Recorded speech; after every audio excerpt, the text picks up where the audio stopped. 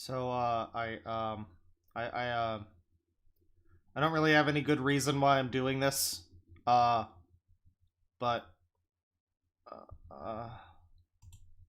I'm, well, I'm really sorry.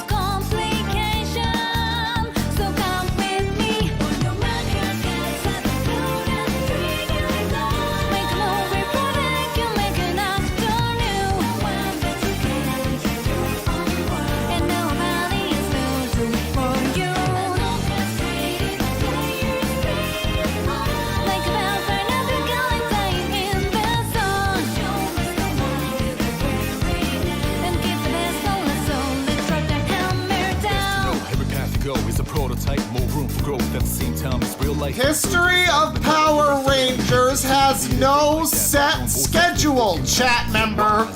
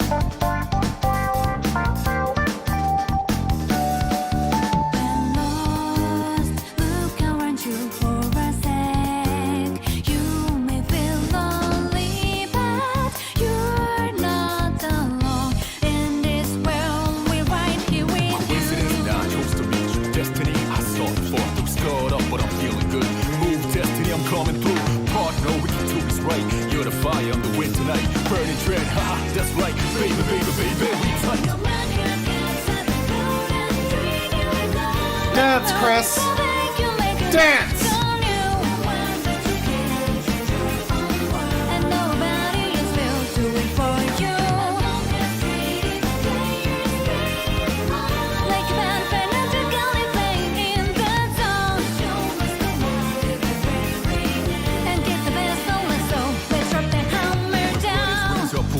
Make it look flashy even when it's bitter.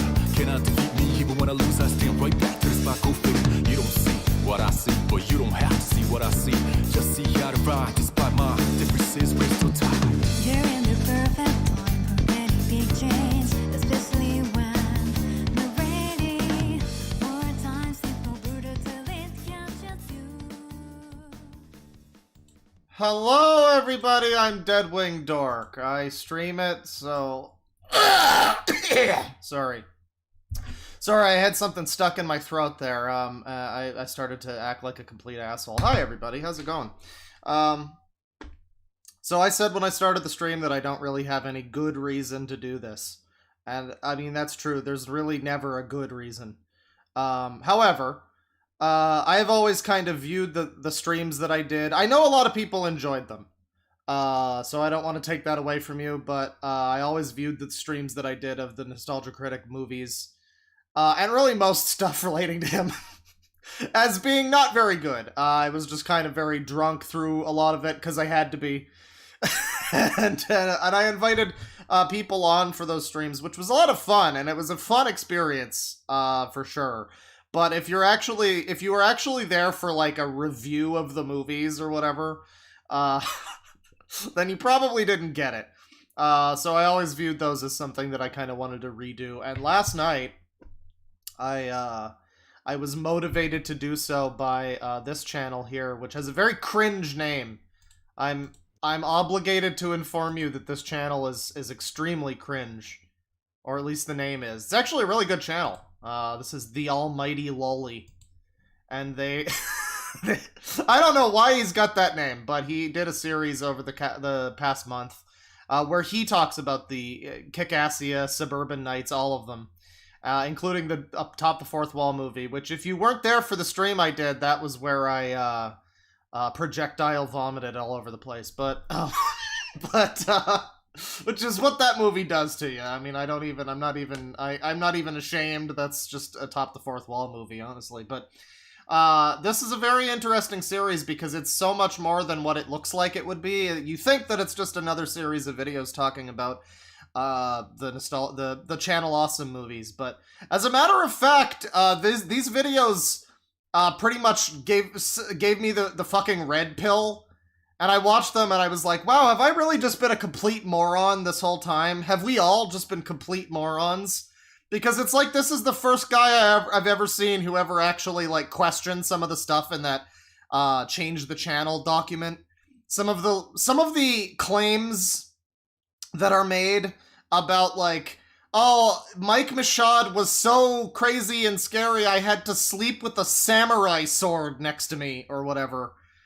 I guess we all just kind of took a lot of that on face value without ever asking who was saying such things and what reason they might have had.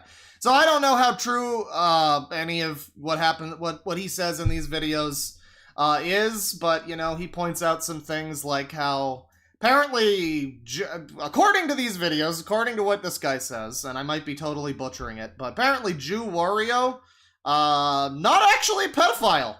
We've just been slandering him this whole time, because they, I guess they decided to, like, pin some kind of not really pedo stuff on him, because the actual creepy stuff that he was doing would have, like, implicated a lot of the people involved in whatever was going on. You know what I mean? Like, there was just some stuff there, and I'm not the best person to get into all of it, but there are a lot of interesting things that he brings up, like how, like, for instance, I was always under the false assumption that that clip of Spoonie at whatever it was, GamesCon or whatever, where he was like, betrayal! Betrayed me! Over the fucking XCOM game. I always thought that that was like a ridiculous overreaction to the good XCOM game.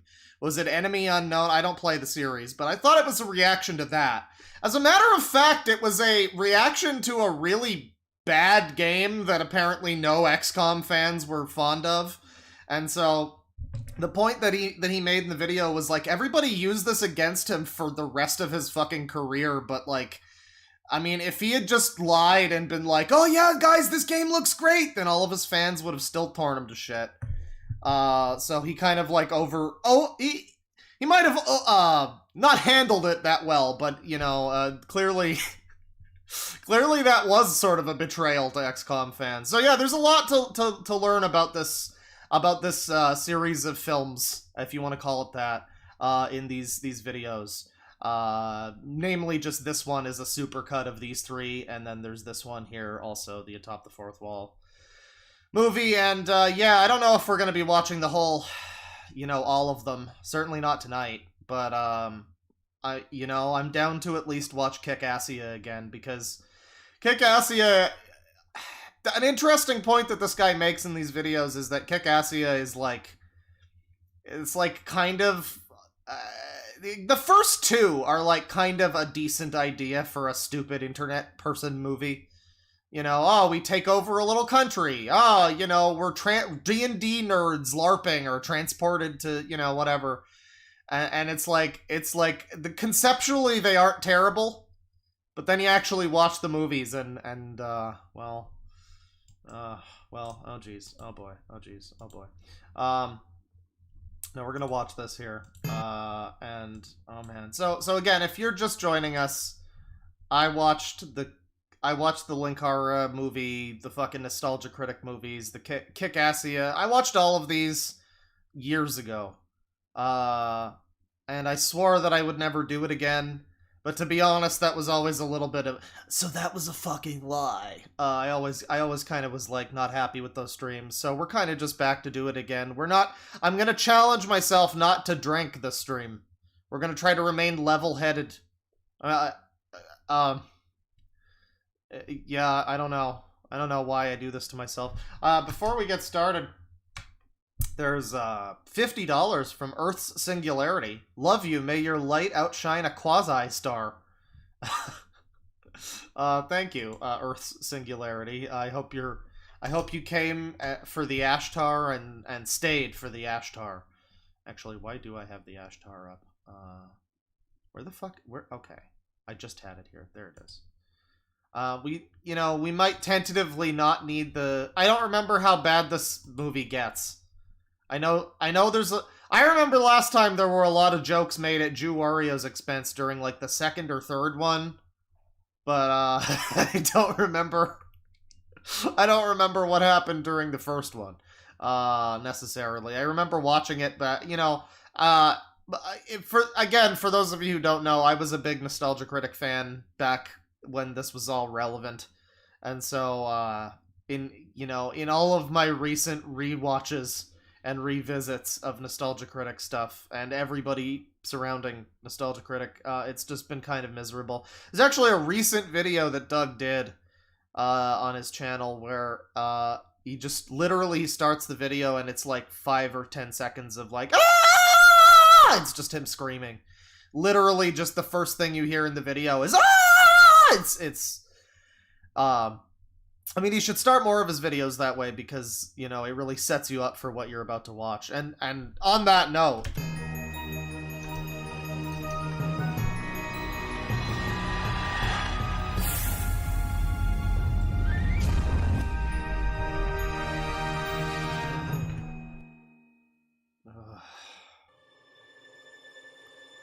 That fucking logo is like... There is a nation I called have like a Pavlovian response to that logo now. Just Malaysia, a micronation, to be precise, located just outside of Reno, in Dayton, Nevada. It is a small speck of land, 1.3 acres to be exact, but through a strange loophole, it is technically considered a nation. It is run by a man named Kevin Baugh, who has declared himself the proud president of this land. So if you were here a little while ago, you might have seen that we did a stream about micronation people, and toward the end of it, we were watching some sort of a speech, multiple different micronation leaders giving speeches, and Kevin Baugh was there, and he had a lot to, well, he didn't really have a lot to say about Kickassia, but he had a lot to say about why he made Malaysia or whatever. This is truly...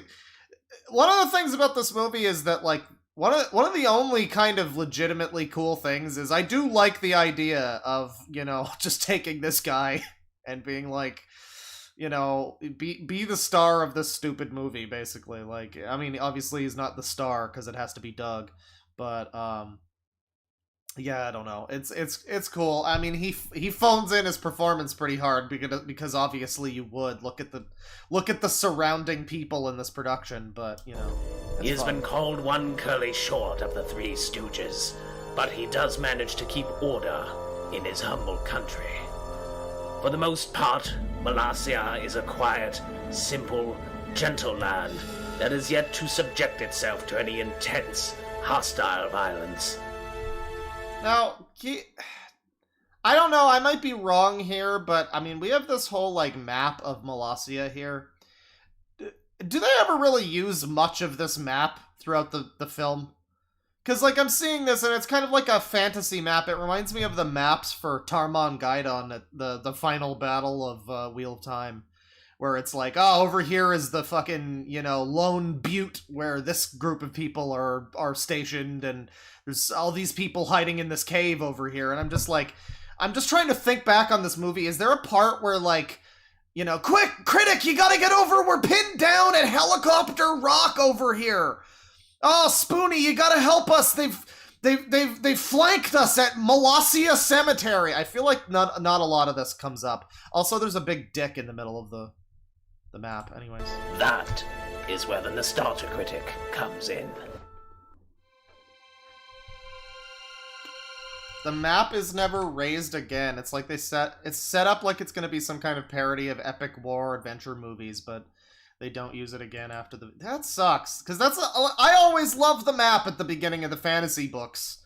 You're just gonna give me a map and just like have it for no reason. That's AIDS. Out of focus, blurry shot. You know, actually, I think there's like an HD remaster of this. I wonder. Oh yeah. Oh, it's from 2 months ago. This guy's got 2 subscribers. Well, subscribe to him because he might have he might do Suburban Nights. I don't know. But how much? Land. That's a little better. Yeah, it's like maybe AI upscaled or something. He has been called one curly short of the Three Stooges, but he does manage to keep order. I mean, it's still out of focus. Frankly, I could just like, I mean, we could just watch the shitty version, really. I mean, because it's like, I feel like the HD upscale is really just going to draw more attention to how awful, you know, it's shot and how bad everything looks. But you know, that's fine. That's fine. It'll be funny.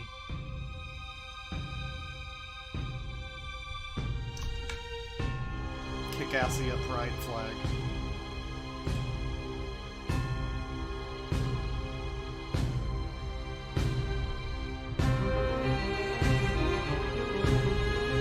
Probably gonna get like copyright fucked for this music. Yeah, what?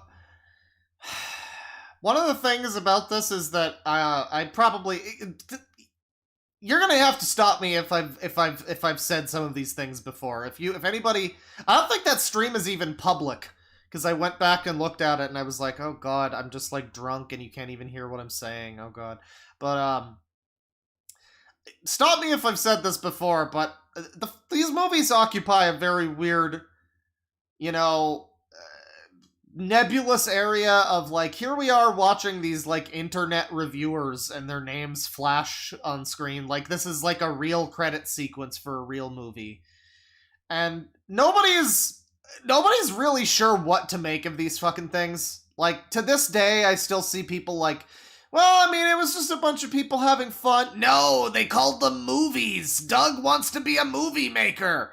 And it's like, I kind of agree with both people. Like, yeah, this is just like a bunch of stupid people on the internet, so you really shouldn't expect more than what we got. But on the other hand, they did make a career of like being film critics, and you know, this just ain't it, you know? So I don't know.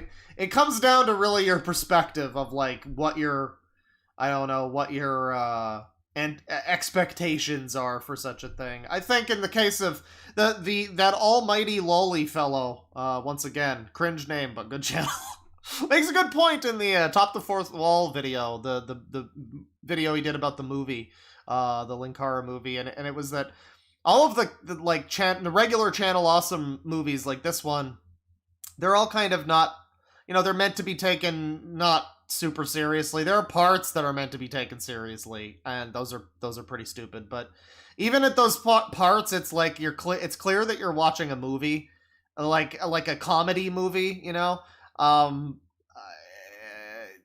With the Linkara movie, it was very clear that he wanted to be like taken seriously to some extent. And I barely even remember that thing. I mean, that movie is so fucking bad. I mean, that was the projectile vomit movie, and that's what I remember from it, is that I vomited on my wall. But yeah, no, I mean, I don't know how to really categorize this or the sequels. I mean, To Boldly Flee is just shit, but you know, it's like, I don't know, is it just a bunch of stupid nerds fucking around? I think even if it is, it still sucks. It still really sucks. Because, like, stupid nerds fucking around have made better things than this. Oh god, all of these names. Oh, they're all giving me fucking agita. Jason Pollara.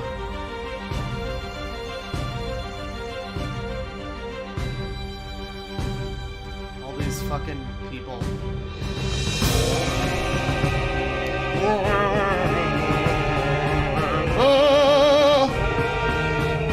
Where did they get this, like, music? I mean, we're just gonna skip over this, because who gives a shit, but... The Withering Eye. Oh my god. That's probably a reference to something, but it's like, fuck off. God damn it. Make something original. Read a new book.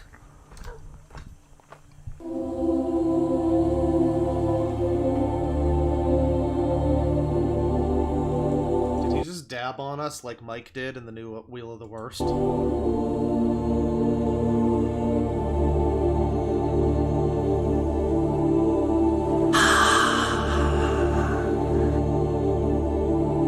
that just Doug Walker going, ah! That clearly sounded... That was clearly Doug Walker's voice. Doug Walker made the sound effects for this movie. Now the question is this movie... Are these movies better or worse than Neil Breen films? I would say worse. I would say they are less competent than Neil Breen films. Are they funnier?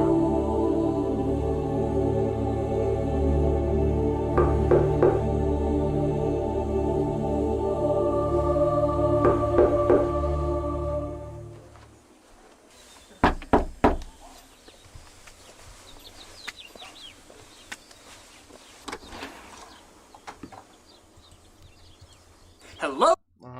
Two stupid assholes in hats. I mean, I do like this frame. This feels like a frame that you could use as like some kind of an exploitable. You could just put like, you know, some sort of text over this guy's head and then something under Doug. Doug's like the beta and he's the Chad, you know. Hello, I'm the Nostalgia Critic, online personality and all-around spectacular guy. I'm fine. Anyway, I run a website that has all sorts of reviewers that come together and, well, review stuff. I don't like to brag, but we're pretty successful. This just starts, like, this just fucking starts, doesn't it? I mean, there's not even any reason. There's not even really any reason given for why the Nostalgia Critic wants to, like, do this. Maybe I'm mistaken. Maybe there was I don't know, maybe there was, like, a fucking... Maybe there was like a video before this where he's in character and he's like, we're gonna take over a small country!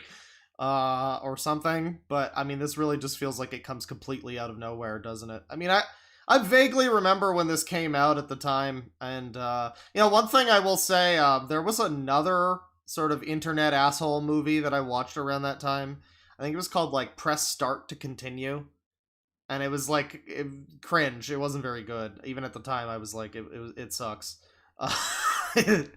But it was, like, better than these, I would say. I think it was associated with these people, actually. But, like, it didn't have any of the same people starring in it. But, yeah, I remember when, around that era, you know, when there was that movie, there was also, this one came out, and yeah. I mean, I don't... The funny thing is, I don't even remember liking this when it came out, you know? I mean, I think a lot of people will tell you that. It's like, even when we were fans, you watched this and it was like... Like, I think most people kind of felt the same, that it was like, we're here for you guys talking about fucking movies or comics or whatever. We're really not here for the extended fucking scenes where Dark Phalus shows up and stops him from fucking watching funny games or whatever. And that's basically, these movies are just like, what if the whole thing was that? I mean, at least in the AVGN movie, it was kind of centered around the concept of reviewing the E.T. game. Like, which was a long requested thing. So it's like, it actually had a reason to exist a little bit and be so theatrical, even if it also sucked. But this is just, like, not something anybody was asking for. This just extended, annoying critic skit. Which is what he wants to do now. That's just what he does. I noticed that you have your own nation here. You must be very proud. But to be fair, it is not very big, and you're not very big. So, let's just cut to the chase here. I am going to invade you. My army is going to take you down, conquer Molossia, and take it as our own. Now, don't get any bright ideas. Now, the thing here is that if you want to really compare, like, power levels, I mean, in real life, you know, it's just some old man versus some slightly younger old man. You know, I actually think if Nostalgia Critic wanted to unironically take over this guy's fucking little spot of land, I mean, he could probably gather together enough stupid idiots to do this. Coming through with enough dumbasses and enough guns. Don't try to fight back or anything like that. My army is quite literally unstoppable, undefeatable, and of course, invincible. Where... See, I just really wish that this was the real thing, though. I wish that Doug Walker was actually like this, and he became like a fucking, I don't know, a big boss-esque tyrant ruling over this square of land. You are. Well, we have to go in and rescue Kevin Baugh. Just you. So, I'll give you 10 minutes to pack things up and piss off. Deal?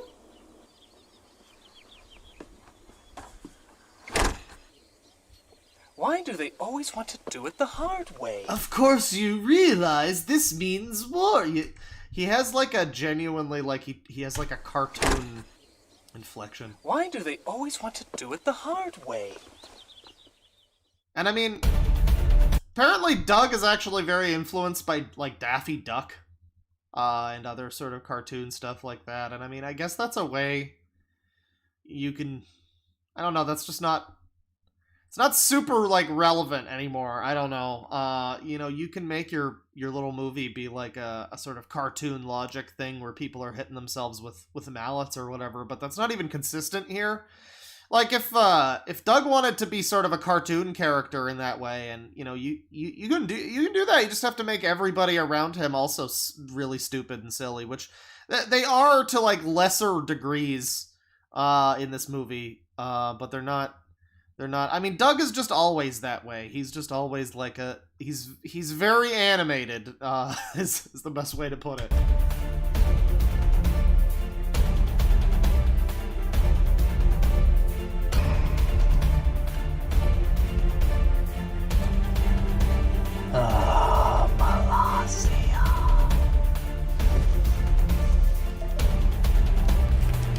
Hello? Nostalgia check. Whoever expected that this woman's videos would influence a whole generation of pretentious fuckwads. Oh. And like a couple of people who were okay. It's time. Like, I really just never expected back in the day when I watched her stupid, like, movies about Disney, videos about Disney movies, and I was just like, wow, this lady is really not as funny as these other people on the website who are also not funny, but, I mean, also, it's funny because, like, people praise her for her video essays. Maybe they're better now, but I remember back in the day they weren't. It was basically like watching Nostalgia Critic if he was less funny and really didn't make any better points, particularly. She was clearly a bit smarter than him. It's time. It's time. It's time. For God's sakes, Doug, it does not come out on a set schedule. Don't ask me if it's time for the history of Power Rangers. Hello. It's time. Yellow. Oh my god, Film Brain. You know, Film Brain is a fun one because when you see him now, I mean, he looks like... I'm going to use the term, I'm going to say he looks like a Holocaust survivor. I don't know what the fuck happened to Film Brain. I guess it's just age. He, like, shaved his head like Ashens, but he also, like, he just looks completely different. And I mean, I guess that's fitting because apparently he's nothing like... I watched a couple of Film Brain videos back in the day, but he was another one who was like, oh, this guy is kind of annoying. I don't want to watch this guy. And I don't know if he's, like, less annoying now, but he sure is annoying in these movies where he's not even, like, acting the way his real character acts. He acts the way Doug writes him, and he's just like a weird suck-up, kiss-ass, yes. He's really annoying in these movies. I don't know why he has such a role in these movies, too, because Film Brain is not exactly somebody I think of when I think of Channel Awesome, except in relation to how much he's shoved into these movies. He was really kind of a background person. Not to say that, I mean, I didn't really like his videos. I'm not saying that they were better or worse than other people's on the site, because, you know, Linkara and Doug Walker were some of the main people on the site, but I'm just saying that it's just weird that, like, he had... he had like more of a role than Phalus, who I feel like was a much bigger reviewer on the on that site. So I don't know. He was very pushed into these movies. It's time. It is time.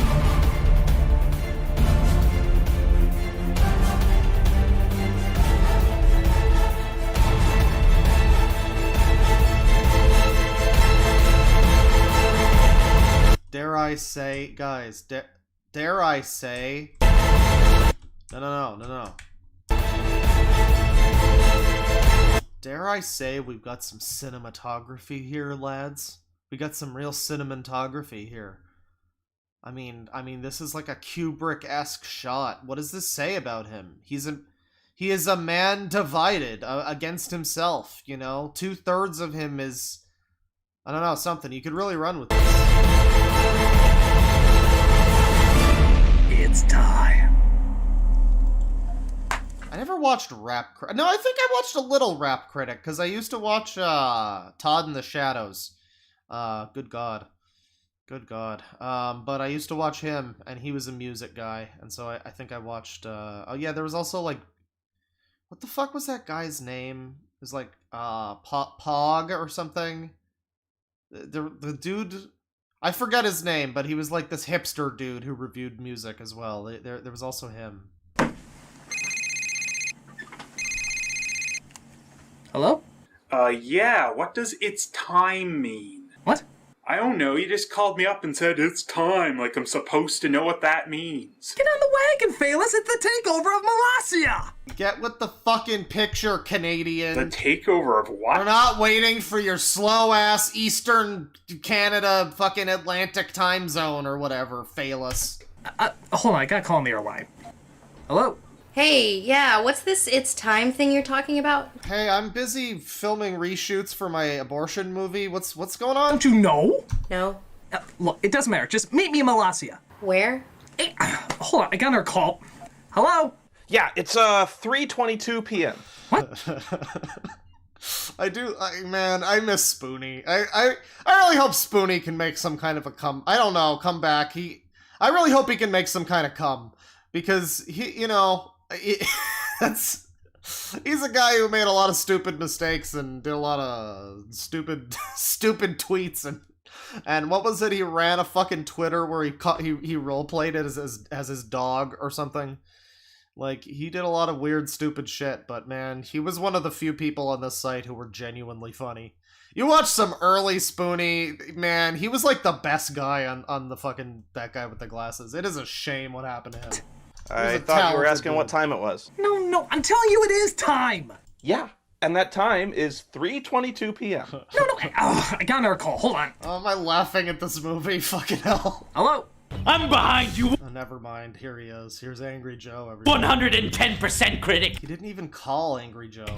Any Chick-fil-A's refusing to serve us delicious nuggets on Sundays from here on out will be blown sky high. I mean, tough talk from Taco Bell. Wait a minute, what are you talking about? Wait, what are you talking about? The invasion of Molossia. What is Molossia? Hold on, I'll get back to you. Hello? Yeah, I got 3:24 here, but I think Spoonie's watch is more accurate. Oh yeah, here's Linkara doing like the same joke Spoonie did, except Spoonie's was slightly funny because he's actually got like some comedic timing or whatever. Oh, hold and Linkara's just like a weirdo. on a minute. Hello? Me again. Sorry. Hello? Hi, still running on confused here. Look, it's hard to explain. Just meet me in Molossia. It's in Nevada. Okay, I'll just walk over to Nevada. I'll fly you there. When? I don't... at least she said Nevada correctly. You know, they get real mad about that. They get real mad about saying Nevada, apparently. That's just wrong. Like, I'm supposed to fucking know. I really hate that shit where it's like, it's pronounced Oregon! Excuse me, what are you, fucking stupid? Like, Eat shit. Nobody cares. Fuck off. Die. No, I can barely keep track of who I'm talking to. Oh, that reminds me, I gotta call Sean. Who? The epic fail guy. Oh, yeah, he's funny. Yes. Hello? 3:23 p.m. Go away. Fuck off, Spoonie. Hey, Cinema Snob. Guilty as charged. And we have another gentleman who people, I think generally have come to like Cinema Snob. I watched some of his stuff again, like, for the first time a few years ago, and I remember thinking he was, definitely fine. Not somebody I'm still watching. Maybe I should. He is fine. The problem with him is that he is still friends with, like, Doug Walker. Doug will still show up in some of his videos.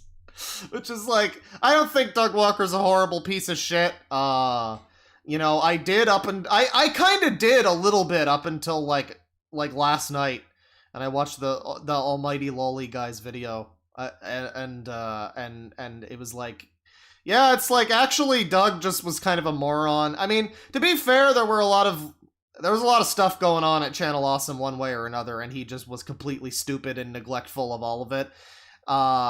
So I mean, I don't know, but it seems like that document is like, questionable. There's a lot of stuff about it that's questionable. One of the things about that, those videos actually that was very interesting was apparently a bunch of the Change the Channel people were responsible for like swatting Brad Jones. They got him swatted during like his wife's father's funeral or something.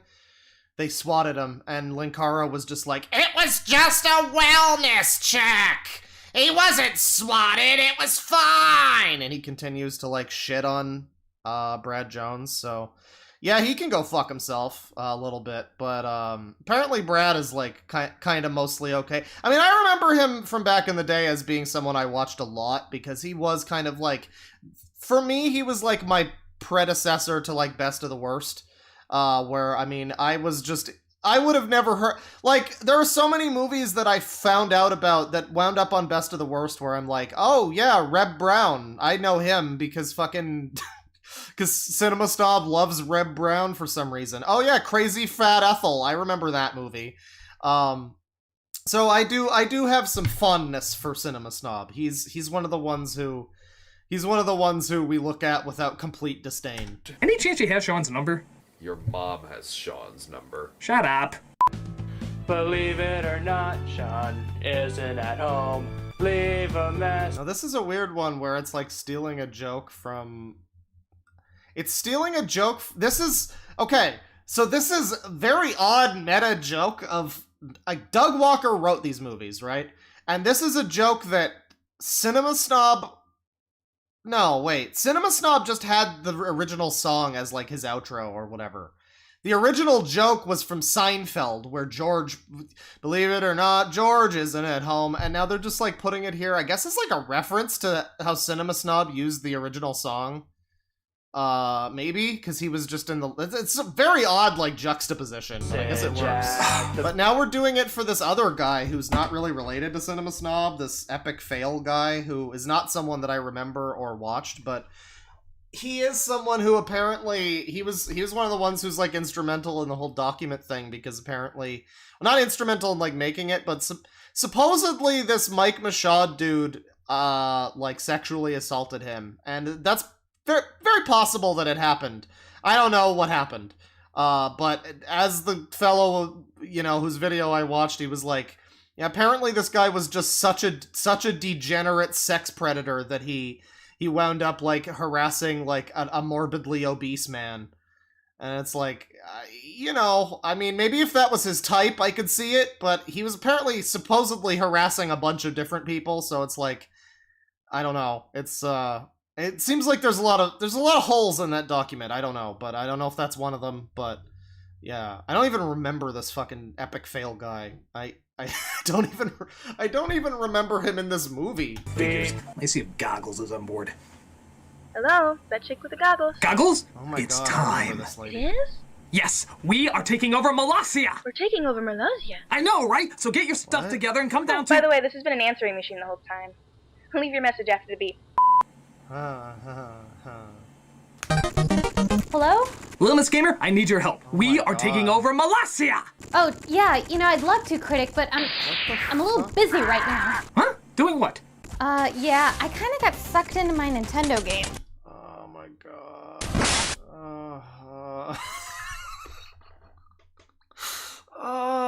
I'm surprised there aren't more jokes in this movie about Mario doing drugs. This is so, like, timely. I'm surprised we just don't have more jokes about that. What are some other fun, like, I don't know. I'm surprised this movie is not fucking loaded with, like, Reddit memes, for one thing. Like, it's kind of amazing that they managed to restrain themselves from being, like, oh really, and no, that wasn't really a Reddit meme. I mean, it's kind of an ancient dead meme, but, like, the rage comic faces and troll faces and shit. I'm surprised they never went down that route, because that really feels like something that they would have done. But, that feels like something that belongs in this segment here, where this lady has been sucked inside her Nintendo. I sure hope Dark Little Miss Gamer doesn't fucking show up and force her to review Barbie for the NES or something. Freak accident. Now I have to defeat the Mother Brain, restore order to the kingdom. That's not the Mother Brain. I don't know what game this is. Is this Contra? And Link's been acting kind of like a jerk. Hold on, another call. Hello? 3:24 p.m. Fuck off, Spoonie. Yeah. Okay, look, I'm putting everybody on speakerphone. Oh no. Can you hear me? Yes. Yes. Yes. No. I mean, yes. Look. Oh, you're a little scamp there, Brad Jones. You're a little troublemaker. We're taking over the land of Malassia. I'm flying you all out to Nevada so we can prepare for the invasion. And where are we all gonna stay? It's okay, I booked everybody a hotel room. Well, gee, I didn't see that one coming. Oh boy, I'm excited. Are you excited? I'm excited. Excited! I cannot believe he dragged us all out here. Tell me about it. I got American food I could be puking up right now. I remember this dude used to review hentai games. I wonder what he's up to. Was this the guy? This might not have been the guy. But I think he was the guy who reviewed, like, fucking Rape-Lay or whatever. I think he was the guy who did that. I wonder where he's up to now. What he's up to now, because, like, you sure as hell can't do that on YouTube. Or Twitch. Hey, you look familiar. Aren't you that doctor guy? What? No, I mean, I don't know what you're talking about. Oh yeah, there is a thing, I guess people say, is it this movie or is it the next one where people say that Spoonie is, like, off his fucking bipolar meds or whatever, so he's, like, having a breakdown throughout. Again, I forget. I think it's either this one or the next one. I think it's this one. Yeah. You're always trying to take over the world and stuff. No, I mean, I swear I don't know. No. You got the goggles and the... No! Huh? I mean, okay, I was before, but that was the past. Okay, I'm gonna ignore you now. Yeah, he just kind of became Dr. Insano, didn't he, in real life? Oh yeah, this fucking dude. I never knew what this... Even when I watched this, at the time it came out, I didn't know who this guy was and why he was just a fucking PNG. And I still don't know who this fucking guy is. And I'm just like, why are you here? Like... For fuck's sakes, Ashens was on this website. They could have had him. Guru Larry was on this website. They could have had him. Who are you? JPEG man? WebM gentleman? No, not WebM. WebP. So you're a picture, huh?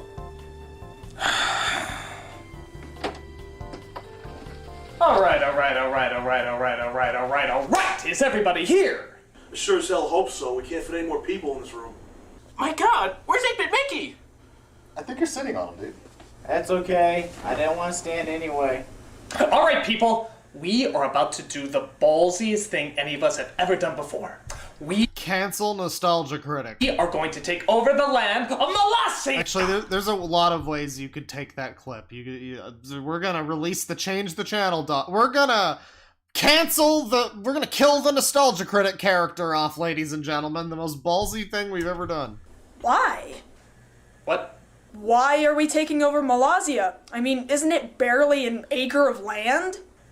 Mars Girl, do you think anyone else here honestly has that question? Why? Okay.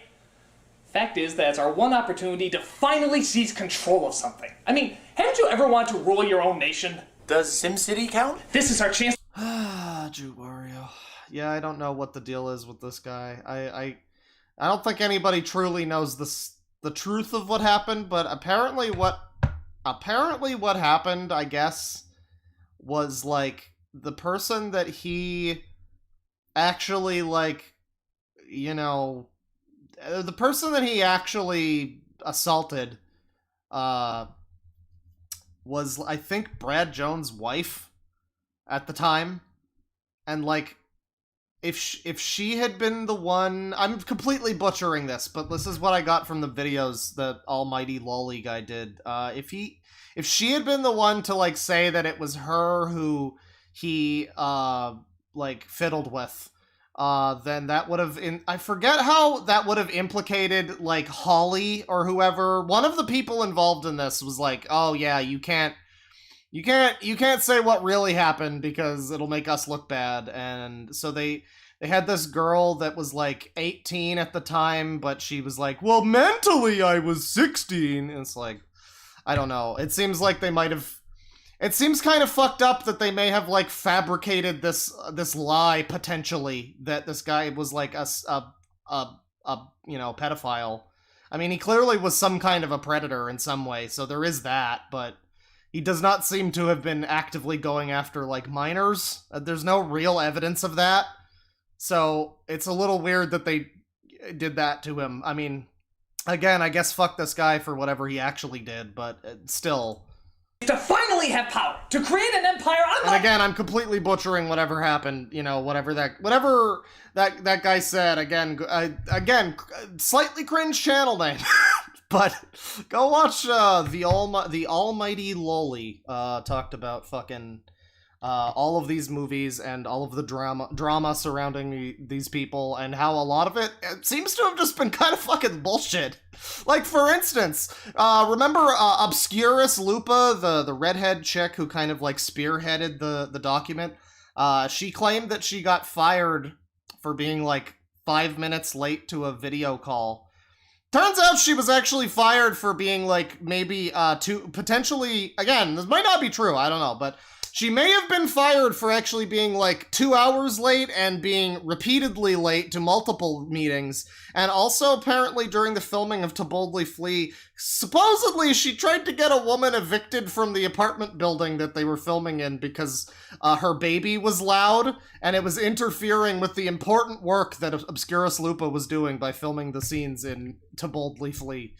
So, again, one of the people in charge of like spearheading this thing. There's questions about this whole thing. Is all I'm saying. I don't know.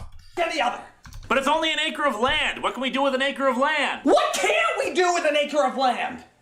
Whoa. People.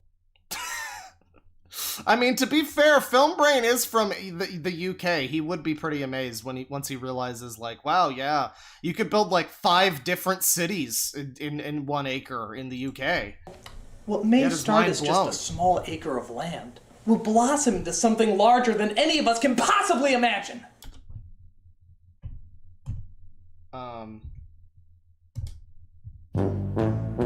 Yeah, it sure did, didn't it? It sure fucking did, didn't it? What started as just an acre of land blossomed into this terrible movie where everybody was miserable and nobody even liked watching it, and like, it's just this dark stain on fucking internet society or whatever. What started as a mere simple micronation became pretty much the first domino that knocked over the whole Channel Awesome empire. Yeah, like 2 acres of land. There's another group of people that... Well, I don't think Lupa falsely accused Spoonie. What it was Spoonie made a kind of tasteless, like, rapey joke to someone on Twitter. And they all just kind of were like, this is unacceptable, how dare you, but it's like, they made fucking rape jokes all the time back then, dude. Lindsay Ellis had her rape rap. Fucking, they had a whole series called Spooning with Spoonie, where he literally date raped the members of Channel Awesome. Like, the takeaway that guy had in his video was, it sounds like rape jokes are only acceptable up until the point when they're not, and they could be used as like a weapon against someone. Which is the same thing with the rape rap. It's like, how dare you post it or acknowledge that Lindsay Ellis made this and used to be slightly edgier before, you know, back in the before times. Like you, Linkara, they were back when we were able to be like slightly, you know, because the thing is, I'm sure those people were still like quote unquote liberals or whatever they view themselves as now. Back then, they probably were, but it's like that was before we all decided that you're not allowed to make jokes or be funny. I mean, say what you will about Lindsay Ellis. Yeah, the rape rap is kind of fucking. It's kind of stupidly funny. If we're being honest. I don't know if anybody's ever heard it. It's basically a guy rapping about how he likes to, yeah, and she's in it, and it's a whole thing. And she now like, I don't know what she does. She like denies it or says like, that was a dark time back before I was educated. And it's like, bro, just say you made a fucking joke. Stop being a clown. Just say you made a fucking joke. It's whatever. Who cares? It was like a decade. It was like 15 years ago. Eat shit. Called Nazis! But yeah, Nazis! That's right. We're gonna... What is the... Wait, what? What's going on as you're talking about taking over a nation or whatever? Imagine. Yeah, like 2 acres of land. You know, there's another group of people that thought like you, Linkara, they were called Nazis!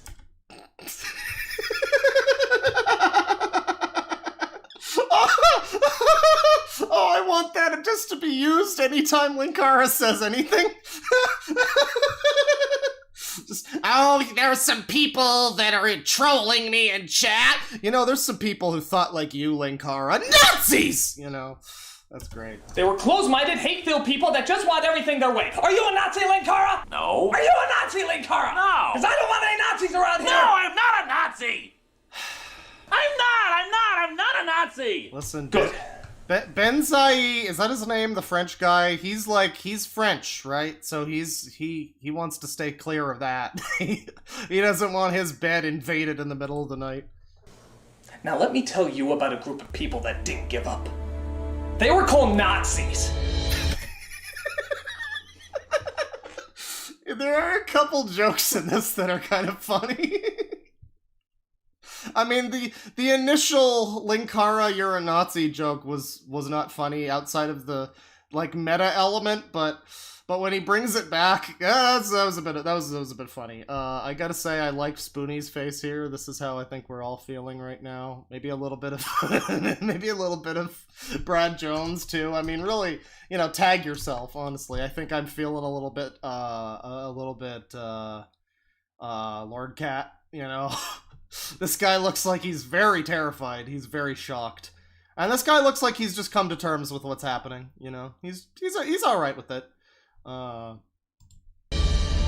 They had a crazy plan too. Everybody thought they were nuts. But you know what? They got pretty far, didn't they? That's true. Because they were dedicated. Yeah! And strong! Yeah!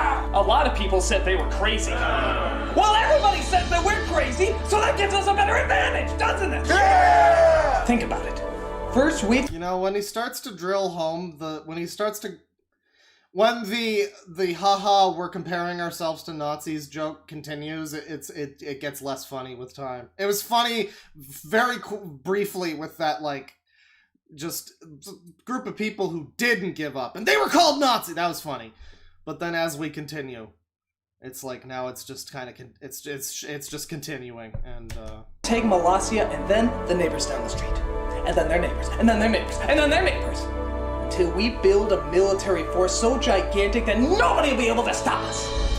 And I mean, this is like the plot of the movie. If you've never seen this fucking movie, this is what happens: is Doug becomes M. Bison and becomes a dictator. And it's a whole thing. I can't believe we're watching this. We're so early into it too. I was over here like oh, you know, it's gonna be a short stream. It's fine. It's gonna be a short stream. I'll just watch this one movie. It's fine. And then we go global.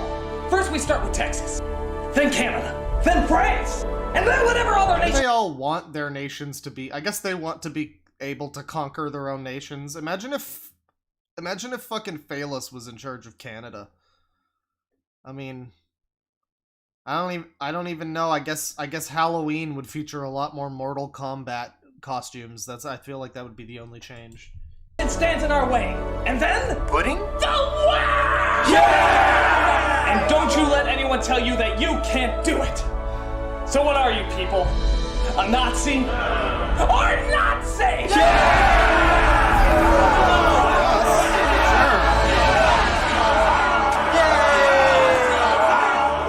By the way, as the obvious future president of this great nation, I'm going to need a vice president to be by my side.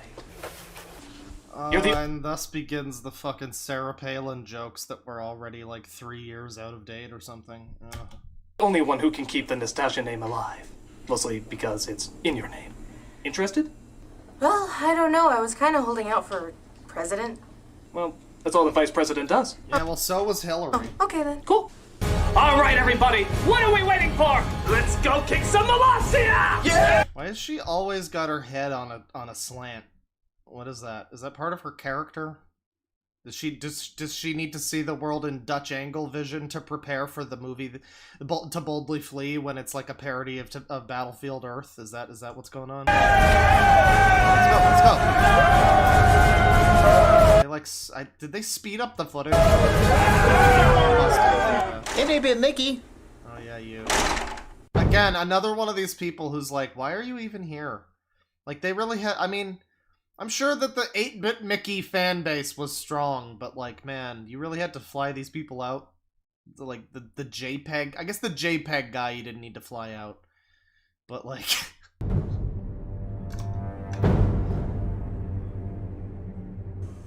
So, this Nostalgia Critic guy says he might be invading our nation. What do you think?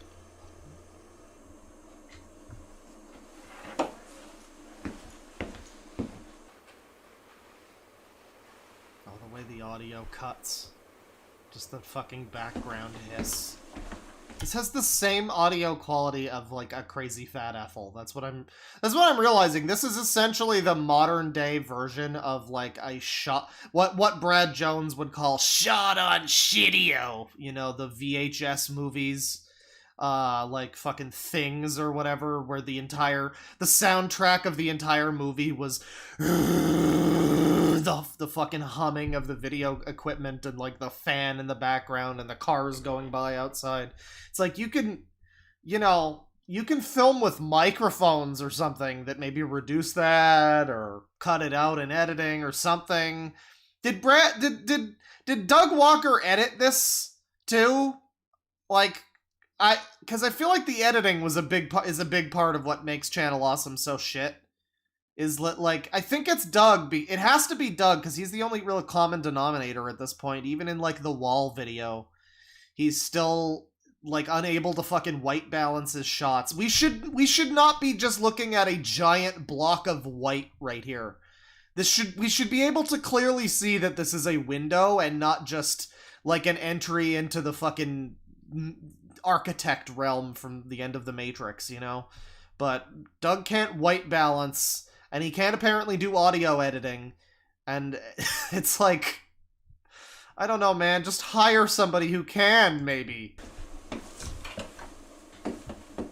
I say we keep our defenses high, but not worry too much about it.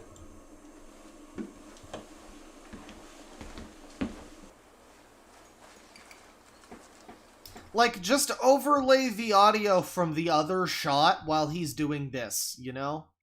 And that way it would maybe be a little less noticeable, the noise. Like, it wouldn't be so noticeably different between that shot and this one, where it's clearly, like, different background hiss. Oh,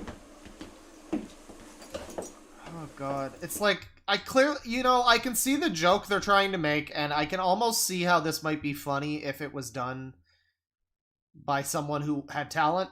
like, if you could, like, you could film this joke where he's like, what do you think? And then he, like, swaps over to the other side of the table real quick. Like, you could do that joke, and it could maybe be funny if it was, like, filmed correctly and, you know, edited correctly. But it's just sure not either of those things here.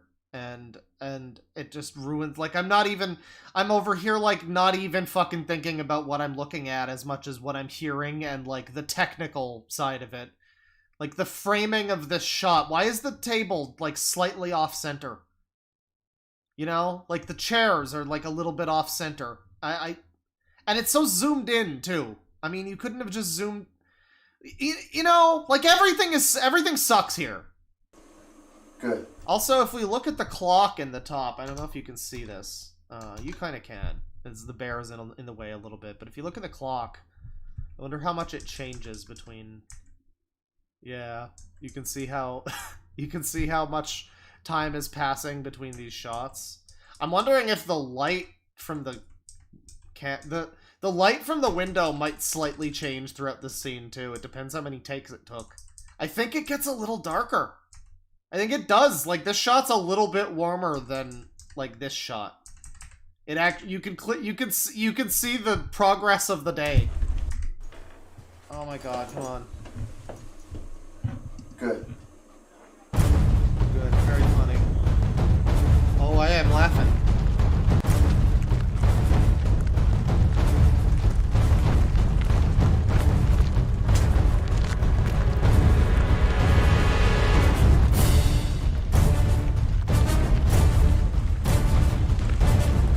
Name... No, fuck off. Name our band B. I mean...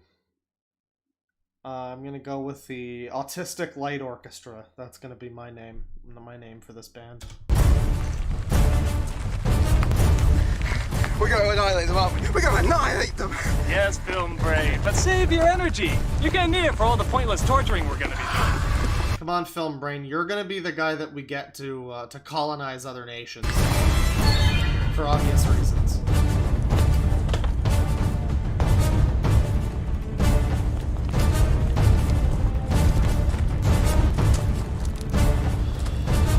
He seems much smaller in person. That's because you're far away from him, jackass. Well, he's about to get a lot closer.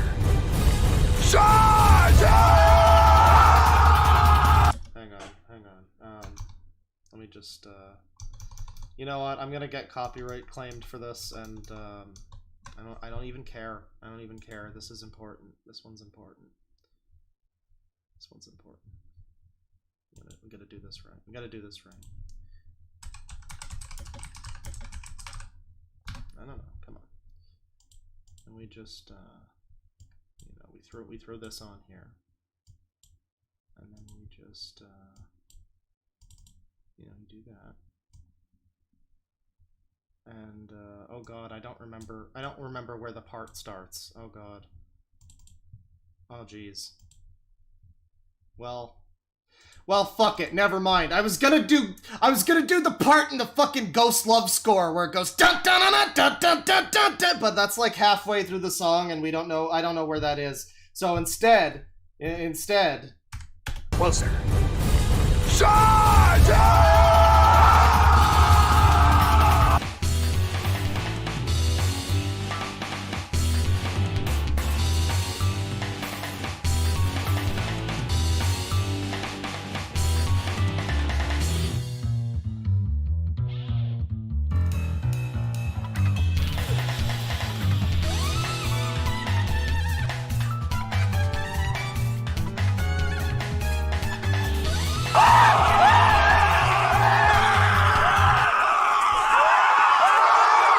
Yeah, that is pretty much all it would take. I mean, geez, I'm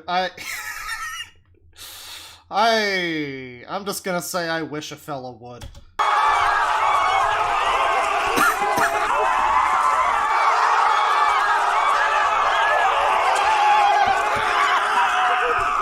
Don't trample 8-bit Mickey!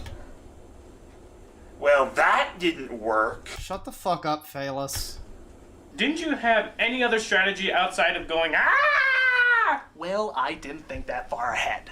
No, you just thought up to where everyone was in charge and you were ruling the fucking world. Yes. Well, you can't just do that, Critic. You have to plan these things out. You have to I can't believe Vinny was part of Channel Awesome and we all forgot. have a strategy, for God's sake. Yeah, but that takes hard work. Hard work that we do not have! I declare this sucking. Me too, I'm out of here. Yeah. I feel like that's the good that's the good 2-second review for the whole thing. This is balls. Wait! Do you dare leave now in your moment of victory? I would never leave you, Critic. I know that film, Ray. We just need a plan! How about we gut them open and wear their organs as hairnets? Nah, we'd have to get close to him first. Oh. How about I lunchberry over like a kamikaze bear? Nah, I think they see that coming. Oh. How about a legion of spiders? They're quite small and fit in them as overhead compartments. No! How'd you get in here anyway? Just want to be loved. Get out! You know, can we, like... People jokingly refer to these movies as, like, the Channel Awesome Avengers movies. But, like, they really kinda are, aren't they? Because, I mean, it's just... You take all of these fucking characters, and you just slap them into this thing, and you've got, like, here's a Nostalgia Critic meme, here's a Spoonie meme, here's a Linkara meme, and it's the same thing as, like, Thor used his hammer, Hulk did a big smash, like, it's the same thing. It's weird that these came out, like, a few years... what I'm saying is, do you think Avengers was inspired by this? That's basically what I'm getting at. I mean, this was possibly the most ambitious film crossover before Avengers.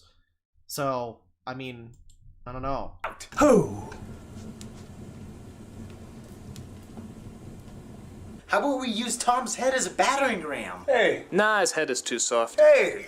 Maybe we can jump on him and use his turtle shell to get extra points. That's your answer to everything. Well, it would work if you gave it a shot. What is the, like... Without knowing who this guy is, right, JPEG man, it's like, what is your personality? You're just a gamer guy again? Are you just like Little Miss Gamer or whatever? You're just another one of these, I guess. Haha, Koopa. Is that it? I guess. Hey guys, I got an idea. This might seem like a shot in the dark, but what if we just used weapons? Nah, it's a terrible idea. I mean, imagine the Canadian coming up with that. A fucking leaf. I have an idea! He's gonna say, let's use weapons. Gee, does it involve using weapons? It involves using weapons! Angry Joe, get your... It's like you wrote into the script how unfunny your joke was, and that was supposed to suffice for it being funny. Your MP5s. Linkara, get your magic gun. Benzai, start wrapping Barry in explosives. By God, we'll give him a battle worth fighting for. And this time, there will be no dawn for Malasia. But I will say, this is a fine concept for, like, a stupid internet person movie. I mean, this is something... They got the Malasia... This is what's kind of sad about this movie, is that, like, they got the Malasia guy to do this, and they just kind of wasted this concept. Because this is a cool concept. If, like, Red Letter Media or somebody funny, like, if fucking... I don't know, like, Danny and Drew decided to fucking do this, you know? Like...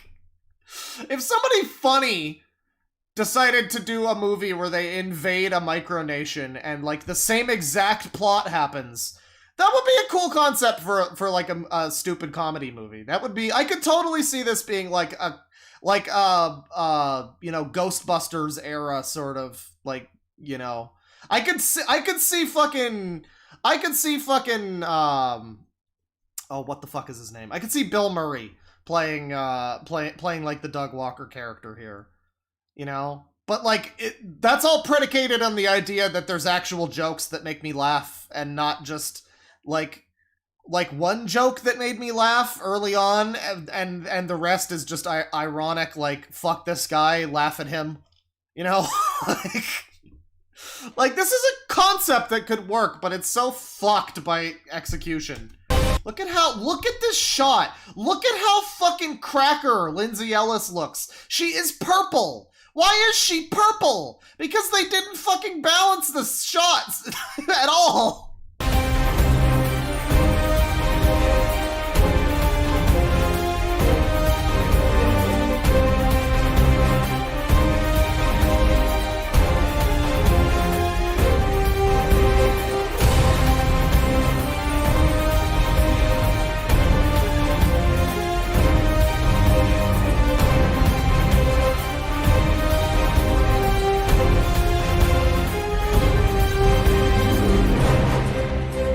Again, it's weird that this random 8-bit Mickey dude who, like, nobody... Like, who is this guy? What is he fucking from?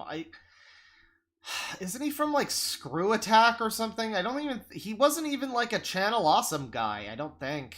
And it's like, why are you here? Like, it's okay to have, like, that... I don't know who Little Miss Gamer was, but it's like, that was a fine, stupid cameo. I mean, it sucked, but, like... Whatever, I don't know who she is, so it's fine that she had, like, a little short cameo, but this guy's got, like, a main, weirdly main central role. I mean, he's still just, like, a side character, but he's, like, a main side character, you know? It's like, who are you? Ankara, don't you have a magic gun? What are you doing? Yeah, come on. You know, obviously in the UK, this is the only thing that they let them carry. You need a license for your water gun in the UK. So, there is something slightly alarming at this point, you know, 10 years later, or whatever, 13 years, however old this fucking is. There's something slightly alarming about all of these fat neckbeards with weapons. Just like, yeah, the operation is about to begin. Like, that's fine, though. That's fine. Who even are you? Oh, God. Oh, God.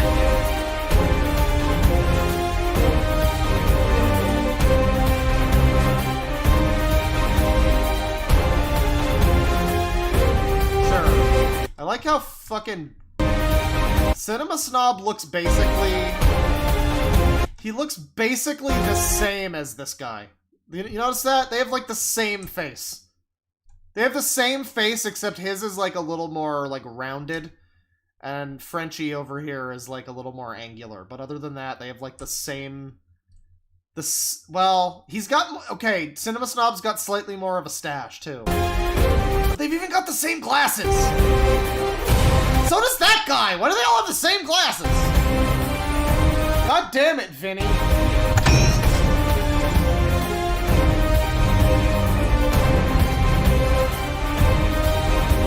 Again, I don't know who that guy... I think it's like Handsome Tom or something. I don't know. He's some fucking guy who wasn't even a part of this group of people, and yet I think he's in, like, all 3 movies. He must have just been friends with Doug or something, I guess.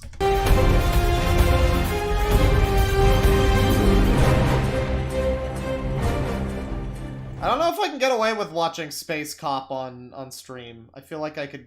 I feel like I could maybe get away with that, but I was thinking of doing like watch party kind of video or watch party kind of streams where it's like, you know, I'm like, hey, we're watching this, and then you just kind of, you know, sync it up or whatever. Be kind of difficult for people who are. It'd be kind of difficult for the people who are. You know, just joining at any given time, but I guess we could, you know, I could have a little, like, ticker with the timestamp of where we are in the movie down in the bottom, and be like, hey, you know, we're watching Space Cop, sync it up on your own totally legal copy that you own. You know, we're watching the shitty new, I wanted to do it for the Velma show, but I don't want to support people, like, paying for HBO Max to watch that. Or even having HBO Max and choosing to watch it with the existing subscription they already have. I don't want to support that show at all. So if I could maybe, I don't know. I don't know how much I can get away with just saying pirate it, but, you know, not that I'm saying that you should do that, but, Triumph and Treacle, these fucking pretentious-ass chapter names. for a movie called Kickassia. Here we go, he's having another breakdown. Is everyone preparing for battle? They are, Spoonie. Good. You know, Spoonie, you would really help the team out if you were to, well, you know. Summon him? It would just be this once, Spoonie. Just this once and you can go back to normal. Is this like ADR'd? Because it's like not quite lining up with his lips. And it also doesn't sound like it's him actually talking in the scene, because we know that he only uses camera audio. So he should be like quiet and in the background and not quite as present as he is. So I feel like he ADR'd in these lines, which is like, at this point you could have just ADR'd the fucking whole movie. I mean, some people do. Normal?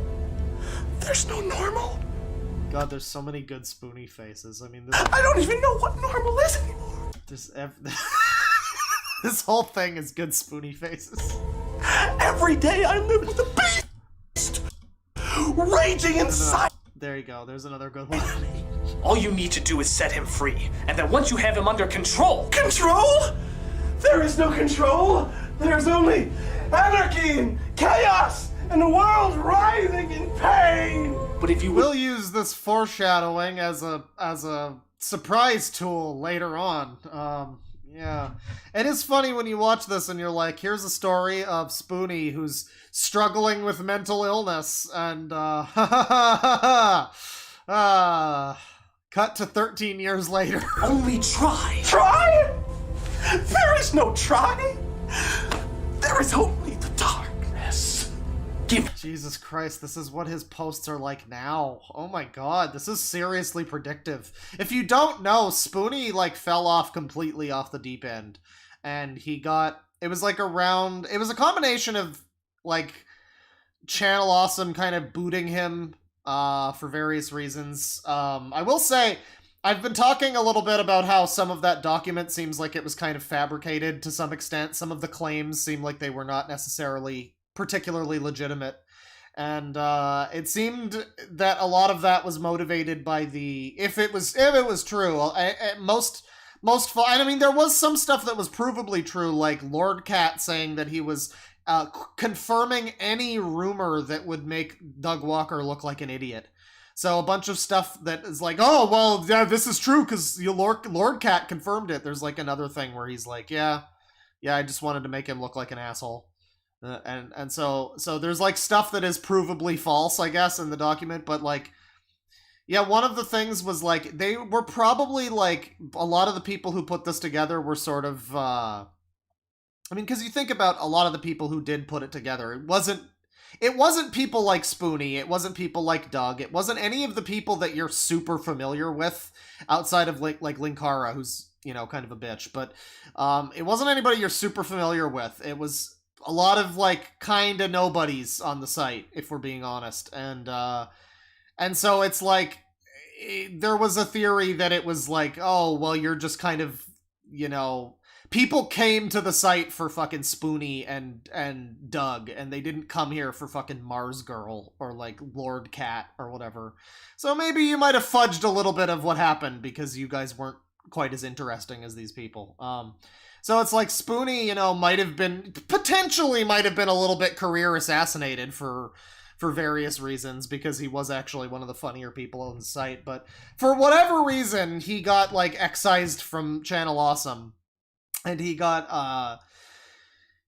like super TDS, like Donald Trump, Orange Man bad kind of stuff. He just went real far off the deep end, and at this point, I don't know if he's even still streaming or whatever, but like, he is, the last few times in the last few years when we've looked into Spoonie, it's been like, these are dark days and I'm just trying to cope. Like he'll stream some game in complete silence, and the title of the stream will be like, this could be the last stream ever, it's getting real bad, guys. And it's like, holy fuck, Spoonie. And everybody, he's just like one of the biggest sad sacks on the internet. Everybody's just kind of really wishing that this dude would, like, I don't know, get his shit together again and maybe make some good stuff again. But yeah, it's a little weird when you go back and you watch this. Pain! But if you would only try. Try? There is no try. There is only the darkness. Give in, Spoonie. Give in for me. And the team. And for me! Give in to your fucking mental illness, Spoonie. Give in to your... Good God. There's some real uncomfortable subtext here, guys. I don't know. I left the madness behind me a long time ago. Oh, Spoonie is kind of coming back, huh? Okay, well, you know, good for him. I sure hope he can get back on his feet. He was a talented, funny dude, and I need to go back and watch his, like, Final Fantasy VIII video. Because I frequently think about some of the jokes from that video, like when, what's his name, Zell, I think, comes up to you, and Spoonie goes, he gives you the longest, most succulent blowjob ever! It's like, there's a lot of good jokes in those old videos, especially like, oh god, his SWAT 4 playthrough. You're in my spot, sir! Like, there's so many good Spoonie moments. It is a shame what happened, so if he is coming back, it is a good thing to see. You'll find none of it left here.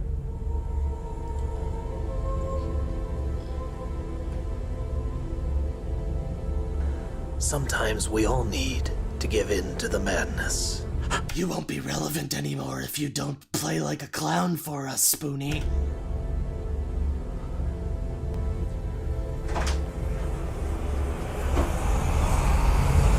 I know Spoonie, like, I know people in chat are like, oh my god, this acting, but let's be real here. Spoonie's not so bad in this scene. I mean, he's obviously hamming it up, but like, I mean, Doug Walker is as bad as usual. But Spoonie, there's like some subtlety. There's a reason why people are like, maybe he was fucking off his meds and he was like going through a crisis.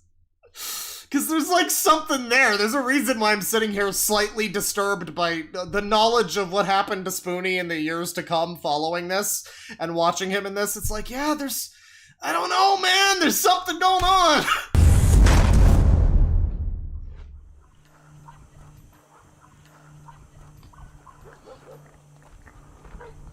Oh god, yeah, these are other ones. West Arctica!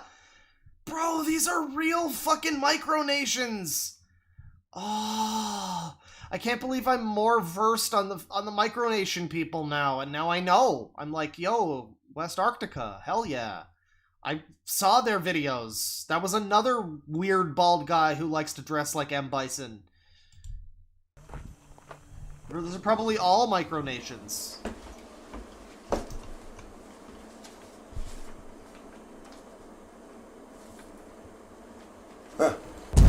Someone says in another multiverse, Spoonie became Razor Fist. So name my band, B. Oh god, I love how this is this dramatic shot of all of the reviewers, and it's like, this is, by the way, this is, if you notice up here, 2010 HD remaster. So this is like an upgrade from what the actual quality was. You can imagine the real quality of this fucking movie. Like, back in the day, this is the shot. This is the dramatic reveal shot, you know? Like, not the best. I'm sure they're gonna do, like, a pan over everybody here, but...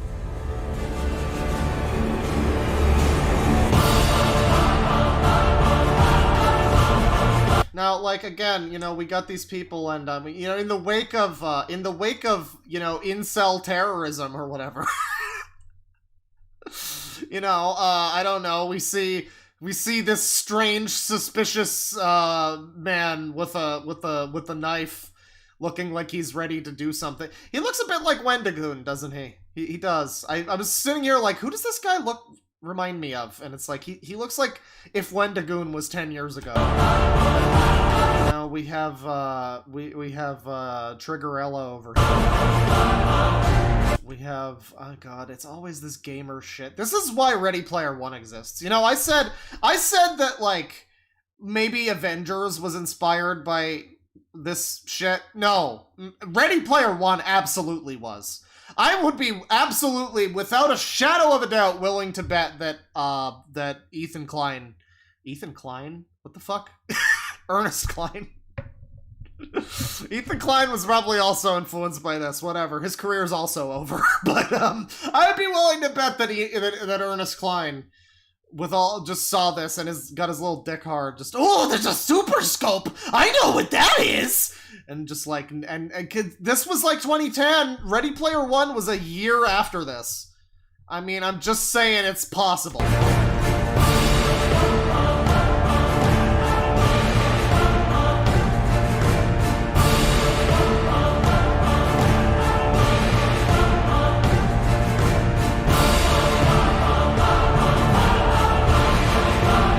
The shot of the fucking movie, everybody. I'm a big fan of every time that we get like a shot of people in the background, because you can see down on the bottom right there, Linkara's just like he's like confused. He doesn't know what's going on, but he's having a good time.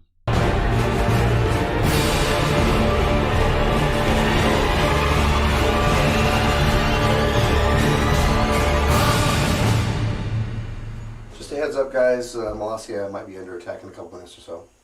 Mm-hmm. Kids, let's play Monopoly in the Storm Cellar. Lord Cat, make ready the new salute for our nation. You know, I will say this is actually a slightly funnier joke now. In a couple minutes or so. We're gonna be under attack. Because now I've seen the fucking Micronation. We did that stream like a few weeks ago. And this guy was actually involved in that. And yeah, these people like quote unquote take each other to war all the time. So I can just imagine this family, this little Fedora Johnson down here with his Game Informer, looking at this portal, quick look or whatever. You know, these people are probably. Why is the wife wearing a tiara? Oh, I guess because she's like the queen of Molossia, I guess. Okay. Yeah, man, I wonder what's gonna happen to these fucking kids. I wonder what their lives are like. But yeah, I mean, you just imagine, like, guys, West Arctica is mad at us again because of, you know, like, okay, fine, Dad's doing his LARPing. I mean, and it's also funny too because, like, this guy is basically a real life LARPer. Like, he is a grown adult LARPer under slightly different circumstances. And what you get from like this movie and especially Suburban Nights is LARP energy, is a bunch of fucking idiots running around in costumes shouting lightning bolt at each other. That's basically what you get. So it's fun that they like found a different LARPer to be like part of their stupid event. What's up, guys? Molossia might be under attack in a couple minutes or so. Shut up. Lord Cat, make ready the new salute for our nation. Don't Heil Hitler. Don't. Okay. Thank you. All right, people. This is guys, look. Guys, look. It's the NES Zapper. You know what that is? That was it. That was an NES accessory, guys. That was a cool piece of nerd culture and history. And I saw an AVGN video about it once, guys. Did you know that Doki Doki Panic was All right, people. This is the moment you've been waiting for. Bravery will be rewarded. Destinies will be revealed. And the honor of a new nation will be born. A nation which I will declare Kickassia!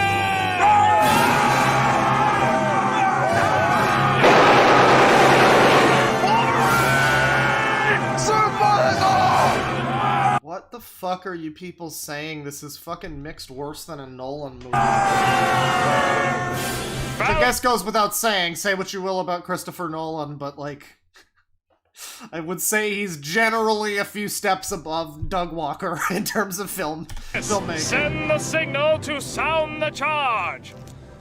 Okay, first of all, it's phallus, not phallus. Second, the guy's standing right there looking at you. Why don't you send the signal yourself? God, I gotta say, somebody in chat was like saying they like phallus, and I gotta say, I didn't mind his reviews back in the day. I watched him. He was one who I remember leaning way too hard into the whole. Well, his problem was his problem was the whole like, just because you're self-aware doesn't make it not still annoying what you're doing. Because he would have the same stupid Linkara skits with, like, Dark Phallus or whatever. But he had this, like, the same fucking, like, oh, let me guess, just, like, fucking just really annoying, sneering kind of tone. And, like, when he actually talked about movies, he was fine, but I don't know, he fucking insisted on having these skits that took up, like, half of the videos. And it was one thing when Doug Walker would do that, and he would just do it, but Phalos would do it and just constantly be like, oh, this is fucking stupid! And that's just what he is here in this movie, too, where he's just like, it's like, fucking god, it's annoying. It's just really annoying. It's probably better now. I mean, I know he still makes videos, but like... Just do it.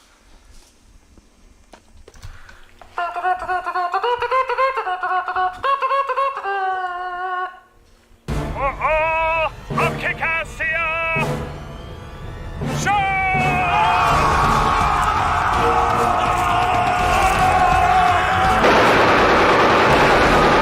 No, I do have, I'm gonna be the asshole that's nitpicking here, and I'm just gonna say, okay, so Angry Joe has, like, submachine guns that he's dual-wielding. And who was the guy who had, like, the NES Zapper? Like, are we using real weapons or joke toy weapons? What's going on here? Is this a cartoon, or is this, you know... If everybody had super scopes and shit, then that would be one thing, but the fact that, like, Angry Joe just has a regular fucking set of guns. There was another guy who had like, a regular prop gun.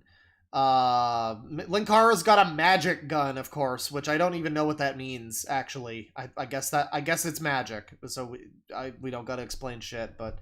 It's weird to have, like, fucking Nerf guns mixed in. Water guns that one guy had mixed in with, like... Just a fucking MP5.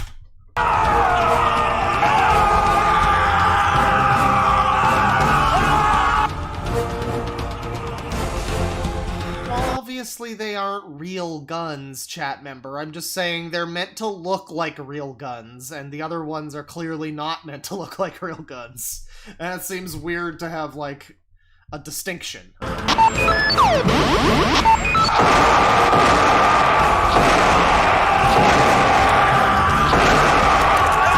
It's weird to think, too, like, I'm just watching this, and this kind of just passed over me, but, like, this was the era where, like, the iPhone was still kind of a new invention and an innovation, and so this was, like, I guess a clever concept at the time. Oh, he'll use his Nuke app on his phone, haha! And now it's just like, this is just such a part of our lives that we're like, oh, what? Oh, he used the Nuke app, sure, fine.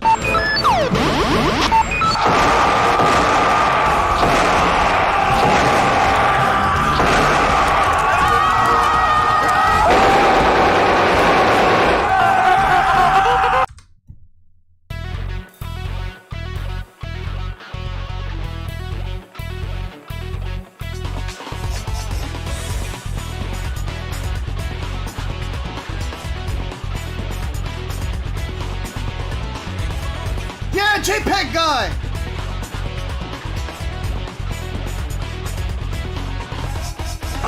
Let's go! No! Let's go! You were so young and blue-haired! Damn you, Valencia! Damn you to hell! I really respected this woman! I wanted her to step on me like the green M&M! I'm fine. No, God, Mars girl, you're dead now. You want me to tell you about Disneyland? No, seriously, There's cotton candy on it. Get your hands off of her, Linkara, come on. Trees, you can just climb up and cover you are. I don't know who you seem to think you are. I mean, It is so funny how much Linkara wants to be like the literally the White Knight. I mean, I've never seen a bigger White Knight in the world. Like, I mean, he literally wanted to be the fucking light bringer. The fucking universe! He wanted to be the light bringer. I mean, maybe a light knight is more accurate. Really? Not comfort in my masculine arms! You're an idiot!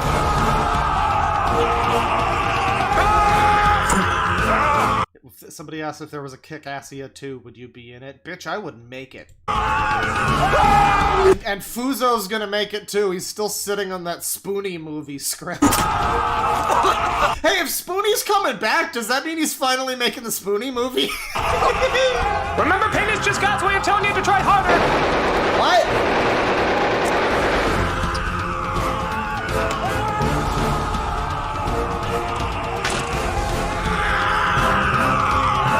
How does this work though? Like if somebody, so Molossia is like its own independent nation. I think it technically is like actually a micronation. You know, it's got like some little acre of land that's just not a U.S.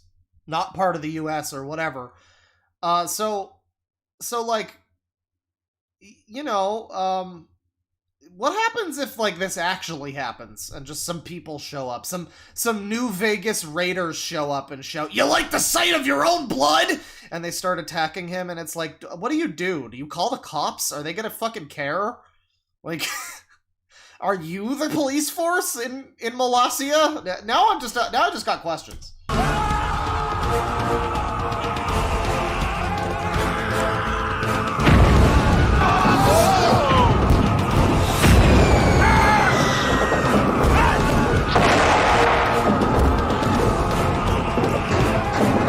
I guess if you are your own, like, leader of your own nation, not only is it your own country where you make the rules, but you also give yourself diplomatic immunity, so, I mean, you can really just set up, like, a Home Alone-esque series of traps to stop any invader. That would be a fun idea for a video game. It's micronation tower defense.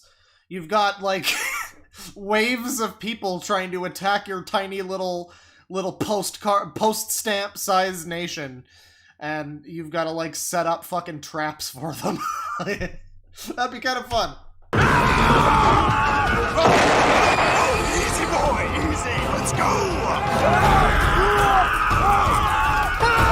Long live Kickassia! Okay, I'm going.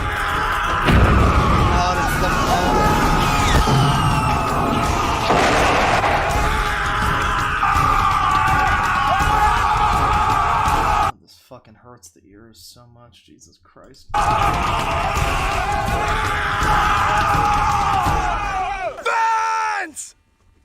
It's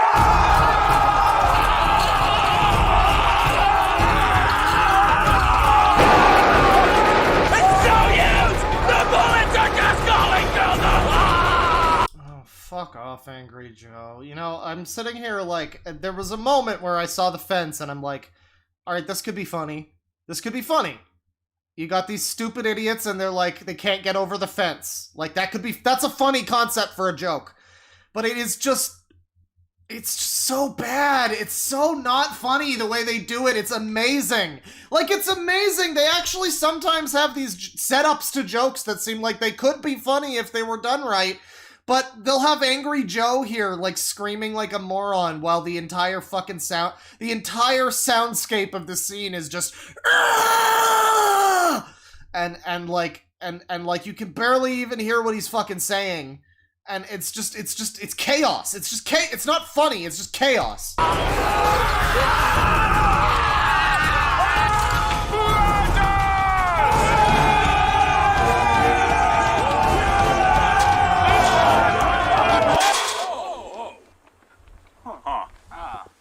Footstool!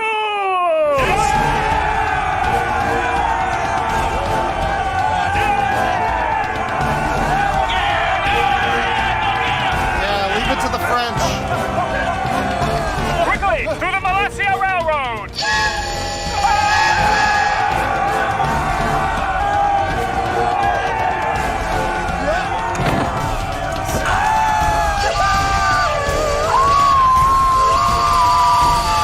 You'll never see it coming! It's just a toy train. So, for those of you who aren't aware, the 5 people in chat who maybe don't know, Jew Wario fucking killed himself. He shot himself in the head with a shotgun or something. I think he went out Cobain style. So, yeah. There's that. This is it, Barry. At least you're dying for a good cause. A reminder, though, that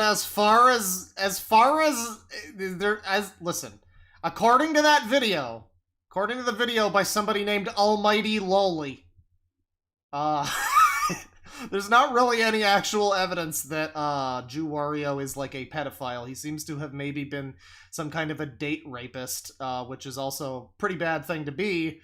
But seems like they kind of fucking may have made that up a little bit. So there's that. We've all just kind of been sort of parroting a bit of a lie, it looks like, potentially.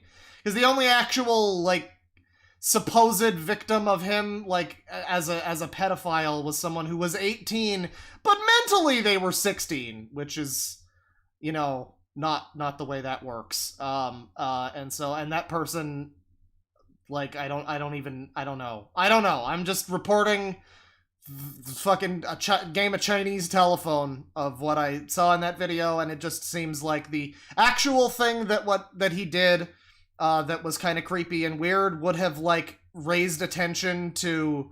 It would have drawn attention to the people that they were trying to protect with that document, allegedly. That's what was being said in that video, and I would say that based on what evidence was provided there, I more or less agree with it. I'll probably put the link to that video in the description. Well, it's a series of videos.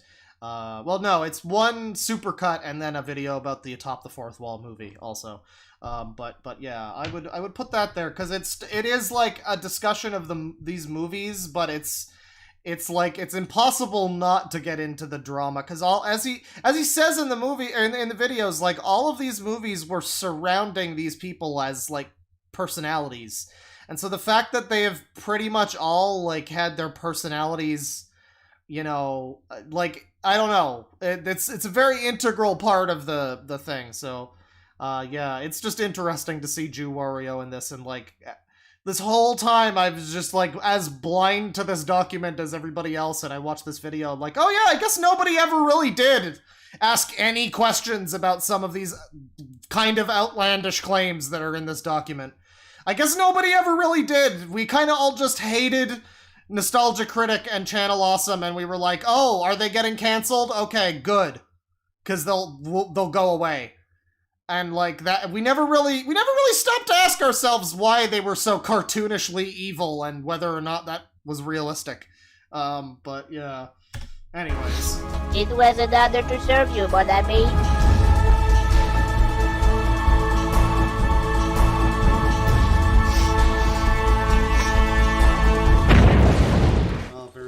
Ow. Nice. Classic Frenchman.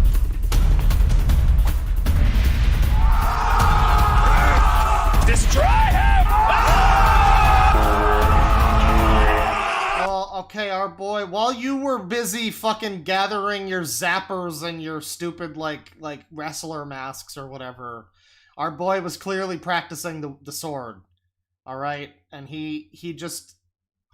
He's gone.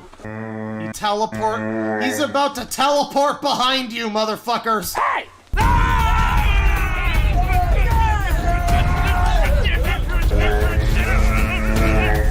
Whoa! Cock! Wait a minute, it's not his speed. He must be using the Chaos Emerald to war.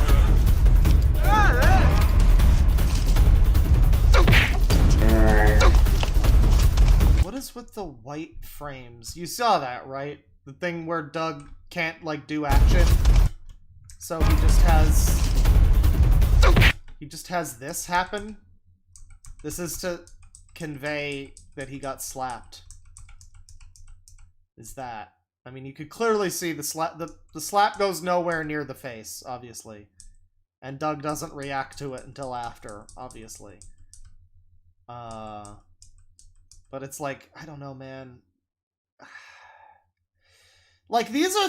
there's a certain level of shittiness to this film that's kind of understandable. Like, nobody's gonna... It's reasonable to film this movie with, like, these cameras, right? Like, it looks like shit, but who's gonna spend, like, $100,000 on a fucking red camera, you know, to film in, like, 8K or whatever and have it look like a real movie? I understand cutting some corners because you're like quote-unquote indie filmmakers. But there's other parts where it's like, I don't know, man. People have filmed action scenes for a lot less and done a lot better. Like, whatever you've spent on this movie, they probably spent less, you know, and made something better. And it's like, it doesn't cost money to not have the stupid white flash thing. It doesn't cost more money to have him even just have this guy actually slap Doug. What, are you a bitch, Doug? You can't take this guy slapping you? Just have him slap him. What the fuck? What the fuck? You can avoid this. This isn't a question of like, oh, but they're just like indie film. No! Their whole thing is making fun of people for not making movies right, and then they make a fucking thing, and it's like, oh, you can't say anything bad about it, though, because it's not a real movie. It's like, fuck you. Put your fucking money where your mouth is. This was your opportunity. Have this guy actually slap you, Doug, you fucking panty waste. God damn it.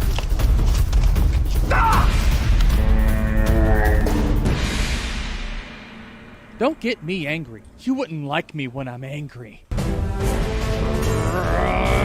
I don't have any conceptualization of these 2D pictures. Oh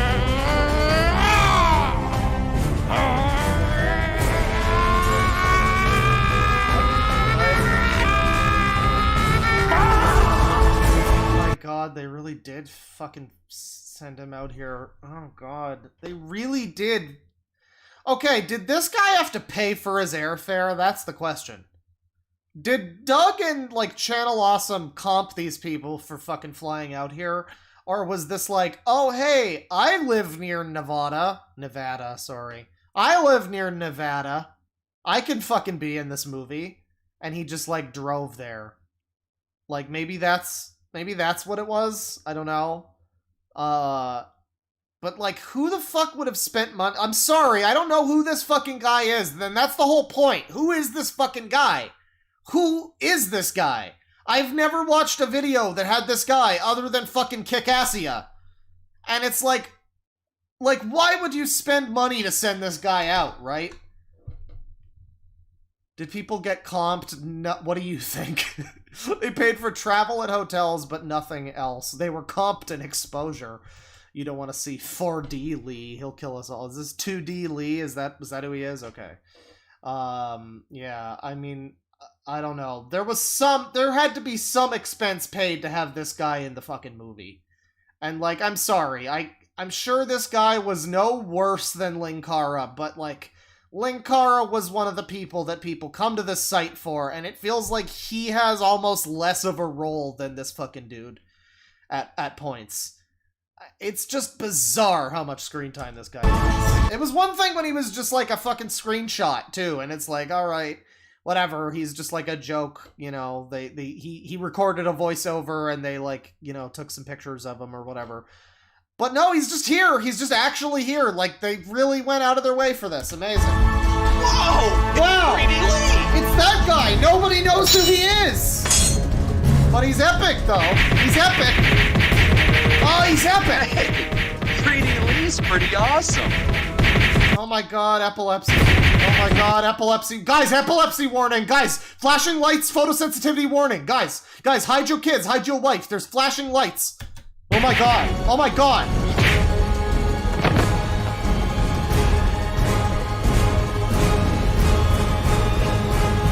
Don't make us review you.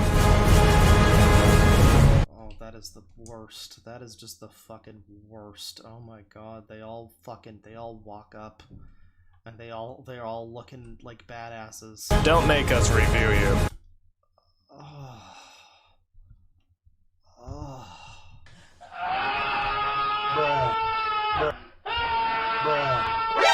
NANI?!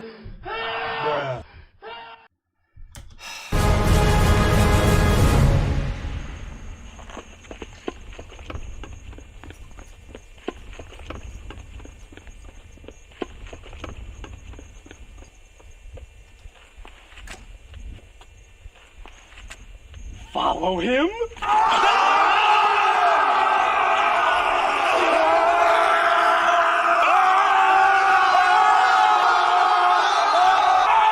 He didn't lock the door either.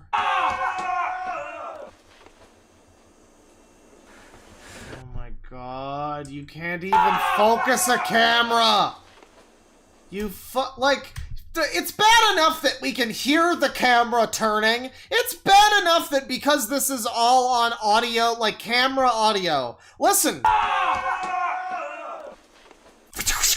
You can fucking hear the camera turning, but then when he turns it, it's not even in focus. I'm sitting here waiting for the shot of this guy to be in fucking focus, and it doesn't happen. It just doesn't fucking happen. It cuts away from him, but I guess that's fine, because remember, this is the remaster. So if we were watching this in 2010, it would look charitably probably like this. So, you know, it probably doesn't matter too much, you know, that it's not in focus. That's fine. It's fine. It's fine. All right, President Ba. Hand over Malasia and nobody gets hurt. I'm not the president. I'm Fritz von Baugh, Minister of Making Things Orderly. But it's so obviously you. Yes, I get that a lot, but the fact is we're two totally different people. Okay, well, where's the president? Oh, he's gone. Flew right out the door. So, you mean we won? It looks that way, yes. So, I want to point out that Lindsay Ellis has a drink here. And that's not a thing I'm saying because Lindsay Ellis is a giant drunk, which, I mean, like, look who's fucking talking. I watched the Linkara movie and projectile vomited from the Jim Beam. But, I'm not pointing that out because Lindsay Ellis is known to drink, but rather because there was some claim made that I guess they were, like, refusing to let people have water or something while they were filming these fucking movies. And, as the almighty loli person says, I can't believe you really named your channel that, dude. I have to keep saying it. Man. As that guy says, yeah, what probably happened was, like, someone asked, like, hey, can I go get a coffee? And, like, they were busy filming or something. And that probably, like, spiraled into, they weren't allowing us to drink water! And, I mean, I don't know. This might just be a prop for the scene. Maybe she wasn't actually drinking anything. But, I mean, they're, again, conflicting info. There's also Spoonie saying that his lips were cracked while they were filming this. And maybe they're, you know, so I don't know. I don't know. I wasn't there. But, you know, there's, again, lots of he said, she said about that whole situation. And for some reason, we all just kind of blindly, oh, well, they have a document. It's got to be real. We just kind of all just accepted it. I don't know why. I really don't know why. I didn't think twice about it. Fucking nobody else thought twice about it, apparently. Like, everybody just kind of took that whole thing as fact, and yeah, the more you look into it, it's like, oh, you have a history of lying, and you stood to gain from this, and oh, you didn't like this person. Oh, okay. I see the full picture here, but, you know, again, I don't know. I don't know the full picture. Malasia has been conquered! A new dawn of government is upon us!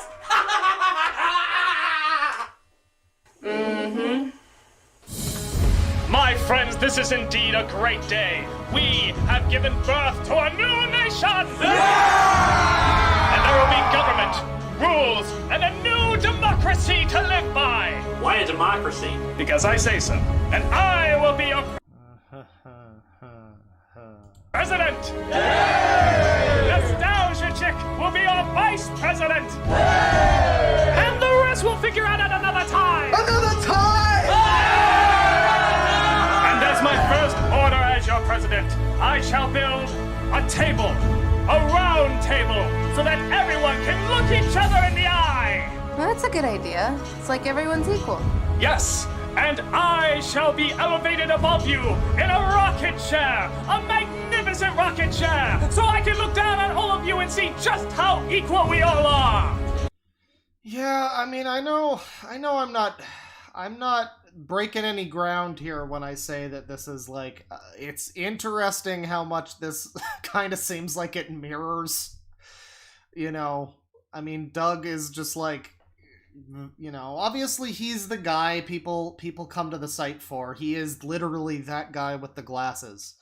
So, I mean, it's understandable a little bit that he might elevate himself above 8-bit Lee or whatever the fuck, but, you know, I don't know. It is just a little bit funny when you think about what happened to this fucking when you think about the fact that none of these people are involved with Doug Walker anymore, not a single person on the screen, except maybe Linkara? Maybe? I don't know about Linkara even. He still was like friends with Doug as of like a few years ago, but I don't know. But like everybody here is no longer, again, maybe Angry Joe too. I have done my best to steer clear of ever watching Angry Joe more than necessary, so I really wouldn't know, but like, you know, at least one of them is dead, and yeah, I don't think Film Brain necessarily looks back on these days with, I guess, okay, Brad I think does, so okay, fine, a couple of them still associate with Doug, but it's like, the vast majority of the people in this film are no longer, you know, they're persona non grata at Channel Awesome, and so I again, when the plot of the movie is look how much of a giant asshole I am and how much I'm like, you know, I don't know, that's just a little bit ironic. Make yourselves comfortable, everybody, for we have given birth to the greatest nation ever known. We have given birth to Kickassia!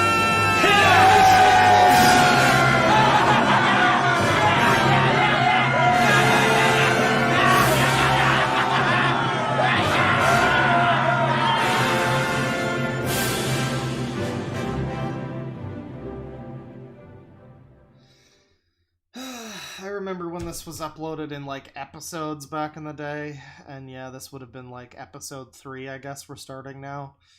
And man, it's funny that this is like that this is supposed to be like a feature-length thing, you know, this is like this big to-do about, oh, we made this hour-and-a-half long like thing, this crossover thing. It's like, you look at just YouTube now, and I mean, fucking Fred is coming out with like a 10-hour video about EVE Online or something.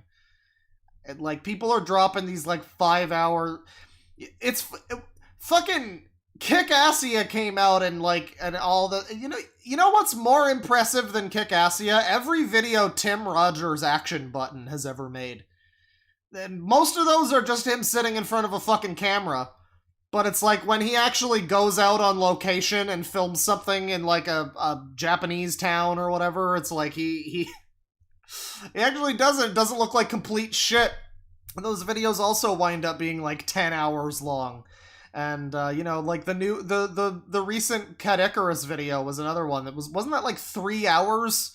And he had a bunch of fucking, he had a bunch of, like, guest cameo people, guest stars or whatever, other YouTubers. He had Vinny in there. Vinny was undressing Norts. And then Elvis the Alien also showed up later, and he was, like, undressing an alien. So I'm glad that that's, like, a community of people. I'm glad that Vinny and Elvis were able to find some kind of community. But yeah, it's not super, it's very common now for like 8 hour, 10 hour. There was a fucking 12-hour video I watched about, I think it was Oblivion. I think that's what it was. And that was after watching the 8-hour video about Morrowind before that.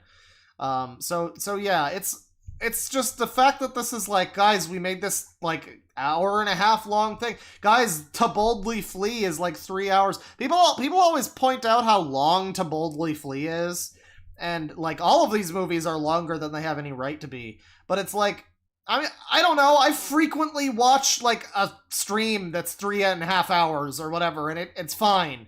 I'll sit there watching Jerma or Mike or whoever, and I'll be like, oh, 2 hours just passed and I didn't notice? Oh, oops. You know? And it's like, it's purely based on how fucking filled with garbage these movies are. If this was an hour and a half of like anything that you could put up with, it would be fine.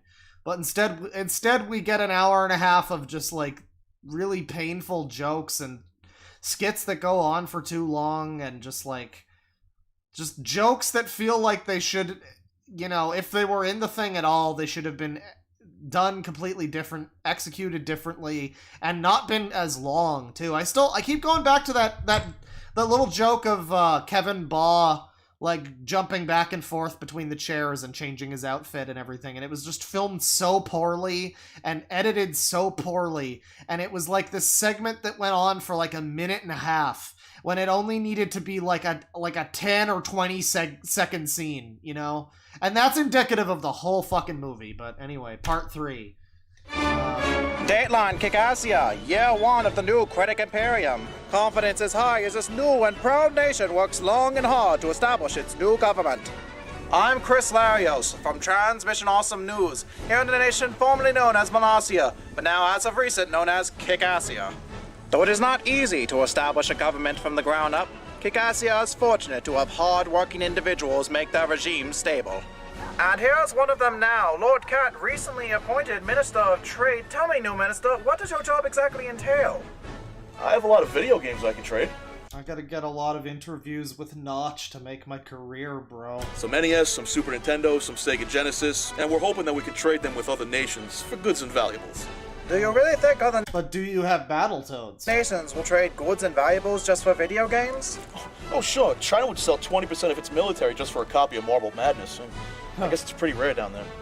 However, military forces are not a major concern. It would have been funny if one of the games he had was Mario and Duck Hunt, which is like the most common NES game and goes, you know, bargain bin game that goes for like 5 cents or whatever. It is funny though now in the era of massive retro game price gouging, where a fucking copy of Super Mario and Duck Hunt would probably go. I mean, what is it, like mint condition? That shit is like $10,000 or something, you know. Yeah, you might be able to trade goods and services for fucking like a boxed copy of Earthbound at this point. On in Kickassia, Secretary of Defense Angry Joe assures the public that everything is well protected. It's true that we are a small nation and therefore more prone to attacks, but we have a good drill sergeant who knows how to keep up the men's morale. Insert joke here. Stand up straight! Tuck in your shirt! Stop being so tall! Did you say something? Oh god, no. I'm definitely afraid of you. Looks like a solid team you No wonder Linkara likes that lady so much. got there. Yes, indeed. Now there have been a few reports that you are in fact a little gun crazy. Who said that? But an invasion seems unlikely thanks to good relations being kept by the head of immigration, Benzai. What do you mean you can't understand me? I'm French. That's the language of love. If you can't understand me, then you can't understand love. Hold on. Let me transfer you to my second in command. Hey, you think you got it, bruv? I've had a time bomb strapped to my body. It was blown into... This is so stupid. You know, a funny joke there would have been... Because that is, again, a funny enough setup to a joke. You go like, oh, you can't understand me? You cannot understand the language of love. And then what you do is you transfer the person to your coworker who's like German. And they go like, I feel the same! I can't. You know, like there's a joke you can make there, but it's like, no, just put it on, turn the fucking camera to your stupid teddy bear. Sure, fine. 2 separate pieces. There's not enough stitches in the world to recover from the emotional pain I'm going through. Prick. Every nation needs a treasurer, and Kickassia is his cinema snob, who, as I understand, also designed the flag for Kickassia. True? It's true, Chris. And for a nation like Kickassia, I figured that we really needed a real kick-ass flag. You know, I really want Brad Jones to show up on Best of the Worst. I know it'll never happen, but like, if there was ever like an internet guy who should be on Best of the Worst, I feel like he would actually fit very well. Say whatever you gotta say about that guy with the glasses and Channel Awesome. I could totally see him presenting The Wheel or whatever with the stupid, like, cheesy announcer guy voice. It's the same kind of... It's the same kind of energy, and I do watch this sometimes, and I'm like, oh, God, Brad, you deserve better than this. God. That's why I came up with a muscle-bound ice cream cone carrying machine guns and shooting laser beams out his eyes. Because when people look at that, all they can say is, kick ass. Well, it looks like you guys haven't put it on a flagpole yet. Well, we weren't exactly sure how to get their flag down and ours up, so we're just using Handsome Tom as our flagpole. Nobody's agile enough to climb the flagpole, so, you know, we tried to send Lord Cat up there, but he wound up eating part of the flagpole. I must say, he doesn't look very happy. He's not, Chris. He's definitely not. And there's also the concern of preserving nature, but no worries, as Lee from Still Gaming has taken over as head of the Environmental Protection Agency. Tell me, Lee, what is your plan for saving all the cute little bunnies? I'm sorry, I'm just still getting over the fact that I'm three-dimensional. I mean, I can move with fluid motion.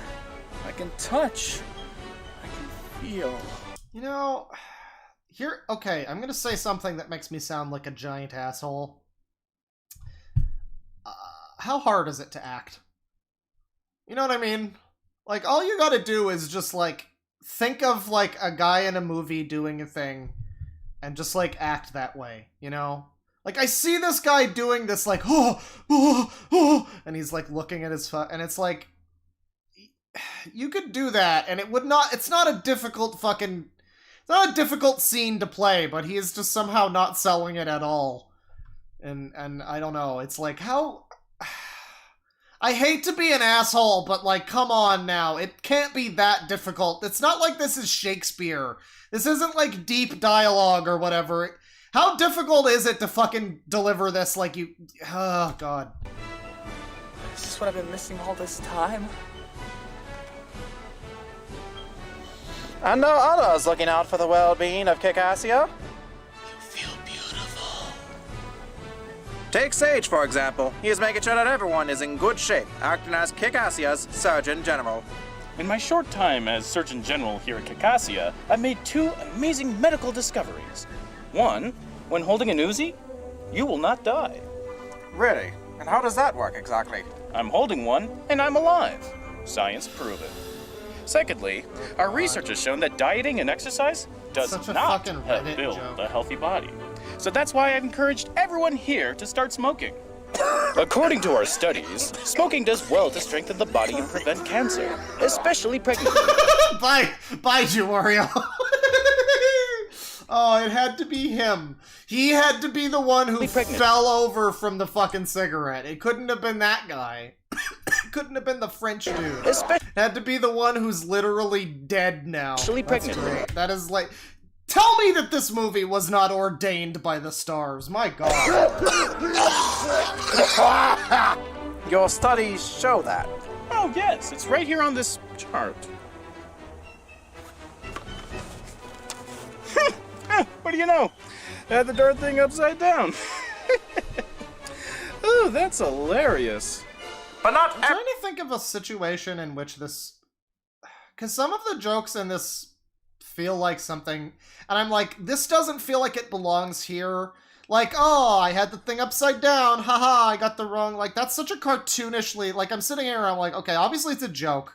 I don't want to be a giant asshole, but, like, I mean, what do you mean? It's upside down? You got, what does that mean? Like, oh, I got the fucking test results backwards? Is that the implication? It's such a cartoonish joke that it feels like it might work in something like The Simpsons, but for whatever reason, it's like a combination of the filming, the editing, and the acting where it just does not function here. There are jokes that are so cartoonish where it's like they just aren't happening. They just aren't happening. If this was like Daffy Duck fucking fighting, you know, Bugs Bunny's Micronation or whatever, like, you know, maybe you could do some of, oh, I got the chart upside down, like, that's fine, sure, that's a cartoon joke, but it for some reason, and I feel like you could make it work with like real actors, but it would need to be like kind of heavily stylized, and the acting of course would need to be better,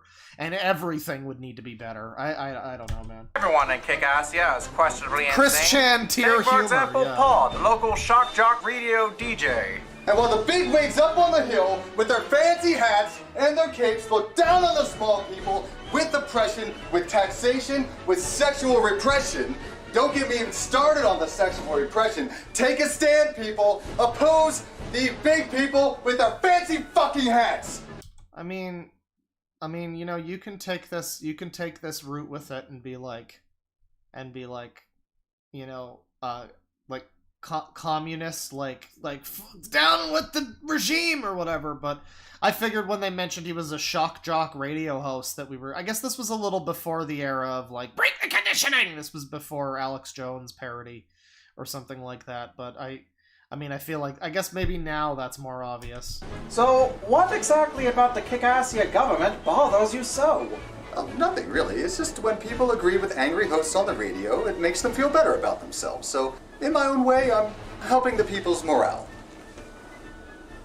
Another person keeping up the morale is Spoonie, who is now head officer for science and technology. Yeah, at first we didn't have much of a science department. In fact, the original space program was just a stomp rocket. But I'm certain we can get things to a more legitimate level. Doesn't Mollassia have a real fake space plan, though? Space program? Somebody said that, and I think I heard that before, that they, you know, quote-unquote space program, but I think they do have something like that. Hey, weren't you that crazy scientist before? I don't know what you're talking about. Yeah, you had the goggles and the... No! I mean, I was before, but that was the past. Somebody says Scott the Waz's little skits are on par with Nostalgia Critic videos, and I mean that in the worst way possible. They can be they can get in the way, certainly. That's always the thing, is like, even with like half in the bag, sometimes the skits are like a little bit in the way. It's like, alright, I clicked on the video for Captain Marvel review, not for 15 minutes of making fun of Milwaukee. And it's fine, because those guys are funny, so I don't care that much. But yeah, I mean, with Scott, sometimes they can be a little annoying, but I generally find his style of humor to be funnier. It does rely a little too much on just naming an obscure video game, and that's the joke. That's a lot of Scott. That's a lot of Scott jokes, but I mean, a lot of the time, I don't know. A lot of the time they do work in the context that they're in. But also the actor, the friends of his that he has in those skits are kind of fun. I mean, I enjoy some of them. I like I forget if it's Rex. I like that guy a lot. And also, is he the one who's like the virgin? There's two of them who I really like. So sometimes they're fun, sometimes they get in the way too much, and then there's the videos where the whole video is kind of structured around like being a skit or whatever. And those are not really my favorite. But I will say that his video Borderline Forever is probably the best example of something like Kickassia. I think that's probably as good as you're gonna get. And it's a pretty fun video. It's again, I mean, you know, it depends on if you like the Scott skits, but I tolerate them a lot more than I do with this shit. I'll put it that way. And sometimes they're occasionally funny, and they're not so distracting or annoying that they like bother me too much. But then then you have this. Well, there are some in this nation who still do well to keep order and justice in hand. This is Linkar, head of the FBI. Tell me, Linkar, what are you going to do to keep this nation safe? Well, it's all about surprise to fool our enemy. We are trying to find those who are best able to blend into their environments. For example, we've discovered that you are... Right over here, we have an ordinary green M&M. Or so it looks, but in fact, it is filled with my semen. Wario here has a natural talent for camouflage. Isn't that right, you Wario? Yep. But do you really think stealth and surprise are going to be enough to keep your enemies on their toes? Oh yes, it's all about illusion. For example, I'm not even in front of you. People in chat are like weirdly hostile about Scott the Waz right now. I don't know why. I don't know. I mean, I guess that's an opinion you can have, but I would say he's generally a lot better than a Nostalgia Critic. A person like him is sort of the evolution of a Nostalgia Critic type individual. And also his like I say, his skits don't ever get in the way of what he's doing so much. Like he's never had a video where he recreated all of the footage of a video game using his fucking friends or whatever. Like how Doug does with movies now. He's never had something like that. So I don't know. I don't know why people are like so upset with Scott, but all right. Oh. I mean, I know the last Spider-Man movie was shit, but don't blame the guy who played him, you know. Come on. Very good. Well, we all know what goes on outside the government building. Let's see what goes on in— Also, we have to acknowledge that Linkara has taken the role of, like, security or whatever. Which, I mean, you know, it's good that you would give the Lightbringer such a thing. It's a shame. If only Lewis went full Lightbringer in this movie, you know, that would be like going full Captain Marvel. You wouldn't even have a conflict anymore. You know, I guess that's why he has to keep his powers at bay. I mean, Kevin Ball would have just melted the moment he saw Lightbringer. So yeah, that's fair. Inside the government building. Ow! Sorry. This is Secretary of State Phaelus. Tell me, Phaelus, what is a normal day entitled for you? Well, mostly I come up with brilliant ideas and the Nostalgia Critic slaps me and then claims them as his own. Does it pay well? No, but it sure does hurt a lot. But behind every great man— here we go. Okay, now here we have Lindsay Ellis's feet and legs. I know some of Chad is going to enjoy that, but more importantly, here we have a really unfortunate, like, years too late parody of fucking Sarah Palin. Great man is a woman, and presumably behind her— Every great man is a woman. Another man. But in the case of the Nostalgia chick, that is not so. Chat, keep it in your fucking pants, for God's sakes. This happens every time! He is a maverick, to say the least, but no matter what his decision might be and whatever— I'm just realizing this guy is wearing a fedora right now, which, I mean, to be fair, he is supposed to be a 50s newsman, but he's also wearing fucking sneakers and he has a neckbeard, so yeah. we disagree on, I still stand right by him. On what issues do you disagree with? Well, like our foreign policy experience with Nevada. Nevada. You've had foreign policy experience with Nevada. Nevada. See, they can't even points to Lindsay Ellis. I think that is how you say the name of the state. She consistently says it right and everybody else is saying it wrong. In what way? Well, if you look right outside, Nevada's right out there. You can see it from right here. I can see Nevada from my house. Oh my god. There are people in chat who probably don't even fucking remember what this is parodying. Because there was just like it was a brief period of time where, unfortunately, John McCain happened to get happened to be, I don't know if he chose Sarah Palin or if he was forced Sarah Palin. But basically, John McCain decided to ruin his campaign by getting the worst vice president candidate ever, and she was a huge meme, and it lasted for, like, up until he fucking lost his election.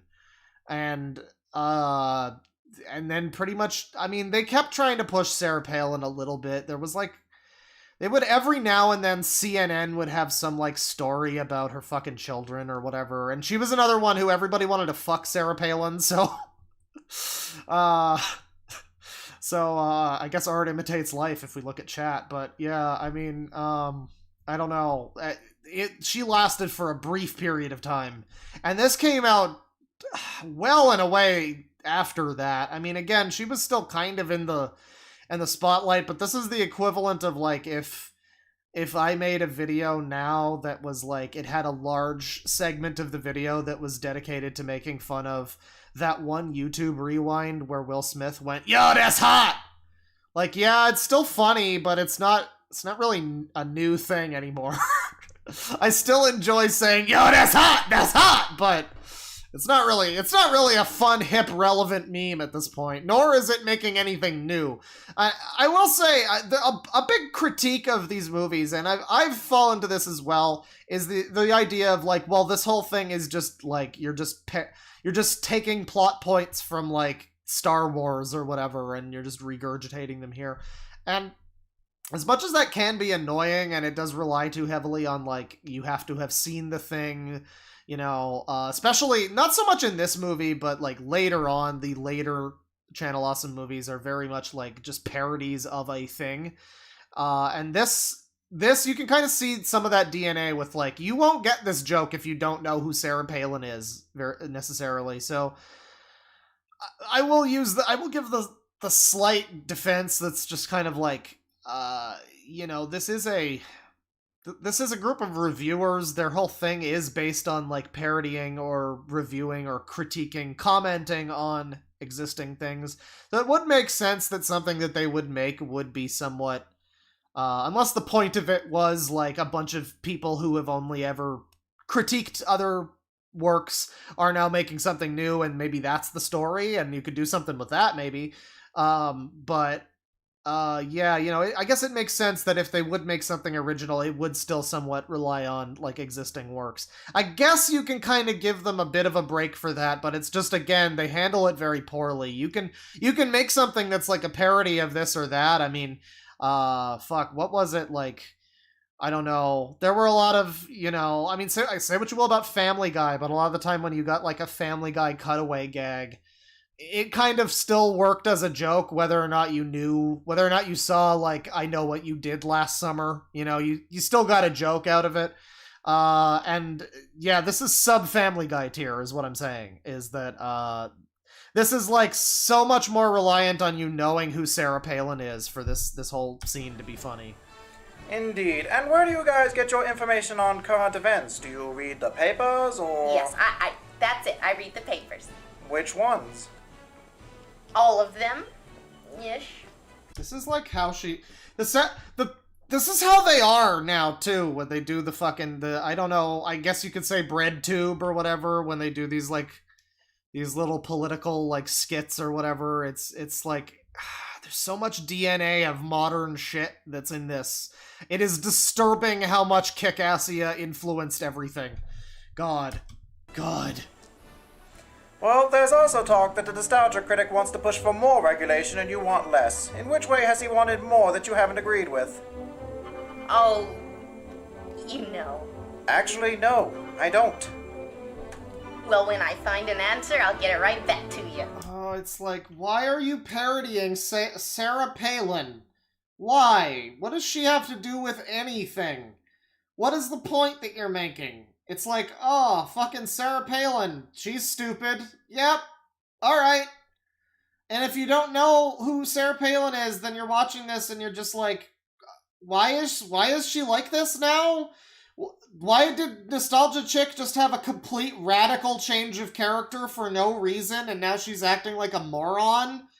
What the fuck is happening? Like, if you don't know why this is happening and what it's parodying, this is just such garbage.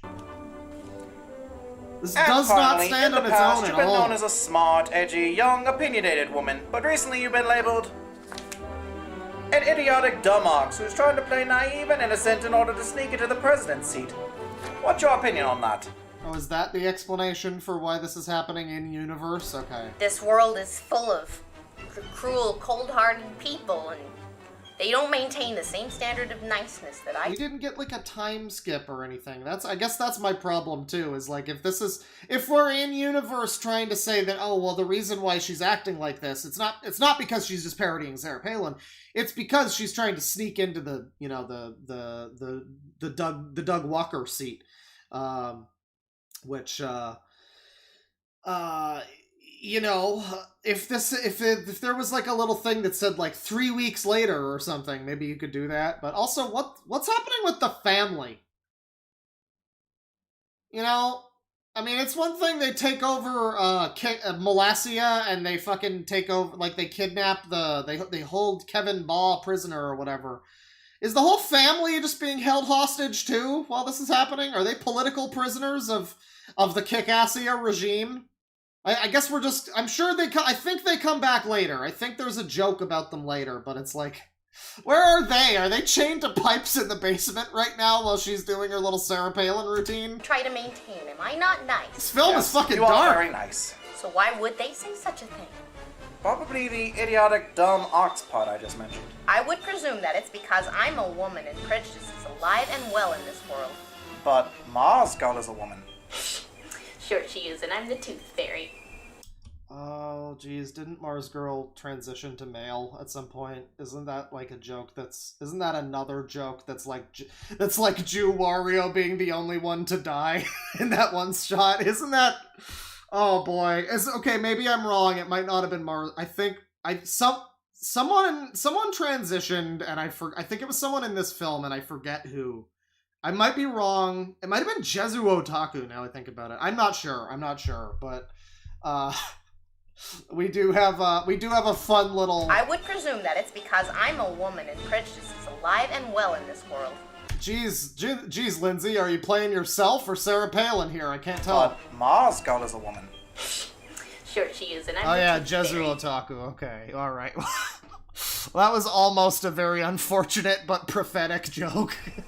And now, for the moment you've all been waiting for, an interview with the man himself, the man who made Kick-Ass... Oh, what we've all been waiting for, everybody. ...possible, President Nostalgia Critic. Greetings, Chris. Mr. Critic, what are your plans now for this new glorious nation?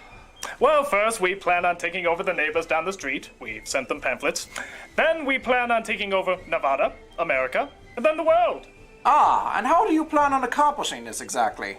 A gentleman never tells, but I can give you a hint. It involves killing. Indeed. But Mr. Critic, what about the fact that you keep the old president of this country alive and working for you? Oh, that's not the president. That's Fritz von Bahr, Minister of Keeping Things Orderly. Oh, right. I forgot all the lore. I guess his family is Fritz von Bahr's family. I guess that's... I guess that's what's happening. I don't know. I'm going with it. So well, thank you very much for your time, Mr. Critic. Not at all, Chris. Oh, and one more thing. Yeah, the camera composition. I mean, they couldn't get a fucking tripod for, like, most of this movie, so it's probably just Doug's fucking idiot brother holding the camera. And, yeah, I don't know. I mean, I don't know why this fucking scene of, like, him talking to a newsman is shot shaky cam, like war footage. Critic, would you say your diabolical plan is to take over the world? Naturally! Oh, here we're doing the thing. Well then, would you say your plan is to one day conquer the galaxy? Do you guys know what this guy's... Do you know what the meme is? Do you know what the meme is? Do you know what it is? Galaxy? Eventually! Oh, Mr. Critic, do you someday plan on being bigger than God? Of that question, you can definitely say yes. Say, Critic, do you get a... Oh, brother, this guy stinks! A lot of pussy with that outfit? Of course! Thank you. He said it! He said the thing! He said it! Oh god, shoot me in the fucking eyes!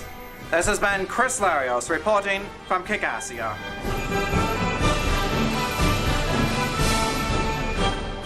I'm killing all the Republicans! I gotta say, Critic, our financial situation isn't looking good. Of the money we have left, it doesn't look like we're gonna be able to accomplish nearly what we had in mind. Quiet! Can't you see I am watching Hogan's Heroes? I will say that the third part there is probably the best part so far. I don't know if it's gonna get better than that. Like, in terms of actual quality, I think it's the least embarrassing. Not saying it's good, but it's like... I don't know, the fact that it's like, there's a point to it, it's like this dude reporting, and it's not just all this shit happening. I don't know, there's like a framing device that gives it some slight edge over the rest of this thing. Critic, this is important stuff. We Silence! I have a new rule! Every day at 4 o'clock p.m. But Doug, we're over budget for the somebody's like, this is Brad trying to explain the finances of the film. No, this is probably Brad trying to explain the finances of Pop Quiz Hotshot. Doug, we can't spend another $90,000 on the set, Doug. God damn it. Silence! I'm trying to watch Ghostbusters 2016-2 or whatever. To be Hogan's Heroes time! It's nostalgia time! I am a man-child, of course! Everybody shuts up and watches Hogan's Heroes. All in favor say aye. Aye, motion passes, go away. Fine. But don't come to me when... You know, just don't come to me. Don't... Excuse me, Critic. I couldn't help but hear you're having trouble with our financial situation. Is this Hogan's Heroes related? And I just thought it'd be a good idea if we started charging for tourism, you know, t-shirts. What are these fucking shots? Why is Phalus diagonal? Why is it like this? Why does it need to be like this? Is this supposed to mimic, like, what Doug's perspective would be from the couch? It obviously isn't, because he's looking off screen. He's looking off camera. So Doug's, like, over there to the left somewhere. So what is this fucking shot? Why is it diagonal like this? And it's like the whole movie is consistently shot with these ridiculous, weird angles, and, like, it's not... You can tell it's not some artistic thing. Like, most of the time. Once in a while, they'll like, push in on a guy or something, and it'll be, like, kind of, you know, some kind of a style, but, like, it's just, like, why... Did you set up the camera and it just, like, fell over? And you're like, oh, whatever, just leave it. Postcards and such? Nah, that's stupid. Oh, okay. Wait! I have an idea! What could that be? To increase our financial status, we shall charge for tourism! T-shirts, postcards, think of it, Phaelus! Phaelus's beard is really bothering me because it looks like it's slightly uneven. In just like a very slightly frustrating way. Yeah. Then make it so. I have spoken! He's spoken. Why do you let him take your ideas like that? I don't know, because he's the president and stuff. Well, wouldn't you like to know what that's like? Yeah, sure. Wouldn't you? Sow the seeds of discord, Kevin Baugh. I mean, what, Fritzl Vaugh, whatever your fucking name is. Sow the seeds of hate!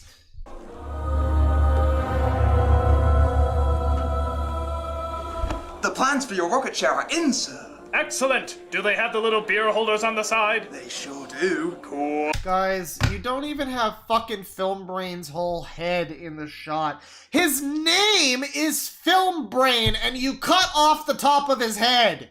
What are you doing?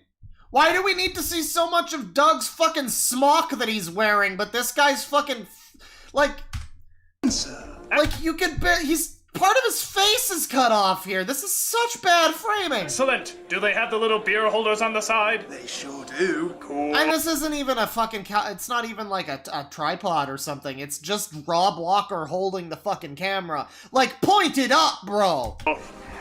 Zoom out. Hey, Nostalgia Critic, we're pals, right? Huh? We're pals? Yes, Film Brain, we are indeed pals. Yeah, because this is what pals do, right? Sit on sofas and watch Hogan's Heroes and stuff, right? The things you have just said are true. Say, I was thinking, in my next movie review, would you like to do a cameo and... Film reviews? We do not do film reviews anymore. I killed the Nostalgia Critic character! We now do Demo Reel and Pop Quiz Hotshot! Well, what do we do? We sit back and acknowledge the fact that we have our own nation. Oh, how long do we do that for? Forever, Film Brain. Forever. Oh. Say, do you ever get tired of doing that voice? Nonsense! This is a voice of the gods! A voice that demands honor and justice everywhere he goes. A little bit, yeah.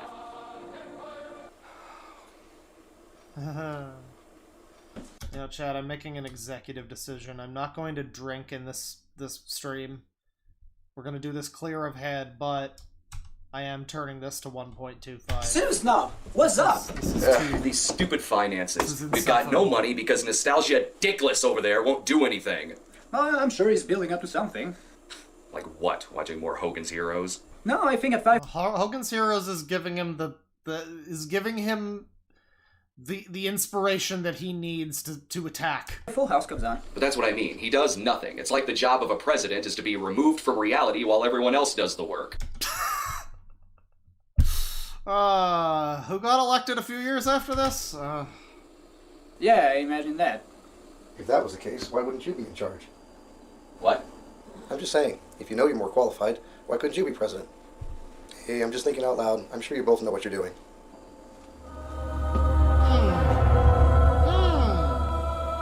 Alright, men. You make wonderful agents as well as soldiers, but today we're going to teach you the element of like, why is it so zoomed in? That's the thing. That's the thing I'm focusing on now is like agents as well as soldiers. But today, Linkara's face is not in the shot right now. It would not have been difficult to, like, take a step back, zoom the camera out a little, I don't know, use a fucking, like, wider lens, whatever you do to make this shit happen, you know? Like, you guys are making a movie here, you know? I just... we're going to teach you. You can't, like, most of his face is not in the shot, chat. This is not okay. This is not what you do. Look at those man boobs on Justin Carmichael over here. You the element. Let's call him Justin RPG. Of surprise. Surprise! Or like Justin DOA. You're learning. So, Linkara, how goes it? Pretty well. I was just teaching these men the element of surprise. Have you punched them yet? After lunch. Hey, Linkara, what's that on your leg? Well, Joe, it says I'm gay. It's a receipt. Gay Dead Muppet Gangbang. I'm just now here. The video that talked about the Atop the Fourth Wall movie frequently used clips of Mr. Medicare reading some of the Linkara files, some of the Linkara files about Tyrone fucking white women and the Green M&M, of course, the Gay Dead Muppet Gangbang.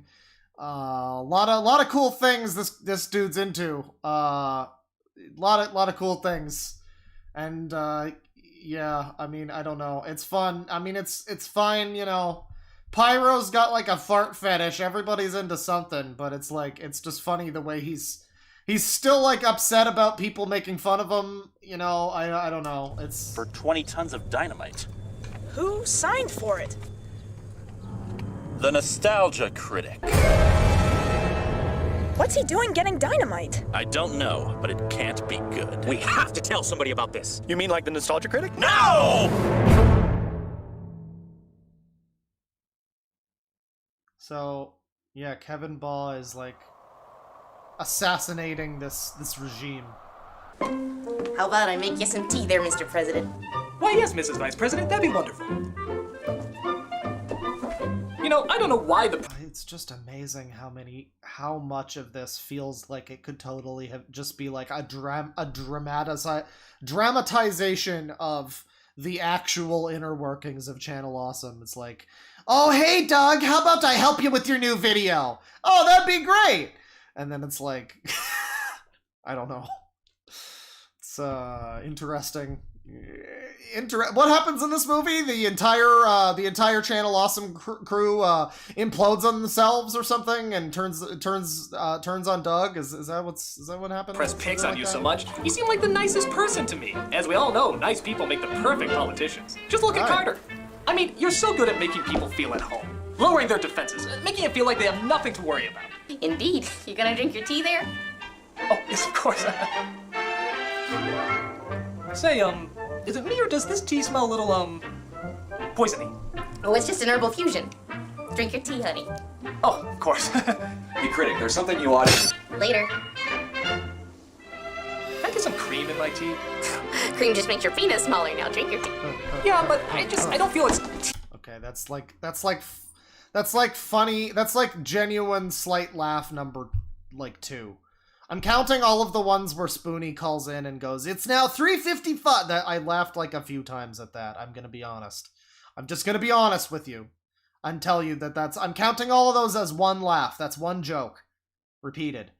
And this is like the second one. Cream makes your penis smaller. That's slightly funny. I'll give you that. I'll give you that. I'll give you that. Without cream, really. You know we are 47 minutes in, and there's now 2 jokes that made me go, huh, and that's it. That's the extent of the, yeah. They put in that cream, they put all sorts of hormones and antibiotics in it. Yeah, but that just makes me like it more. It's just, cream makes a big difference. Where is Spoonie? I can put the damn cream in it. President, I can't even smell. Kill a guy. Get your fucking tea because I'm in your kitchen. I'll just use some fucking cream. I'll give you some cream. Here's your tea. Oh, thank you I wonder what the joke is. so much, hon. Drink it. Oh, wait a minute. That's right. I can't stand tea. Why don't you give me a candy bar while you're up? Okay, Now, the funny joke there would have been if he went, "I can't stand tea," and then he tossed the teacup behind him, and it made a funny Red Letter Media Mike and Jay destroying Mr. Plinkett's house sound effect, you know? But instead he just, like, carefully puts it down on the table because they don't want to fuck up Kevin Ball's house. You betcha. I gotta tell you, I'm so lucky to have a vice president like you. You know, not every vice president would get their president tea. You know what I mean? I mean, there's just some people that can help you out in a real tight spot. I mean, a real tight spot. I mean, some people out there just don't get how...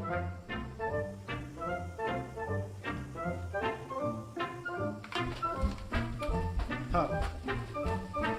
Alright, that's fine. That's 3. We're getting 3. I guess that kind of counts as... That counts as, like, kind of the same. I'll give it to you. That's 3. That's 3.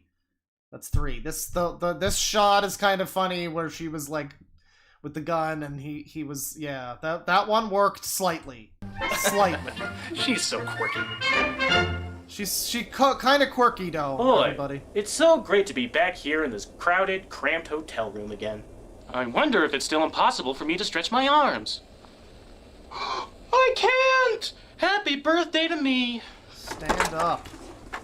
Okay, now what exactly is going on here?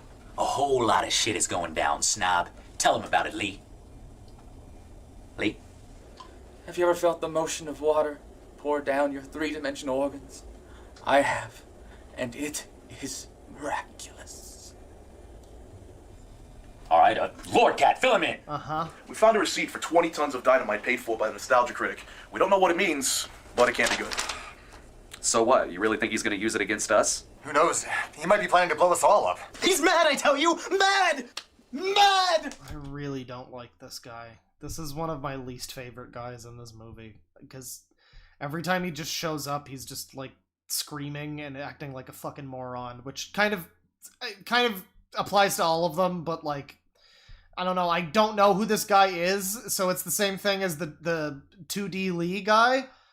But like, at least he is, like, slightly less annoying. He's just unfunny. This guy is unfunny and annoying. Okay, I'm good. Look, the Nostalgia Critic may be a little nutty, but he's not nuts. You look me in the eye and tell me he's not stupid enough to do something that crazy. Okay, you have a point, but couldn't the signature have been replicated? In fact, couldn't the whole thing be replicated? In fact, couldn't that whole document have been full of lies?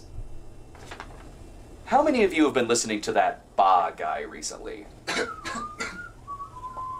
Yeah, gets around, doesn't he? Those with brains usually have power over the brainless. Look, I'll have a talk with the critic to see if any of this is true. What if he suspects us going behind his back? He won't suspect us, I'll put it very delicately. Everybody thinks you're nuts. Inconsiderate pricks! Why? I think that Ba guy is spreading lies about you. I knew I shouldn't have kept that Ba guy around. Blame Phaelus, it was his idea. Now everybody thinks I'm nuts. Nah, they just get paranoid. That always happens when big changes happen. I suppose you're right. You see, this is one of those... I'm sitting here and I'm like, should I even make a comment about this? But, like, I kind of feel like I should, because, again, like, I don't know. I'm viewing this somewhat as, like, a legitimate production, somewhat, or at least an attempt at that. And I'm like, okay, so, obviously the joke was that, like, they even say it, it's obviously Kevin Ba guy is, like, pretending to be this other dude. And these guys are, like, too stupid to realize, or he specifically is too stupid to realize it, and he, like, keeps him around. And I'm over here like, well, yeah, what did you fucking think? Like, what? Is this whole fucking movie's plot, like, predicated on this stupid concept that's, like, it wouldn't work? Like, cartoon logic is what's fueling this whole fucking thing? Like, yeah, that guy that you shouldn't have kept around because he was obviously... Like, what the fuck? Yeah! This makes no fucking sense. Of course it's supposed to be like a comedy or whatever, but it's clearly supposed to be a comedy with, like, a plot. You know, it's not one of those comedies that's just a bunch of shit happens. It's got a plot, and if we're following the plot, we have to just be like, oh, well, they were just dumb enough, I guess, to just What, all these characters flew out here and were willing to do all of this, and in-universe, the characters paid money to come out here, and then when they finally were within sight of taking over this little spot of land and, you know, what they wanted to do, none of them, like, I'm not going back because it's too far back, but there's the part where Brad Jones is like, well, clearly Fritz von Baugh is just Kevin Baugh, the president, but he's, like, in a different... And it's like none of them thought to be like, wait, critic, this is stupid. This clearly... None of them thought to speak up? Is that where... I know I'm, like, analyzing the plot of this like it's a serious plot, but it's like if we... The whole thing exists at this point, and the whole rest of this movie exists because of just nonsense that doesn't make... Fuck it, I'm drinking. I lost the challenge. I'm drinking. I've got a little bit of booze here. I got a little bit of gin. I'm drinking. This whole fucking thing sucks. They'll win their confidence back soon enough. There's even a rumor going around that you bought 20 tons of dynamite for yourself. No, that part was true. What? Oh yeah, the whole place is wired. Just one big idiot plot. That's true. That is, yes, that is the term I have elusively been searching for. Yes, this is a massive idiot plot where you're just supposed to be like, I guess all of these characters' motivations and intelligence is malleable as per the scene demands, you know? Like, in one scene they might have this motivation and that drives them to do this, but in another scene they don't fucking care about that anymore because that would make the plot not happen, I guess. You see, I've wanted this place for a long time, and now that I got it, I'm not gonna let anyone take it away from me. I've discovered that the world is filled with nasty wasties. And a lot of those nasty wasties want what I got. So, if any of them tried to take away what I have, I'm not afraid to go down with the ship. Do you feel, chat, like this portrayal of Doug in this joke role where he's like a dictator and he's lording over his Channel Awesome people, do you feel like this contributed to why everybody thinks Doug, you know, everybody was so willing to believe Doug was just like, you know... as malicious or whatever as they say that he is in that document. Like, I feel like watching this, it's like this like lines up pretty well with how people have been viewing Doug for years, and I do wonder if part of that is just like they conflated this movie with like shit that was actually going on or something. Because like, as far as I can tell, Doug is just kind of an idiot. He's not really a malicious asshole. He's not really a giant creep. He's just kind of a fucking idiot. He's just oblivious. He's largely just oblivious, and that's his biggest crime. That and being unfunny. And you know, you can say that depending on the situation, well, potentially bad, you know, very, very bad criminal things were happening, you know, in his company or whatever. You can say that that's like negligence, that's mismanagement, sure. But, I mean, it all just comes down to being kind of a fucking idiot.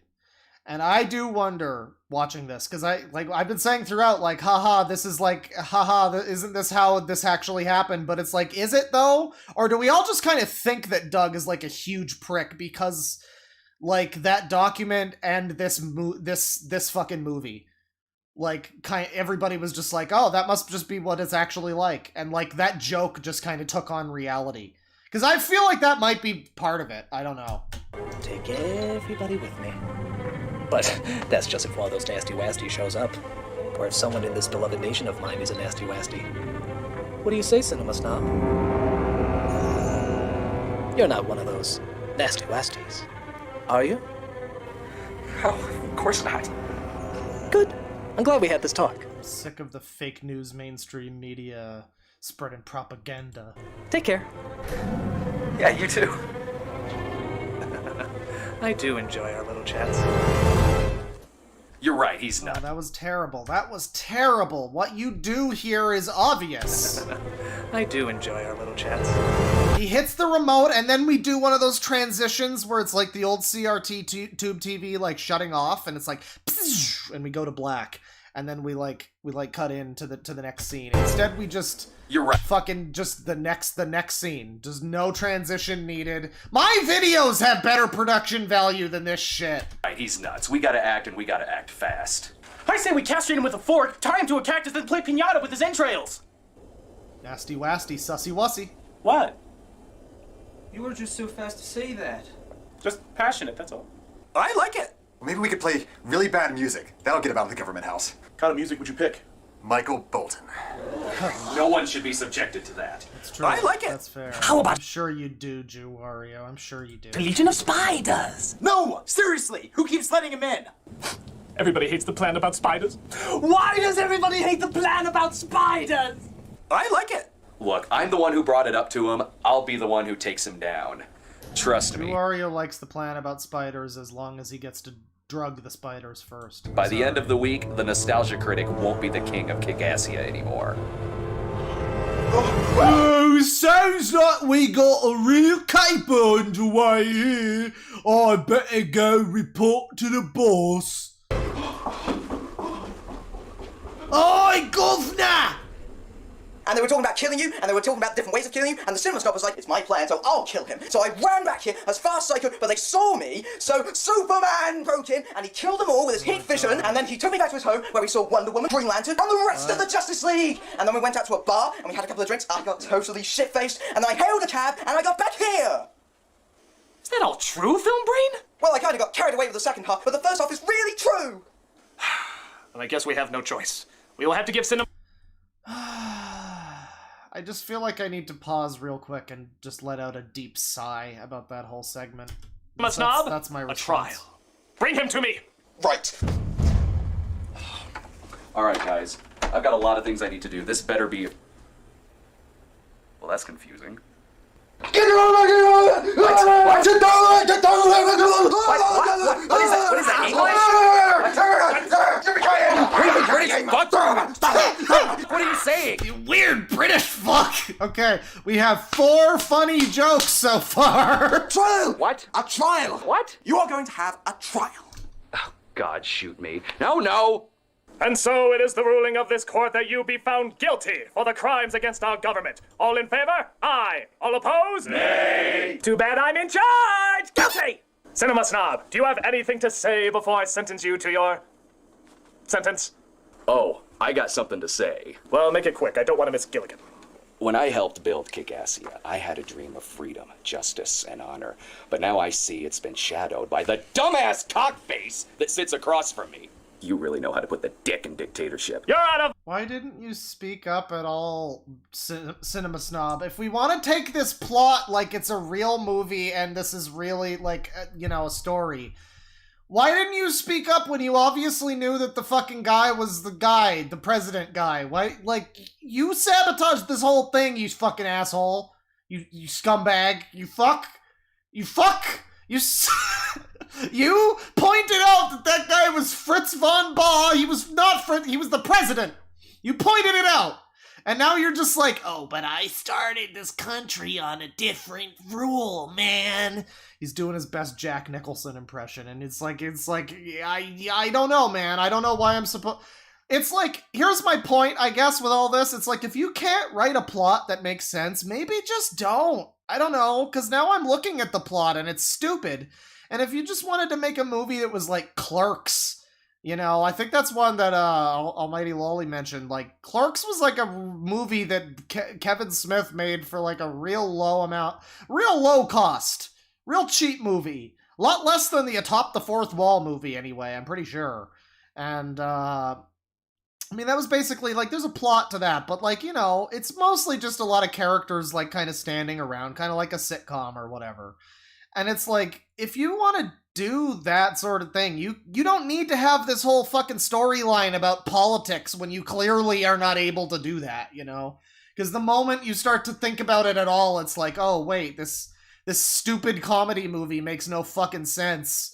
And this whole plot is just nonsense and bullshit. Dictatorship. You're out of order, Cinema Snob! You're out of order! They're out of order! The whole system is out of order! I know what that is! System. I know you're the system! That's my point! I know it's your point! It's just that when you say that I'm out of order and the system's out of order, it's kind of redundant! What I'm trying to get across is fuck you! Fuck you! Fuck you! Fuck you! Won't somebody think of the children?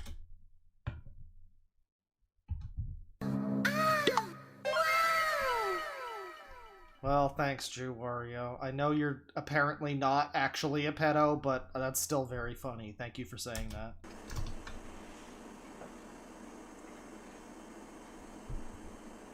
Right! Now, what should his sentencing be? Come on, nobody has any ideas? Well, I guess I have an idea. Wait! I have an idea! Why does she have a tiny gun? Oh, really? What is it? The idea... Is she gonna use that? Okay, Chekhov's tiny gun. Why does she have this tiny gun, Chad? Is that gonna come back? Requires... Cinema snob. There's a cinema snob to enter the realm of everlasting... Is she gonna shoot him with the tiny gun? Is that what's happening? Forever! Forever! You are to be banished forever! Is the tiny gun just a complete non sequitur, has nothing to do with anything? Is that what's gonna happen? Oh, good. I'll pack a lunch. Use the... Hey, Your Honor! What was the tiny gun for, chat? Why did she have that? Why did she have the tiny gun? Because... Is it gonna come back later, or is the tiny gun just like a weird thing that's in the movie that I just have to accept? Be stricken forever. May your name always be associated with douchebaggery. She is quirky, that's true. Until you walk no more. Somebody asks how much of the doc was fake. I don't know. I don't think anybody truly knows. I'll put it the way that the fellow whose video I watched, again, Almighty Lolly. Interesting channel name, but pretty good channel from what I saw. He did a number of videos about these movies and the Linkara movie, and a lot of them got into the drama stuff, and basically the way he put it was, there's nobody involved in this situation who doesn't have a history of like twisting the truth to like, you know, achieve their own ends, basically. So there's a lot of things like that can just be some scrutiny can be placed on them, and it just kind of it red-pilled me. It truly opened my eyes, because it was seriously like I watched it. I was like, yeah, well, everybody just kind of took literally like a day or two before this, before last night. I was talking with some friends, and we were talking about like Doug and Channel Awesome, and I said like, I was just parroting the same, like, fucking, oh, well, didn't Doug do this or that or whatever? And it's like, yeah, nobody ever really just stopped. I mean, I'm sure a few people did. But, like, the mainstream opinion of that document is that basically everything said in that document is totally legitimate and true. And nobody ever really stopped to ask if any of the people, like, really had any kind of agendas or anything.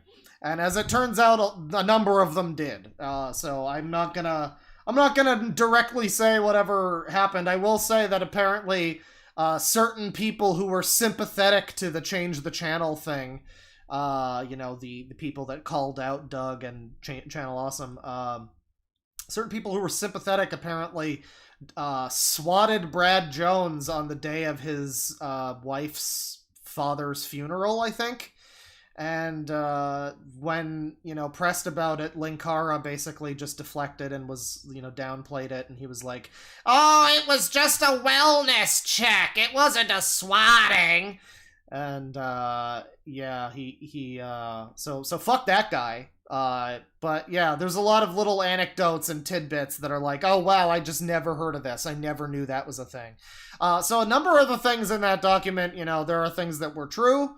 Certainly there are claims that are to be taken seriously, but then there are ones where it's, I don't know, questionable. And never return.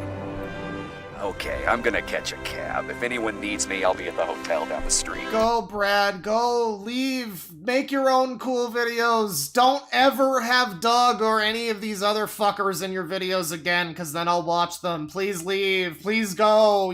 Better pastors, better ventures, please go. Go! You're better than these people. To the great unknown. You notice he's like one of the only ones here too who didn't like dress up in some stupid fucking costume.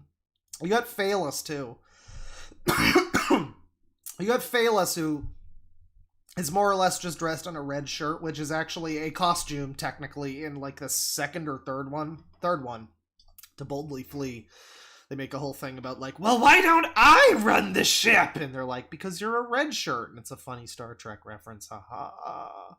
But outside of him and, like, maybe one or two other people, Brad is one of the few people here who didn't debase himself by dressing in a bunch of stupid bullshit. As opposed to Linkara, who does that every day of his life. Who knows knows what undiscovered terrors await you. I've got my cell phone if anyone needs to call. Go! May the harshness of this world have no mercy on your soul! No! Brad, don't go that way. You're gonna get into the Deathclaw nest. You gotta go the other way where you just have some rad scorpions. Nobody look at him! Ignore all the terror that he has brought to our good nation.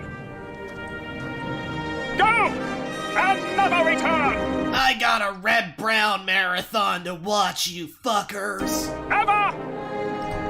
Return! Again! He does look very short, yes, but as the next chat message says, or like the second next one, they just exiled the best actor. Nice.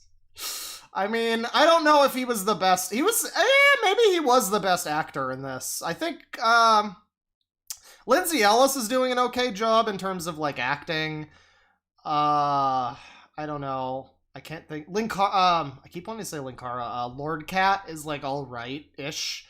And Spoonie is potentially having a real mental breakdown, but we haven't seen him in, like, 40 minutes, so whatever.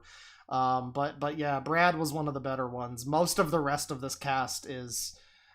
whatever you gotta say about them in real life, they are largely insufferable in this film. Their characters are just completely insufferable. Especially Film Brain.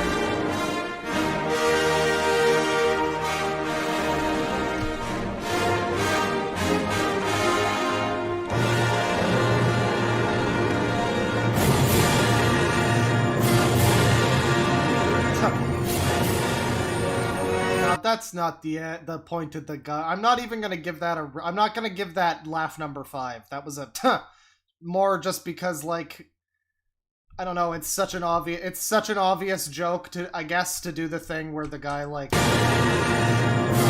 wipes. You know, he, like, that seems like a pretty. That's not. I don't know. That was like an ironic. That wasn't a real. I would not deign to give a joke like this a real. We're still at just 4 laughs in nearly an hour. Why is this segment so fucking long, too? It's like a full minute of Brad just walking away. Haha! Yes! Yes!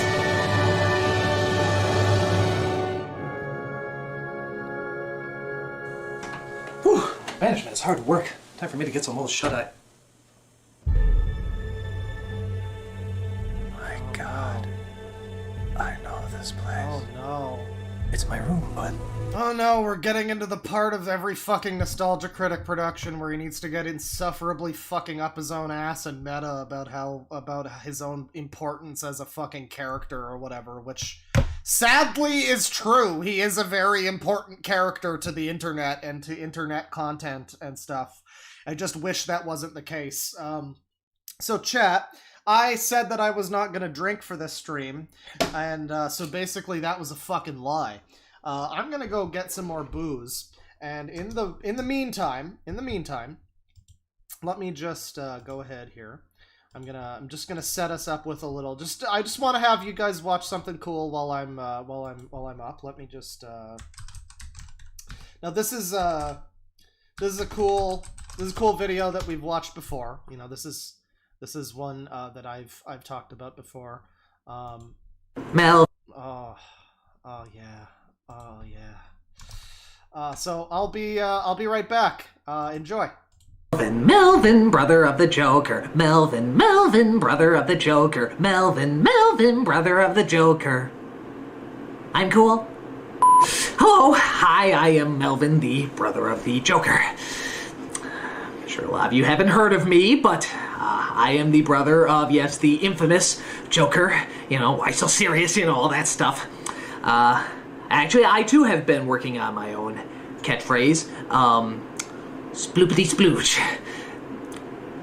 May not be as catchy, but I think it works. So, yeah. Alright, first of all, I'd like to welcome all the newcomers to my blog. Hello. Hopefully we're going to talk a lot about evil. Lots of nasty, evil. Did I repeat myself? I guess it doesn't matter. You know, because evil does repeat itself. It's all about getting that massive I don't know where I'm going with that. Anyway, okay, so today's secret subject, or not secret, I mean, it's all secret, don't tell anybody, but, you know, today's big subject is ray guns. Now, the thing about ray guns is that they are very, very expensive, as I found out. So what you're gonna want to do, if you want to get a ray gun, there's all sorts of ray guns that you can get. There's laser, there's solar, there's ones that fire bullets. I guess that'd just be a gun. There's a little busy right now. There's. I'm sorry. I didn't intend for that to be so long. My apologies. There was a fucking hair in my mug. I didn't realize it until I poured my drink, and I was like, "Oh fuck!" And I had to like fish it out with a fork. So now we're good. We're good. I got Sunny D and gin, and we're not fucking watching more of this. Good God. I just heard, I didn't even remember how bad that was, so I heard like a little of it when I walked back in, and I'm like, oh God. Yeah, that fucking video. It's that fucking video. Alright, well, we're back to this. See, now that's good though. We watched that, and now this is gonna feel better. This is gonna be so much nicer. Not. My old review room. It's been restored. Just like at home.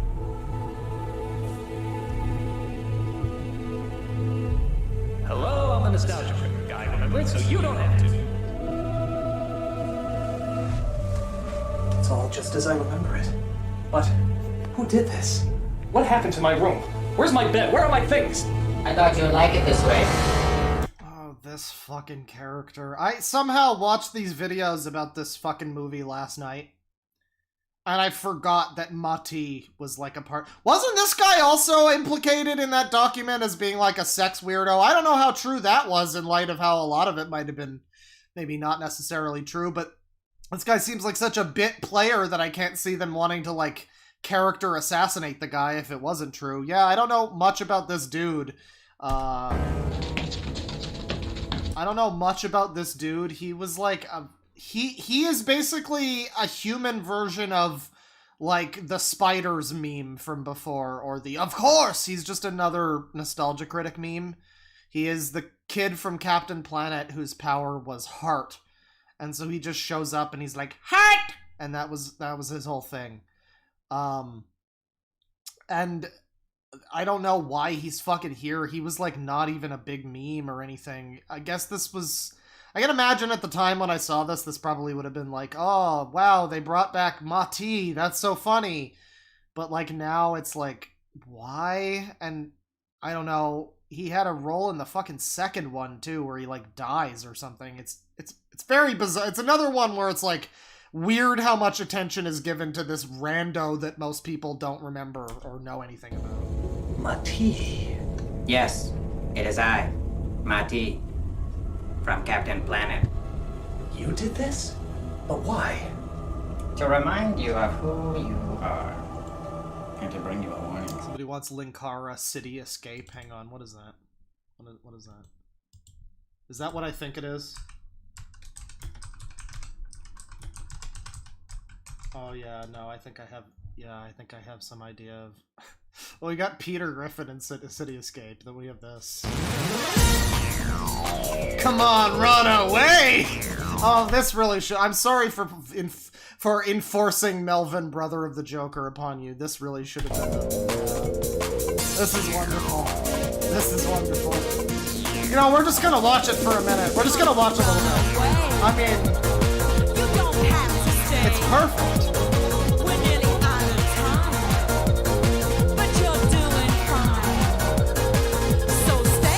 Come on, Linkara, stay on track! Don't look back! There's nothing for you back there! Come on, Linkara! Yosh!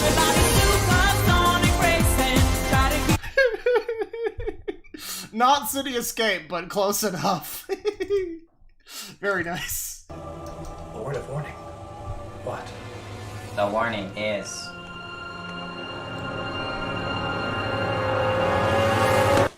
being a douchebag. It's totally gonna backfire. Damn it, Marty, I don't have time for this. I could have told you that. Why did you get rid of Cinema Snob, Critic? Damn it, Marty, it had to be done.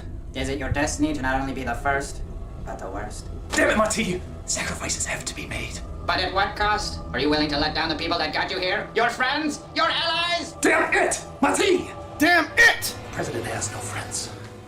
He did once, when he was loyal and strong, and not an ass-muncher! See, like, again, I know it's nitpicking, but look at this shit-ass shadow on the wall. Look at how badly designed this fucking shot is, where he's just got this, like, double shadow. You could have done something with the light. They clearly tried to have a bit of, like, a lighting thing where he's, like, lit on one side or whatever, but it's, like, it's not working for him at the shadow. You want, like, a spotlight. You want, like, harsh shadows on the fucking wall, man.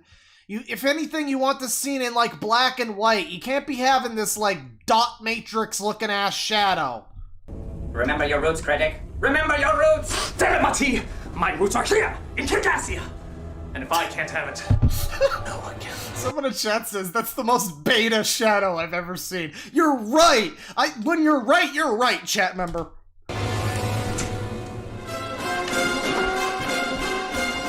You're a fool, Critic. A damn fool! You can't change your destiny! You can only choose to meet it!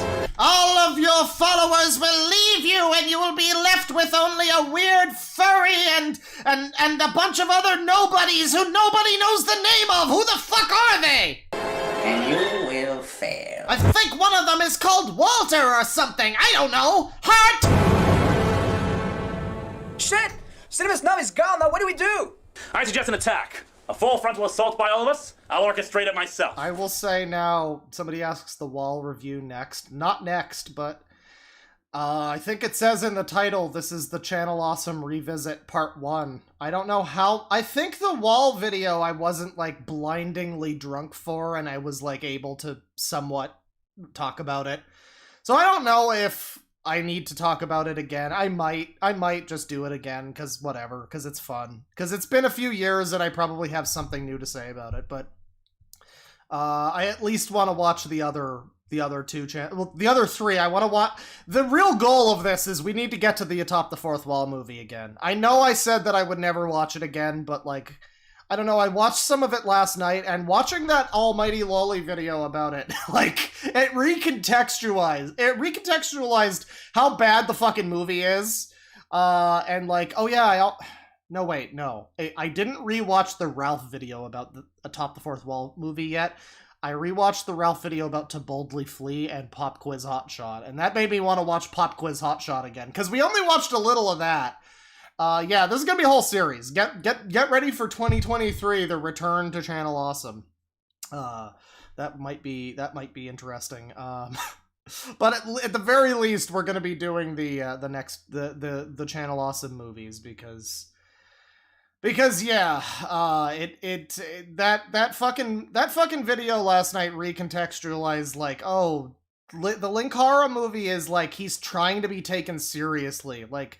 When I was watching it and I was so drunk, I guess, you know, and I had other people. That was the other thing, too, is as much as I enjoy having... I enjoyed having the guests on stream. We had, like, Bane and a few other people show up on stream to watch these movies, and it was a fun time. I think, actually, Aiden Paladin might have been there for this one, or one of the other ones, but it was a fun time. However, there were, like, fucking 5 or 6 of us on stream yelling drunkenly over this movie, and while that is also fun, it's not exactly quite as, like... You know, quite as much as of like a frame-by-frame breakdown as I'd like to do. And, you know, obviously with the Atop the Fourth Wall movie, that's one of those ones we don't even speak about that stream. I, like, disappeared fucking blackout drunk for half of it because that movie is just so bad and boring and annoying. And I'm gonna subject us to it, though. I'm gonna subject us to it. Not today, but soon. Damn it, man! He'll have plenty of time to set off the detonator! He'll kill us all! I can do this, Joe! I've seen Patton over 100 times! No! Please? No, it's too risky. Desperate times call for desperate measures. Please, Joe! I really want to be the White Knight! There is only one. That blue-haired girl is kind of hot! I want her to... I kind of want her to punch me, Joe! Please! Oh, it's time. We've been wondering where Spoonie's been this whole time, and he's just been over here not having his meds for half of this. I don't know how true that is. That's apparently like a rumor. I never heard that until I watched those videos last night. No, actually, I feel like I have heard that before, but I don't know. Watching this now, though, I mean, he is either like he's either one of the better actors in this movie, or something is wrong with him here. Because he definitely looks like he's having some kind of crisis. I don't know. He might just be a pretty talented actor. I don't know. No, you're not seriously suggesting. You wouldn't suspect us all. I say that, and then he sucks. But he was pretty good in the scene before. Just you go in. We got a low bar here, Jim. No, you're crazy. You're all crazy. Come on, quit being a poop. All right, maybe he sucks ass. Never mind. Whatever, just do it. No, I won't be able to. Madness, Spoonie. Alright, yeah, he's the worst actor in the movie, never mind. Inside, you know who you But it's fun, though. It's a fun band. I mean, I was before, but... Lose your senses, man! No, team, then do it for us! Wait, why did you slap him and there was no, like white frame and, like... Hang on, we need to analyze this slap. Lose your senses, man! Hang on. What happens here? Does he hit him? I don't think he hits him, but they don't bother putting in the little white frame to, like, pretend that there was action. That's weird. They need to at least be consistent with that. They were doing that all before. Earlier in the movie, they had the white frames for action. And now it's just nothing? Team, then do it for us! The team! Maybe showing white frames while the French guy's on screen would be offensive, because it would imply that he's surrendering.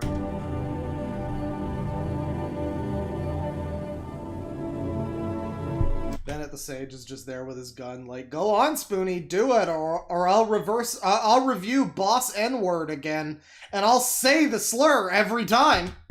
You do realize that once he's unleashed... That's like the only thing I remember. No, okay, Bennett the Sage, the guy with the gun here, him, the Surgeon General guy, I remember him.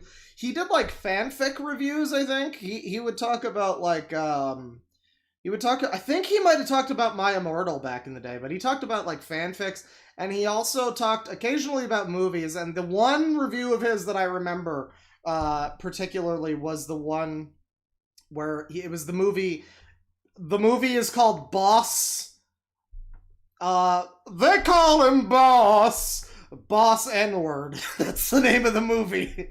And, you know, I personally, I believe that's the title of the fucking movie, so just say it, but, you know, I'm sorry. That's YouTube doesn't, YouTube's not cool on that, but, you know, that is the title of the movie. It was a blaxploitation movie from, like, the 70s or whatever, and, yeah, it was called Boss N-word. And it has a very fun theme song, though, which is, yeah, they call me Boss, and then Boss N-word. It's great. He reviewed it, though, and I feel like he said it because it was like, oh, well, it's called that, so I can say it. I feel like it was a bit of an edgy thing. That's just me. I remember watching that review, and at the time it was like, oh, it feels like you're getting away with something here. Like, I don't know. On the other hand, it's all just fucking syllables anyways, and the words band, we made them up, so, yeah. You do realize that once he's unleashed, there's no holding him back. Sometimes... Yeah, once he's unleashed, Linkara might steal him for his own movie. The best way to deal with a madman is to send in another madman. That's a stupid plan! Exactly! A stupid plan for a stupid man. A stupid plan for a stupid movie. Why are you saying that that's a stupid plan now, Linkara, when that's essentially the same logic that you all followed with Doug's Nazi speech earlier? Again, obviously this is just a stupid comedy movie, but if you start to analyze it like it's an actual narrative, it really falls apart quick. Are you high? Probably. All right. I'll give in to the madness. Man, I love Dr. Insano. I am fucking ready for this.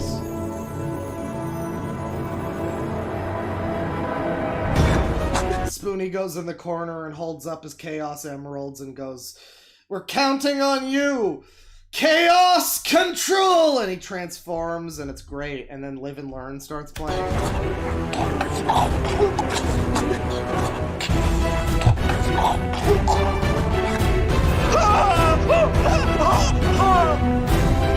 God, I spilled some Sunny D booze on my mouse. Oh god. Oh, I'm a fucking lush. It's happening again. I'm gonna projectile. I know it's gonna happen. I'm gonna vomit everywhere.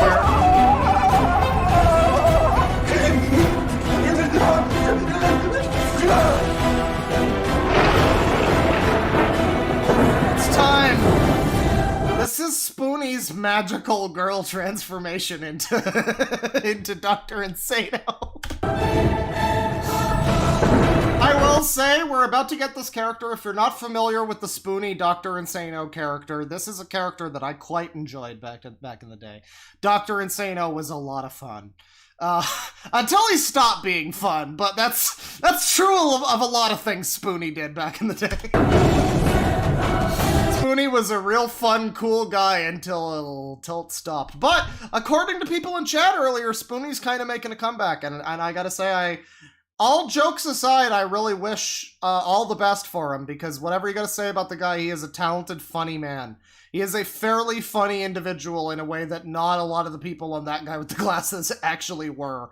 So it's like him and Brad and like, I don't know, I guess Ashens was on That Guy with the Glasses back in the day. A lot of people don't remember that. He was on a category of That Guy with the Glasses. He like never uploaded, I remember that. He uploaded stuff on YouTube, but like he never updated his TGWTG. Guru Larry did though, and therefore we had the joke for a long time about how Guru Larry outlasted them all.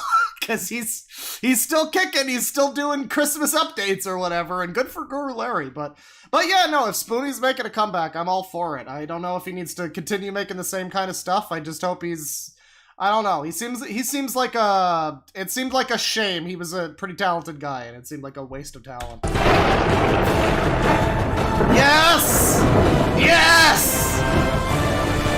Insano!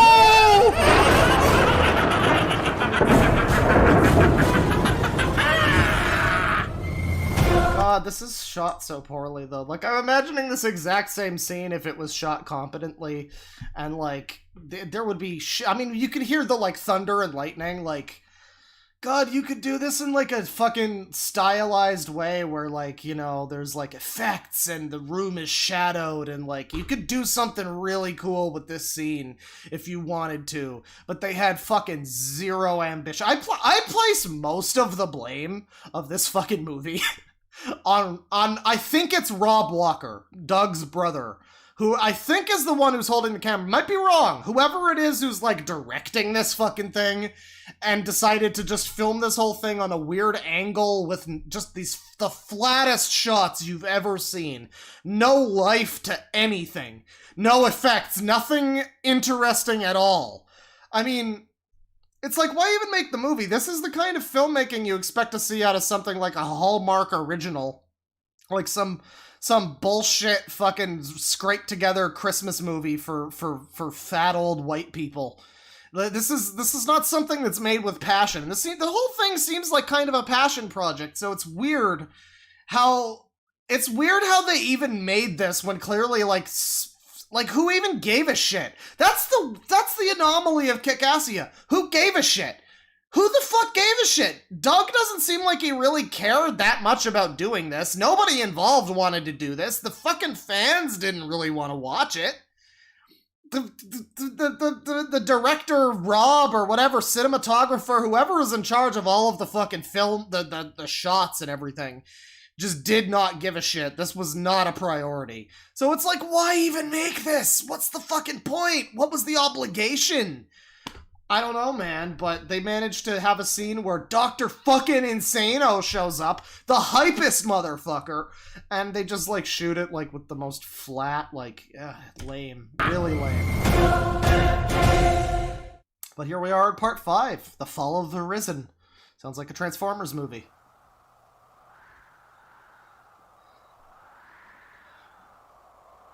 Life is good in Good Springs. Hopefully them powder gangers don't try to start nothing. This is ridiculous. We have no strategy for this. Plus, he's my arch enemy. It's just annoying. No, they're right. Film Brain wanted to make this? Was he actually excited? Ah, damn. Maybe real life Film Brain is closer to the fucking suck-ass character version of him than we thought. You know, we gotta fight madness with madness. And it's the craziest we got. Are you ready there, Gok? I was born ready. Hey, Hogan, who's that? I gotta say, by the way, that chat member earlier was right. They show a whole fucking scene, a whole fucking map at the beginning of this movie, right? They show this whole loophole. It is technically map. We got the Trans-Harmony trails. We got the Helicopter Rock. We got Tower of the Winds over here. And fucking none of this ever shows up in the movie. Like, why even bother having this fucking map to start the movie? You got my hopes up that we were gonna go to the Mustachistan Memorial, but we never do. Fucking waste of everybody's time, god damn it. What were you, like, an hour 3? Yeah. Craziest we got. Oh hey, you gave it to the madness. That's awesome. Miserable Cockosaurus! Sorry, critic, but your reign of terror is at an end. Now a new reign of terror begins. My reign of terror. Alright, you beaker-sucking bozo. Somebody says I'm going into too much detail. I'm drunk. Well, the latter may possibly be true. And maybe also the former. But here's where you're wrong, even though your full statement was correct. The first time I watched these movies, I was in fact so drunk and distracted by my other very cool co-hosts who were also watching them with me. And we were all riffing on the movie ultimately, but a lot of it was like reacting to what the other guy said and that sort of thing. So a lot of the subtleties of this movie kind of went over our heads. So if I'm getting a little over-detailed in the analysis, I mean, that's just because this is long overdue. I never truly shitposted on this movie in the way that I'm doing now. You want a piece of me? Well, you got it. Ow! Oh no! Oh no! Nostalgia Critic is the Mysterio boss fight from the Spider-Man 2 game. You hit him once and he just goes, ah! Or I guess he's Cartman.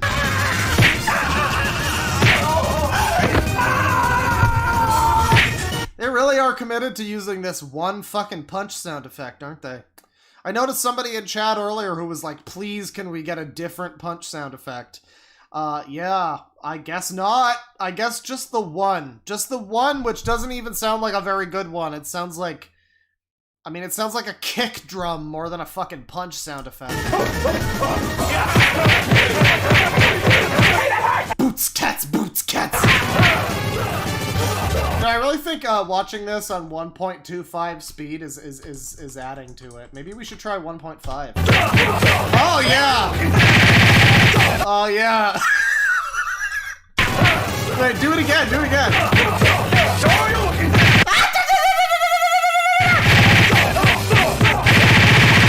You are shocked! This is so fucking dumb, but, you know, that being said...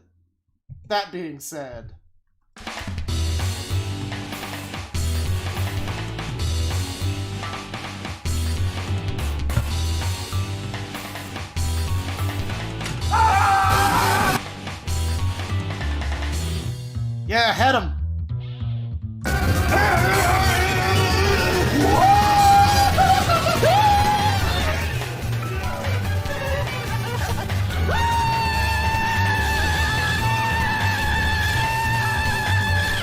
Loud equals funny!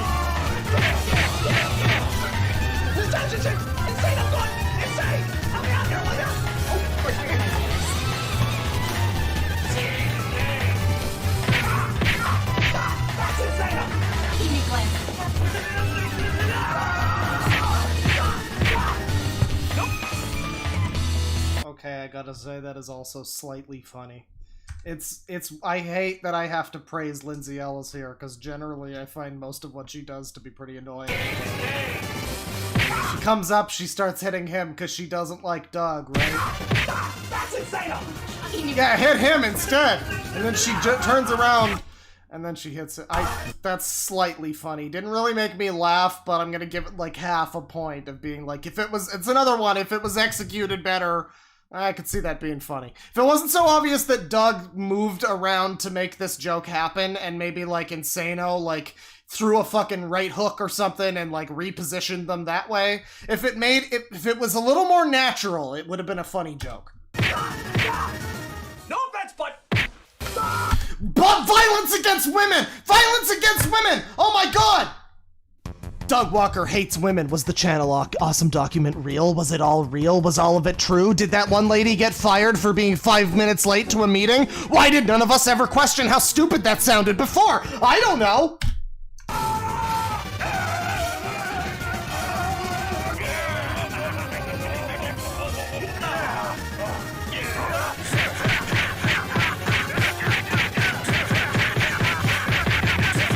I guess if they kept showing the fucking white frame every time he punched, then it literally would give us all fucking epilepsy.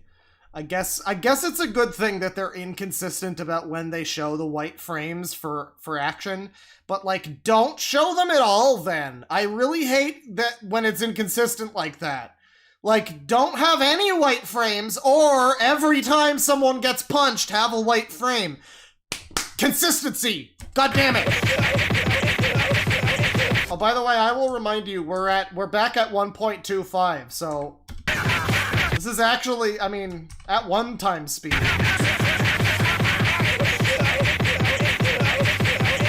Yeah, again, this is like a cartoon scene. This is something that could potentially work if you were, this is something that could potentially work if you, again, if you filmed it stylistically, if you, I don't know, if you weren't Kickassia, but they just, for some reason, the default for this movie and for all of these Channel Awesome productions is this like really cartoonish, silly kind of comedy that's like, it works when Daffy Duck is doing it. It doesn't work when it's like fat, stupid human people.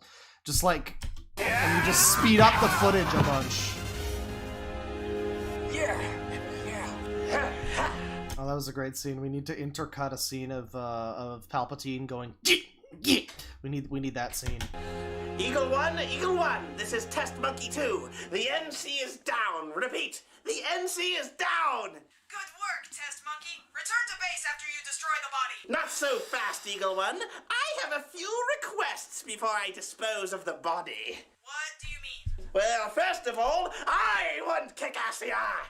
First of all, if you do not acquiesce to my demands within 24 hours, Big Boss's body will be destroyed. That wasn't part of the deal. I am altering the deal. Pray I don't alter it any further. I know what that quote is from. I knew the moment I heard I'm altering, and I'm like, oh no, they're gonna say the fucking.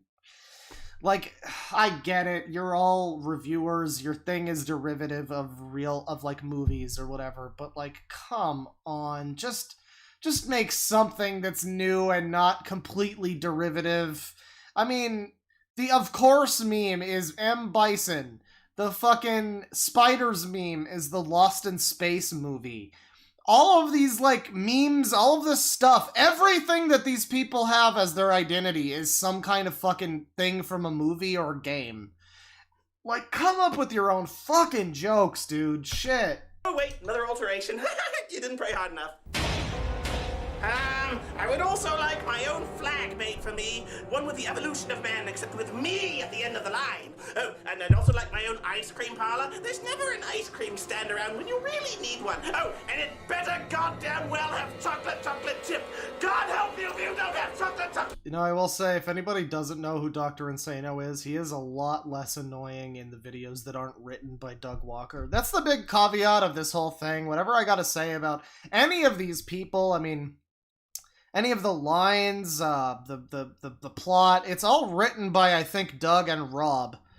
So, part of why, like, I mean, this is sort of how Insano is, but, like, again, more annoying, because Spoonie is funnier, so he writes him to be funnier.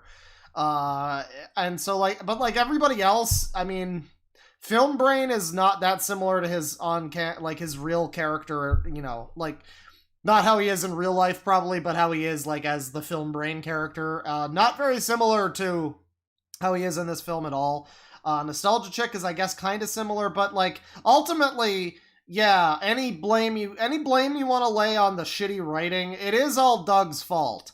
I mean, here's the thing.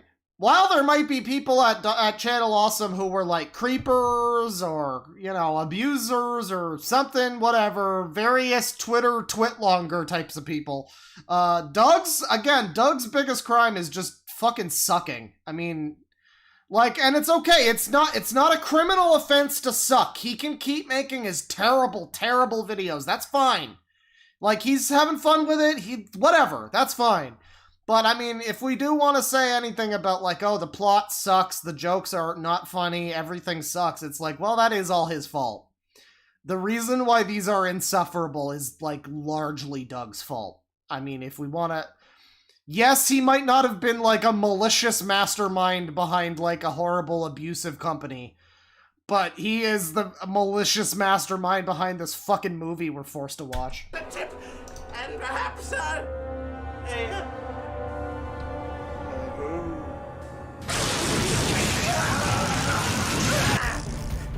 Why do you have electricity? Whatever happened to the purity of unarmed combat? Well, this is just superconductor electromagnetism. Certainly you've heard of it. Kuwabara! Kuwabara! It levitates bullet trains from Tokyo to Osaka. It will levitate my rocket share once it finally arrives. And it also levitates me. What? Okay, when did he get magic? Alright, like... I guess we could just assume that this is fine, because this is, again, cartoonish logic where Linkara has a magic gun. But it's like, Nostalgia Critic wasn't a magical character before this. When did he unlock the power to levitate and shoot lightning? When did he get that? Come on now, you can't just invent this I guess you can. I guess you literally can. And we're just watching the result of that, aren't we? I guess there's no fucking rules to anything. Do whatever. White ending, nihilism, fuck everything. You do realize you're just standing on your tippy toes, don't you? Alright, well, he's not levitating, but he did shoot lightning, so he does have magic. Why is he not able to fucking levitate, though? Why is that a joke? Like, just let him fucking levitate. He's got lightning powers. Let him fucking... What's the difference? That's so dumb. And now he has lightning powers. I guess he probably already did. You know, Insano probably already had that, actually. But Nostalgia Critic didn't. Your superconductor electromagnetism is nothing compared to science! But it is science! Well, I'm science here! Oh, that's such a Reddit joke.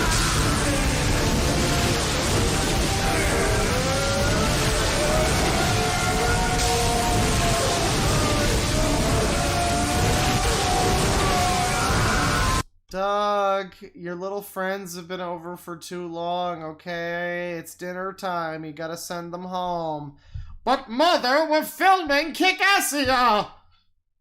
I just use these fucking effects, man. I mean, this might as well be the video of the kid going, Magic Missile! This is like on par. Zap to the extreme!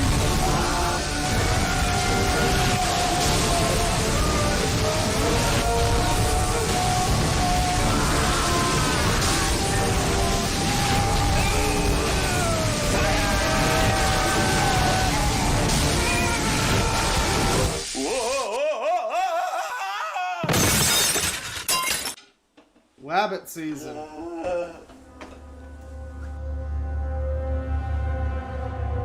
Why does every fucking shot need to be at a fucking angle? Why? This shot's an angle. This shot is at a weird angle. Why are they all like this? Did they think this was more dramatic? What the fuck was the... Oh, God. Knock, knock. Who's there? Gun! Surrender! No! Alright, I just thought I'd give it a shot. Wait, don't tell him! Why not? Well, technically, it's still Spoonie in there. I think I still want to kill him. God! Wait, it's not its fault! It's not his fault. He has multiple mental illnesses that haven't been treated correctly. Well, maybe somebody put him up to it. What are you talking about? Nothing. He's just French. They just talk. Go ahead and kill him. He's just French. Don't worry about him. Someone conspiring against me? What gave you that idea? When he says somebody's conspiring against me. I didn't say that. I still have so much more science to do! He doesn't know. I still had Final Fantasy 11, 12, 13, 13, 2, 13 Lightning Returns, all of the 14 expansions! Yeah, you still had a lot of reviews left in you, bro. What he's talking about? Oh, but a few holes in the doctor help! No! No! Then what's going on? I want my mommy! Nothing. I assure you, nothing is wrong. You're a part of this, aren't you? Me or him? God, every fucking shot with Linkara is just awkward. I'm like, I don't want to be a complete asshole, but like, I mean, shit, dude. There's just not a shot where he doesn't look like the type of person Linkara is, you know? Neither! Yes! Yes! You are against me. Just like, look at his face. There's just something about the way he acts. Too. Yes! Yes! There's something about it. I don't know. I don't know. I just it bothers me greatly. Help me, Santa! I would say I'm sure he's fine as a person, but yeah, I don't know about that either. But you know, whatever. Paranoid critic. Not a bully Who stream. else is in on it? Help me, Jesus Christ! We're all your Would never think of bullying all of these people who made this horrible movie. Friends, critic. Are you? Yes. Are you? Help me! Santa Christ! Santa Christ! Santa Christ! We all love Not this part of the fucking movie. Oh god.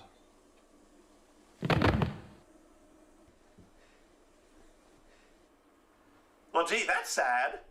This is like the one thing I really remember from this movie is the extended scene of "We Believe in Santa Christ" that's about to happen. So everybody, get ready. The belief will be real. He's fucking dead. You just killed Santa Christ. You all saw it. He came at me with a chainsaw.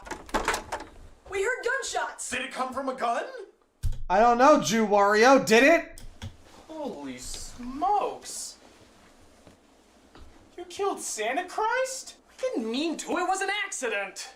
My god, the greatest combination of Christmas icons is dead. Yeah, I guess he is.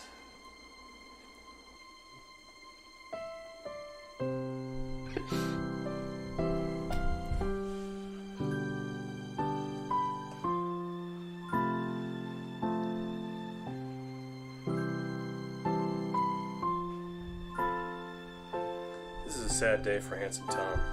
Who the fuck are you losers? Vicky. I hate you. At least he died a good, strong man. And three-dimensionally. To be fair, I hate Angry Joe too, but that's just because I know him. Hey guys, what I missed? Santa Claus! You know, I gotta say, the number of times that this movie has weird little jokes that allude to the fact that Jew Wario fucking dies, like, it's kind of weird, isn't it? Like, did it come from a gun? Like, these are all just setups that are given to me, you know? It's unfortunate that this man killed himself, whether he was a sex pest or not. Supposedly he wasn't actually a pedophile, so there is that, but whatever he actually was, I'm sure he, whatever, but it is just it's a little strange how many times there are shots where he's the only one who dies comedically, or he falls and nearly gets killed by a train to the face. I don't know, it's just funny. It's a little strange. No! I'm just saying, Film Brain plotted to kill Jew Wario, and this whole thing was an inside job. That's a fact. That happened. He should have been holding a noose. Allegedly.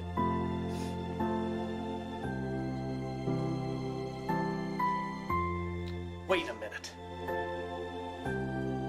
Isn't Santa Christ made out of the hopes and dreams of people everywhere? Maybe, just maybe, we wish hard enough, we can bring him back to life.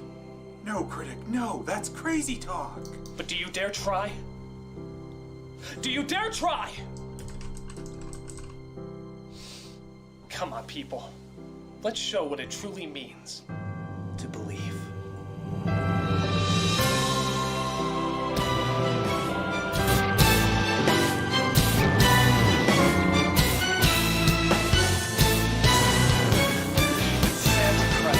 We believe in Santa Christ. We believe in Santa Christ. We believe in Santa Christ. We believe in Santa Christ. We believe in Santa Christ. We believe in Santa Christ.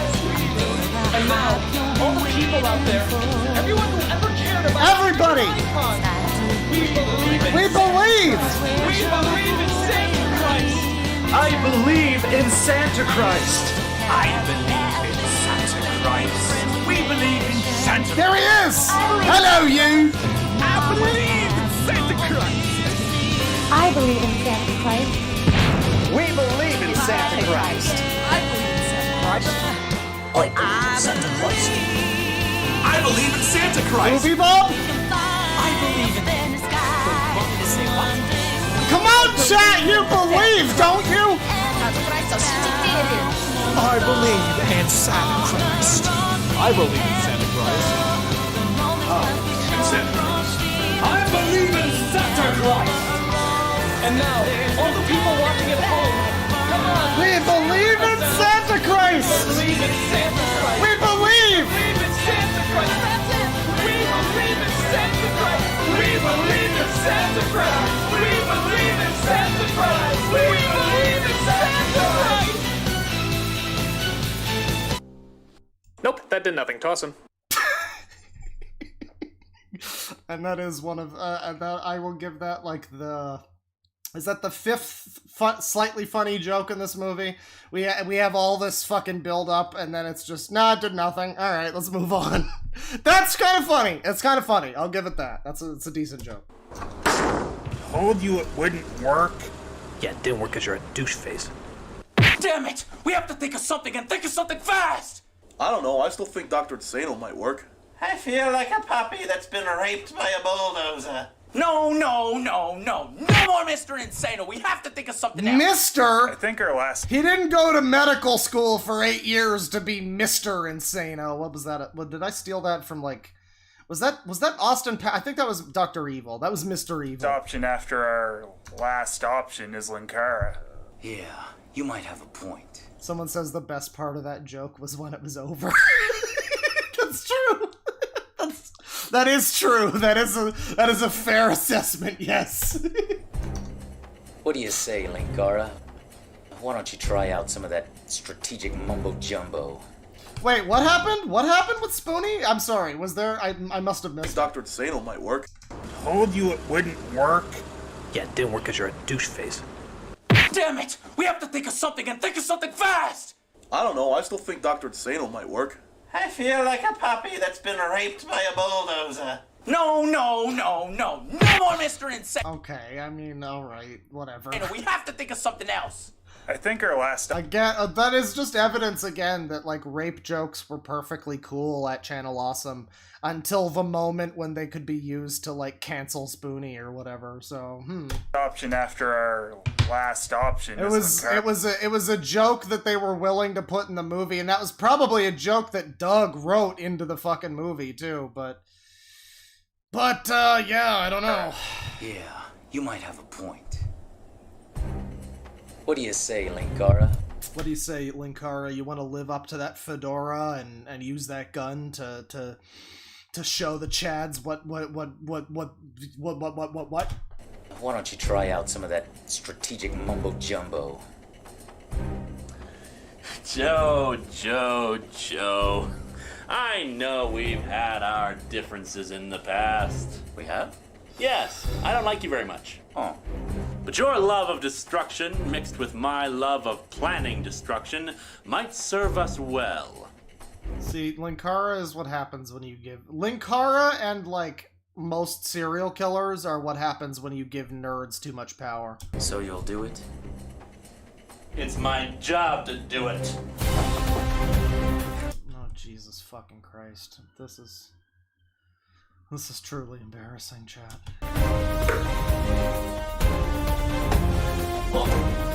Alright, troops, here's how it's gonna work. We're gonna hit him during the day. We're gonna hit him like crap through a goose. Now then, the reason why we're hitting during the day is because it'll be less likely that he'll have the detonator on him, especially when we let him have it. Let him have what? The greatest plan that man has ever known. That's a game of Risk. Yes, and it's also gonna... So, I'm over here just, like, remembering when I liked these people, and I'm just trying to cast my mind back to that era, and I'm like, I remember a time when I was genuinely a Linkara fan. I liked what he did reviewing comics, and for that reason, I watch, like, you know, comic tropes and, you know, back issues and whatnot now, but, like, I liked what he did back then, and so I'm just imagining if I had watched this movie, I don't remember how I actually felt, but I feel like if I watched this movie, I would be like, what the fuck is Linkara doing here? None of this has to do with Atop the Fourth Wall, or him as, like, a comic reviewer. None of this has to do with comic books at all. Why is he here, even? Just because he's, like, part of this group, I guess, but he has, like, no real reason to be here. I don't know. It just feels like if for a lot of these people, I mean... Obviously, if you're watching a lot of these people, it's like, well, I like watching them review stuff. But it's also like, I don't know, they have their own style, they have their own sort of format, and this just kind of, it just like homogenizes them. It globalizes them into a mono entity that all just kind of sound a little bit like Doug. I just feel like even if you are a Linkara fan or whatever, this is just lame. Serve as our battle plan. Now then, just assume that Northern Europe here is a government house, and Greenland is the best. What the fuck is this map? What the fuck is this?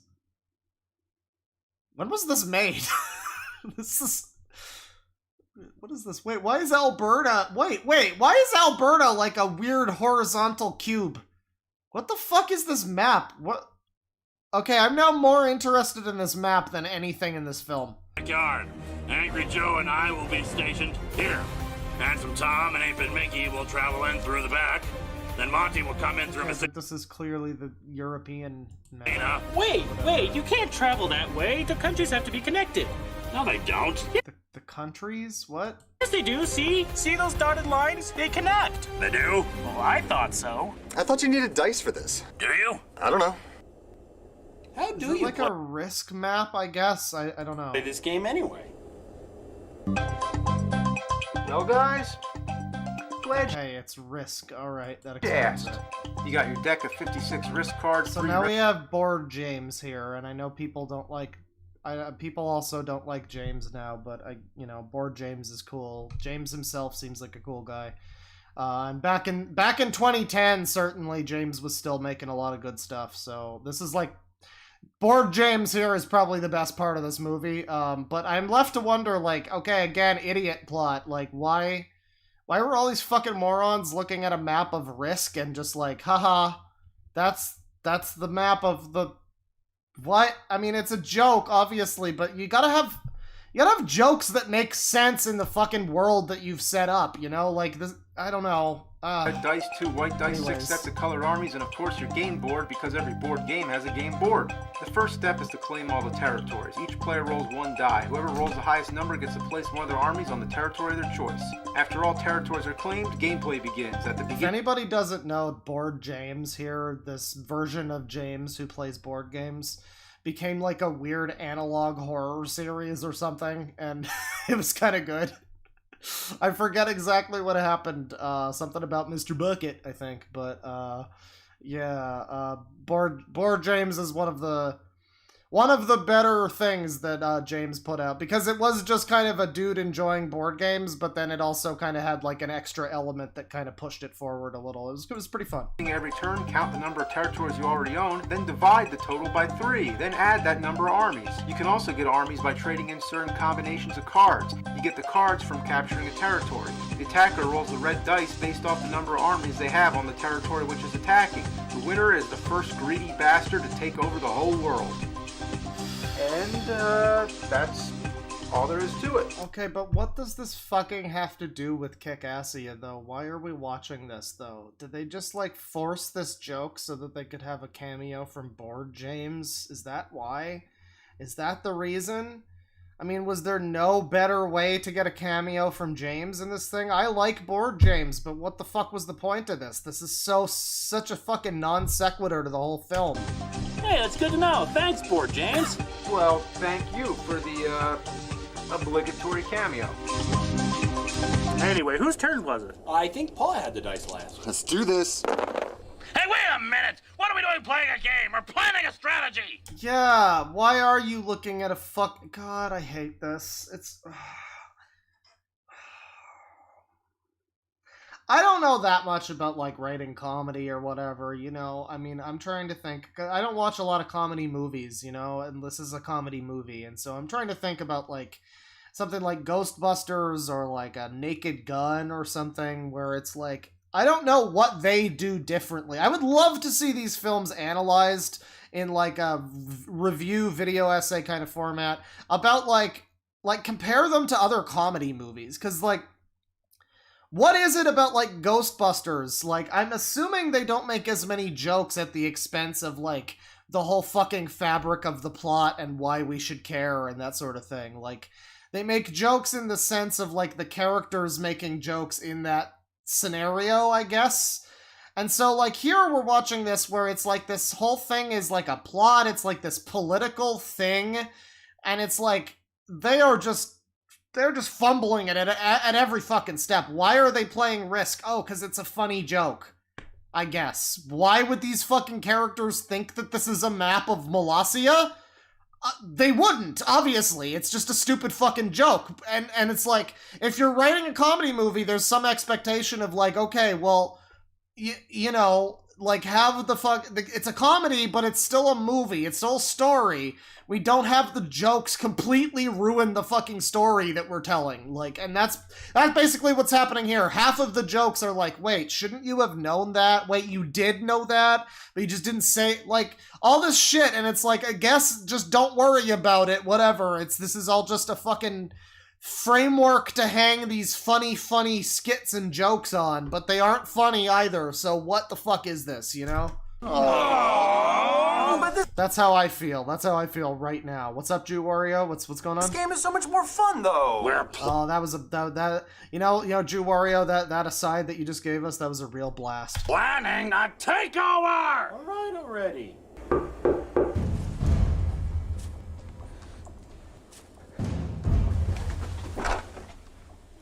Who is it? It's Film Brain. How do they know it's really you? I wouldn't want you to know it's me, so I wouldn't admit it was me. Confusing enough.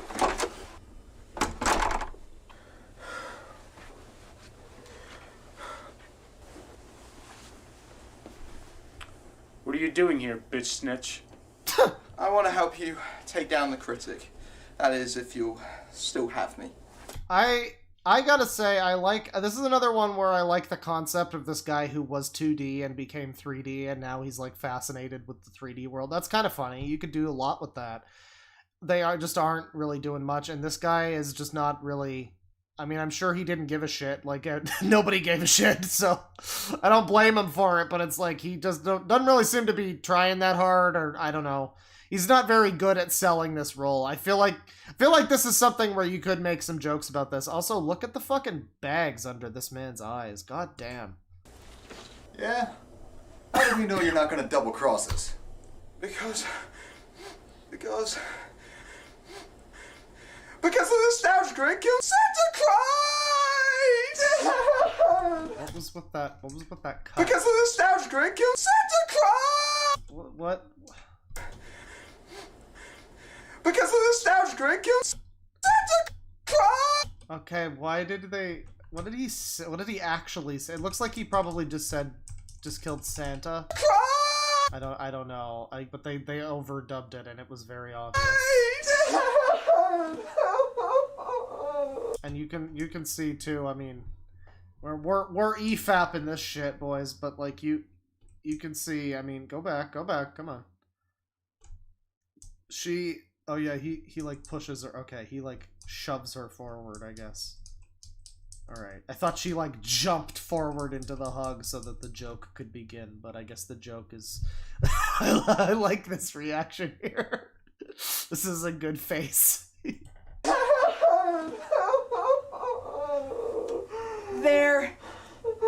There. So you're saying you want vengeance for Santa Christ? No, I'm saying I want you out of this fucking movie. Want his frigging head! Good. Then we're all on the same page now. Now, we've just decided that Linkaro's gonna plan the attack. And you just missed a humorous cameo from Board James. We're just about... Where is my coterie of furry co-hosts? Well, I don't know. I don't have any of that right now, but, you know, the last time I watched this fucking movie, I had like 5 people, so statistically one of them was probably a furry. I don't know. Talk about how we're gonna bring down the Empire. Good. Very, very good. Good. Everybody set? All right, then. Now listen carefully. We've only got a few days to plan this out, so let's get it right. Why are you still looking at the fucking risk map? The joke is over, people.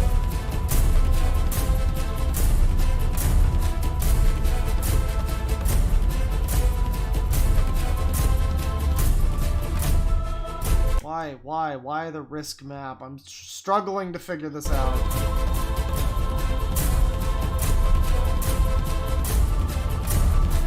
We repeat the joke where he scratches his temple with the gun. It was funny the first time. It was funny ironically because that joke is so like so overdone, but we're getting it again. That's good. Wario, superimposed shot of Jew Wario and a gun. I'm just gonna leave it at that. Pointed directly at his forehead too.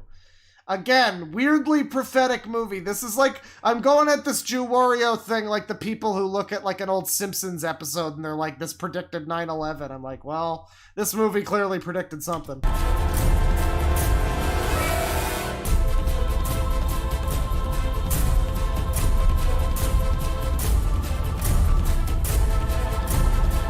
Listen, all right, it's man. not me who's making suicide jokes, it's the fucking movie, alright?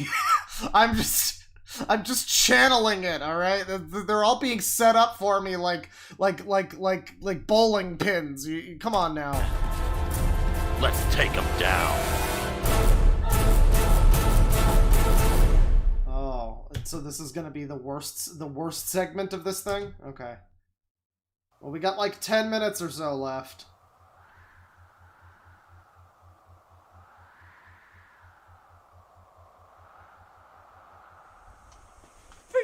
From school are we? Built as a schoolgirl as can be, filled to the brim with girlish glee. God, Doug is just like this. This is just like how he always was. This is just how he still is just this like falsetto screaming and whatnot. I don't even know when I see him enter a scene and he's just like, ah! It's like, all right, that's Doug. He's here now. It's not even a surprise anymore, but sometimes I do just like, yeah, there he is. That's how he is. I don't know if I ever told the story of how I stopped being a Nostalgia Critic fan, but I mean, it's a very simple story. I was a fan, and then one day I watched a video of his, probably around like, I don't know, 2011, 2012 maybe, probably 2011. Or maybe even late 2010, where he started the video and like a few minutes into the video, he literally, the joke was he screamed for like 30 seconds straight. And I don't know what it was. It was something funny in the movie that made him scream. And so for 30 seconds, it was just, ah! And that was it for 30 seconds. And that was the moment when I don't think I ever watched another Nostalgia Critic video after that. That was like a switch fucking flipped in my brain. Like, oh, this is terrible. This is fucking garbage. I still watched other people on the site for a little while, but yeah, that was the beginning of the end. And I don't know, just watching this clip, just From school are we, but as a schoolgirl as can be. Just reminded me of that for some reason. I don't know. Filled to the brim with girlish glee. 3 little maids from school. Everything is a source of fun. What the hell? Excellent shot. So the scary part is that there's like a bunch of chat messages that go, that was the Tom and Jerry movie review, I think. Son of the Mask? Was it his junior review? Was it the Scooby-Doo review? You know, for all I know, it was all of them. That's the scary thing, is that it was probably all of them. It was probably all of them. And I just saw one of them. I think it might have been Junior. I think it was either Junior or it was... I forget. It was like... Fuck. I think it might have been this movie with, like, Tom Hanks. And, like, this little kid. I don't remember much. I think it might have been something like that, but it might have been Junior. I don't know. Mr. Joe! It was probably all of those, yes. Except for the fact that you missed. Fire again!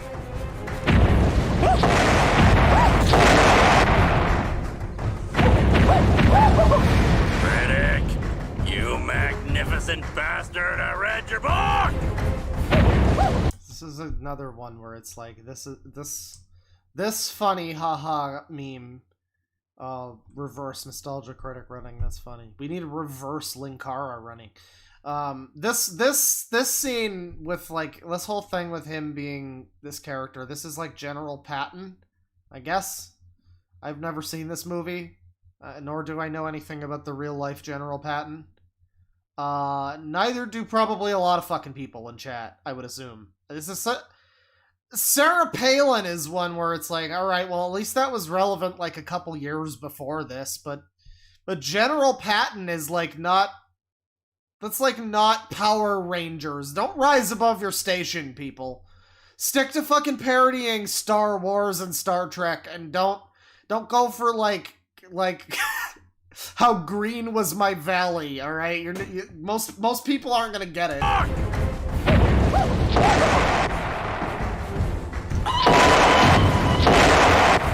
Oh, that's a shame.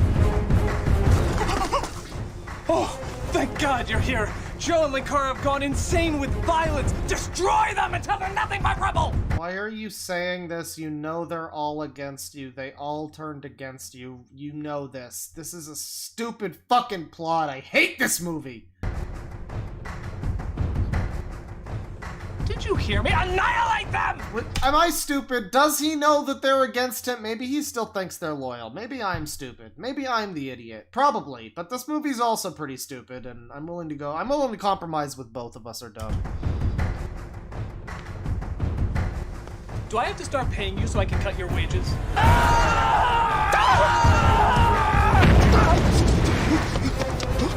Revolution! This is, terrible. This is just terrible. That's how I feel. Loud screaming is funny. Get him, Barry! Wee wee with a bee.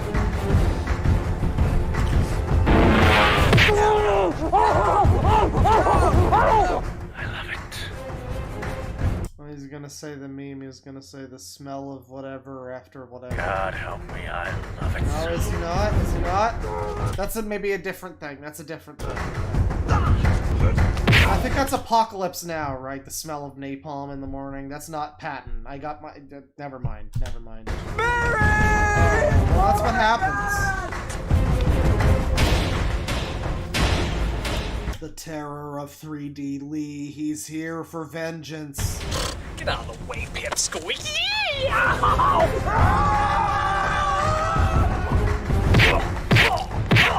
White frame. Epilepsy warning. Epilepsy warning. So, you like being 3D? Oh yes, I do. Well, tell me how these feel.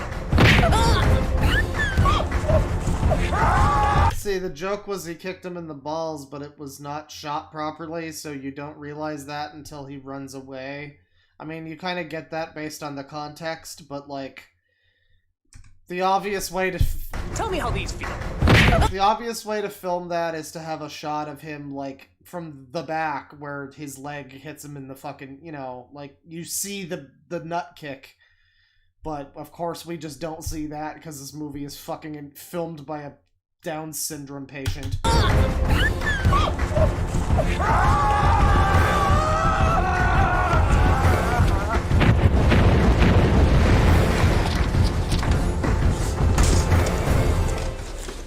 Who would have thought a dictatorship would be so one-sided? Fail it. After all the good ideas I came up with for you. Shut up! Just shut up! E2, film brain. Sorry, Critic, but you shot one Santa Christ too many. Sorry, Critic, but everybody came to the website for you, and not us, and now we have to make this angry document, saying that you were mean. You're such a twerp. You're a twerp! I don't really think Film Brain was involved in that, but... So, you've all been plotting against me. You know, I really expected Kickassia to kick a little more ass than this. I am very disappointed in all of you. You have Oh, they're about to kick your ass pretty hard. Oh, is that Brad? indeed been hanging out with the wrong crowd. Yo, he's back!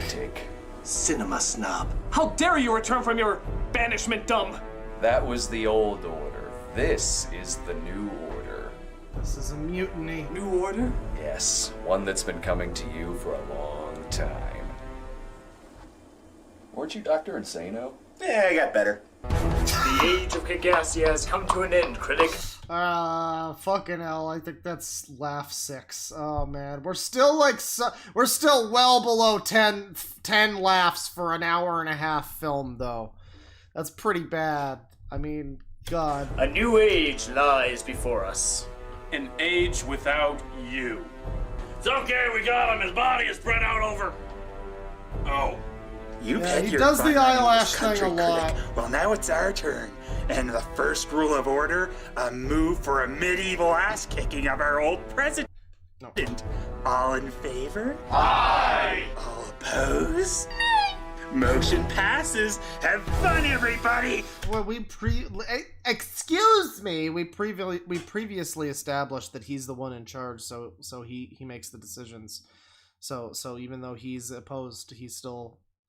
That's factually doesn't fit with the canon. Wait! I have an idea. Really? What is it? The idea involves You. me Getting. Your ass kicked. My ass kicked. Me getting my ass kicked. No, wait. Too late.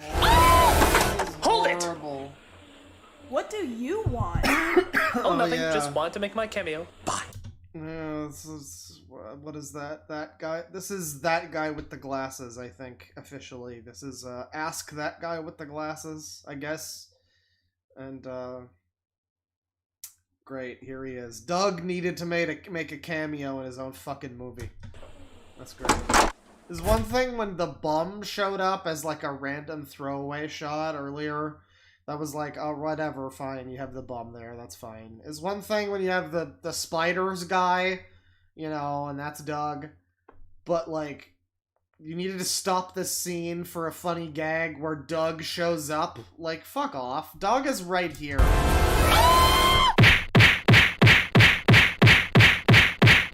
We still have the fucking white frames, even though we're doing this. They wanted to do... Now, let me say, this looks really stupid. Oh, fuck. Oh, that's not how we do it. That's a... Fuck. Motion passes. Yeah, kick his ass. Kick his ass. Yeah, kick his ass. If they did this for the whole film, if a lot of the combat was stuff like this, why does this guy have, like, his shirt off? What the fuck? Who is punching him? I don't know, but... If a lot of the fucking fighting in this film was done in this kind of stupid, stylized way, that would be better than the white frame thing, but they still do the white frame thing. Oh my god, use a different fucking sound effect! What, is it funny to you that it's the same sound effect, just... Jesus Christ. Jesus Christ. I didn't even get my rocking chair. It's over! The evil critic is defeated! Yay, the guy who we came to this website for is defeated, and now nobody will ever come to that guy with the glasses website, because that guy with the glasses is dead. Uh-oh, we didn't think this through. Listen, a new dawn is upon us! The uprising has begun!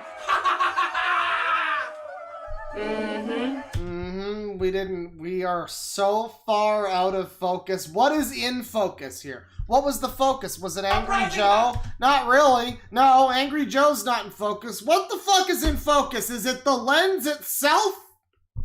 Begun!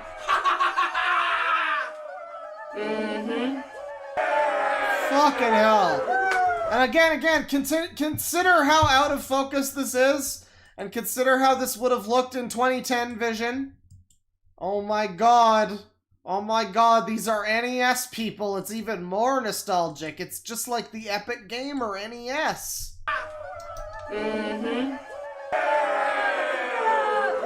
Oh, who are these people? Who are these women? That is Kevin Baugh's family. They took over the fucking country.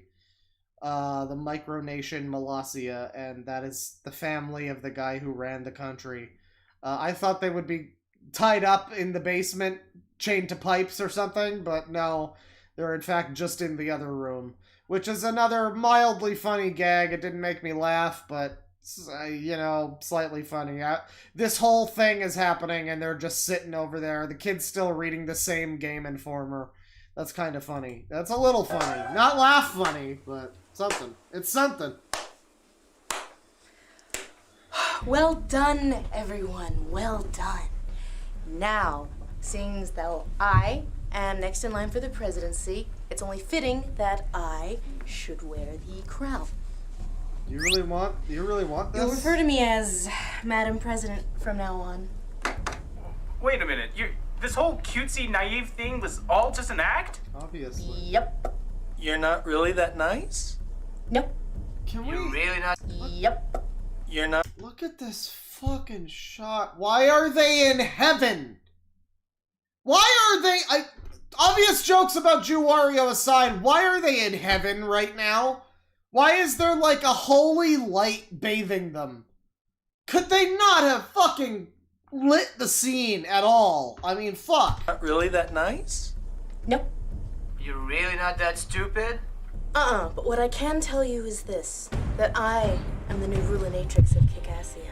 And there are gonna be some new rules around here. Oh, we're getting the low shot so that it's like mommy step on me cam, I see.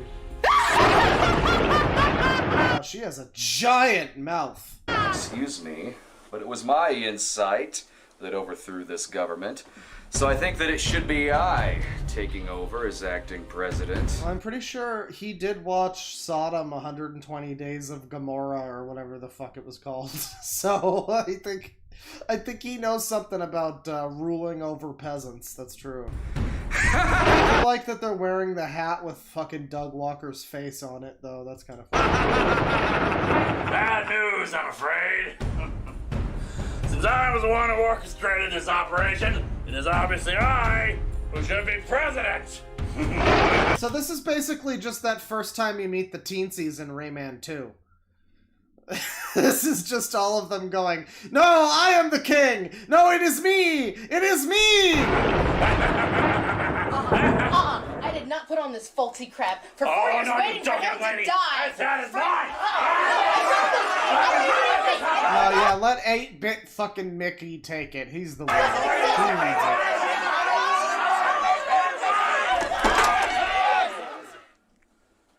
Santa Christ, Santa Christ, we all love Santa Christ. Santa Christ? That's right! On the third day I rise again, in fulfillment of the awesomeness. Santa Christ! It's so good to see you! I feel nothing. Hey, wait a minute. Why did it take you 3 days to come back? Why couldn't you just do it right away? Well, I'm sorry. Have you ever been dead before? Have you ever risen from the grave? Guess not. Well then, I guess you don't have any sort of frame of reference now, do you? That's okay. Here, have a fellow. Oh my god, I love this game! I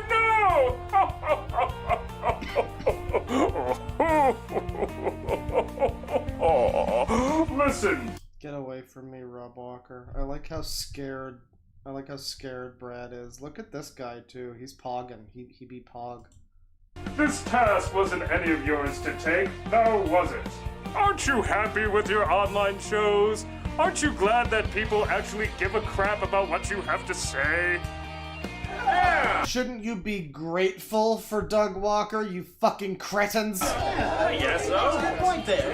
Well, what do you say we get back to that nice Mr. Baugh fellow? It was his place originally, after all. You know, he's right. Let's give Mr. Baugh's land back. Freedom! This movie is why we had invented social distancing. Also now they're in fucking focus again. That's cool. Wondrous freedom! Shine and bask in the glory of your new world! It was kind of funny when they brought the family back the second time. It wasn't funny the third time. Ah, no you don't! Need I remind you that there are 20 tons of dynamite under this nation? Joke's on you, moron. Did he really order the dynamite? I'm still, even though I'm not totally drunk, I'm still not fucking following this thing. It's like he really just intended to like murder all his people or whatever. Okay. Or like set that up for this reason. I thought that was like, I thought like, oh, somebody acted like somebody planted a fake receipt for dynamite so that Doug would look like he did something crazy. And they all, like, it was Kevin Baugh. I figured he set it up. But no, it's just Doug as a psycho. Alright. Disconnected the dynamite after I left. You pushed that thing and nothing happens. I don't believe you! I push this button and we all get blown sky high! Very well. For the honor and of Kickassia!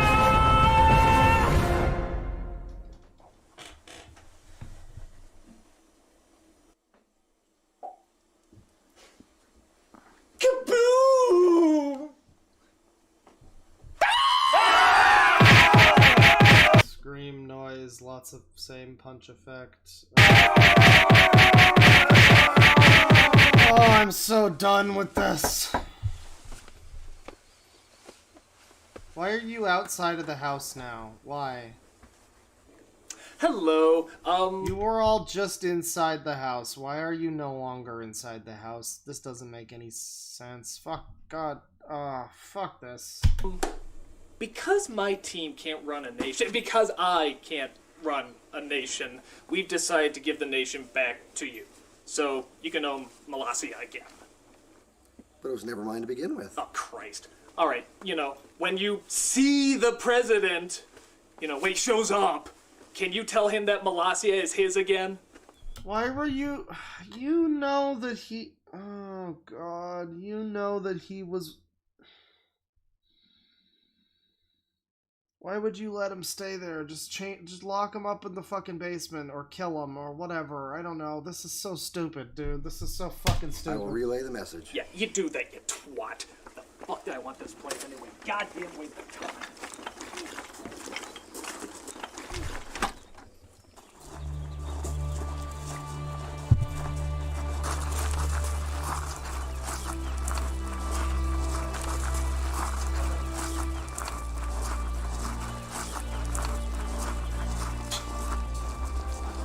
See, again, you could have a little story here where it's like this guy learns some humility from the micronation president. He learns, oh, it's not so easy to run a country. It turns out this guy, we didn't have any respect for him. He's just running this little micronation, but it turns out it's actually a real, it's a real thing or whatever. You could do something, but then they just don't fucking bother. And it's probably for the best, because it would have been terrible.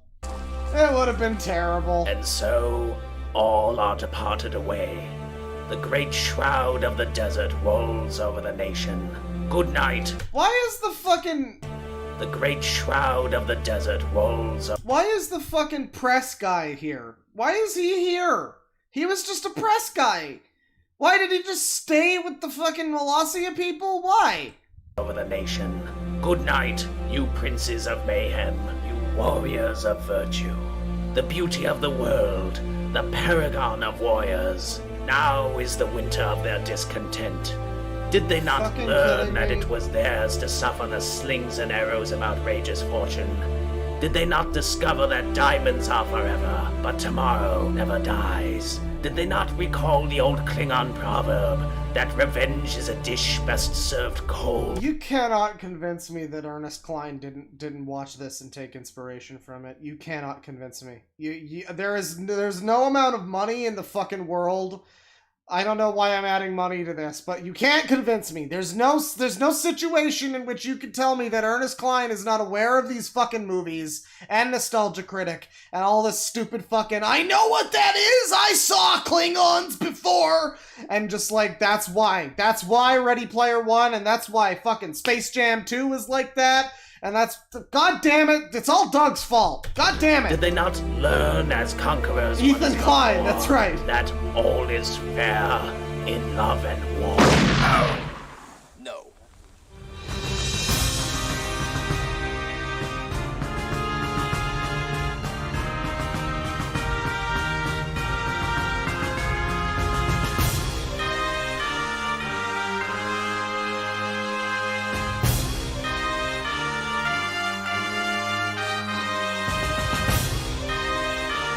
This art is so much better than the actual movie we saw. Look at this. This actually makes these people into, like, characters that are actually kind of like real characters and not like a bunch of stupid fucking people cosplaying themselves.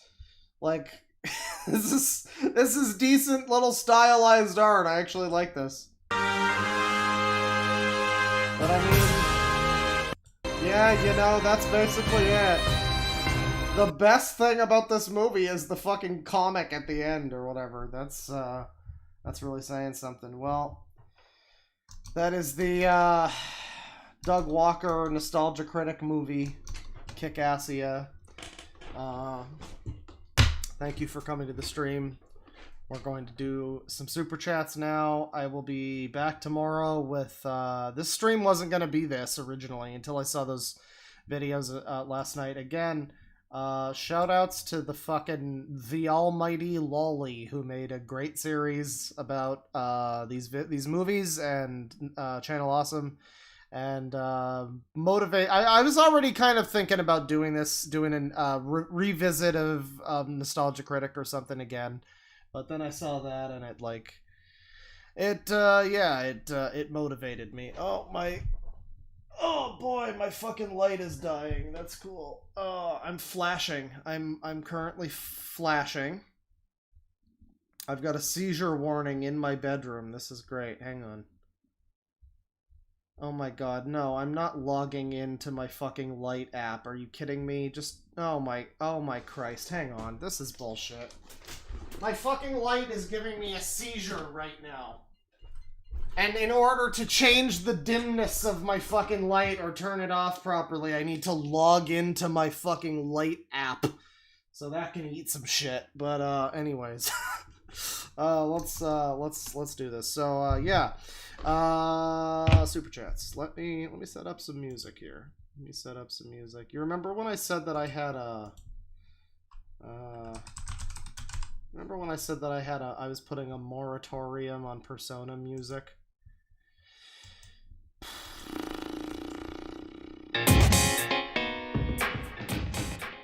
So, let's take a look here. Oh, that's from 4 days ago. $50 from Earth's Singularity. Love you, may your light outshine a quasi-star. Well, thank you very much, Ashtar.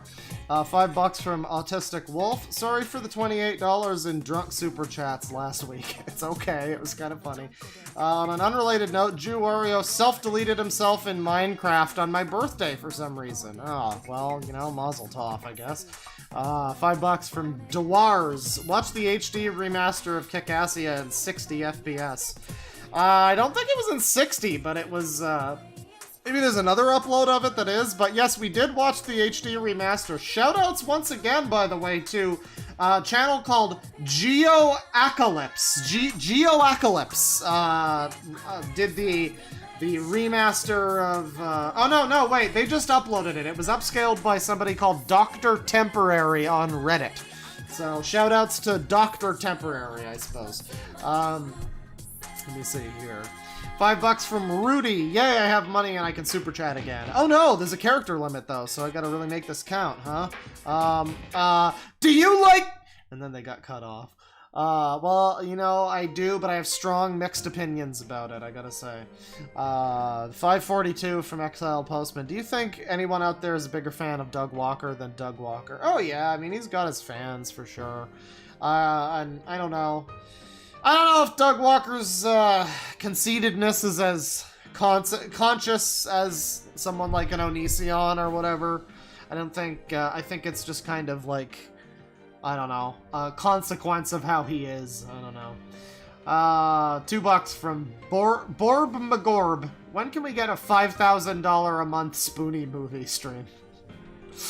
I mean, listen, whenever Bane makes it, you know, it's all up to him.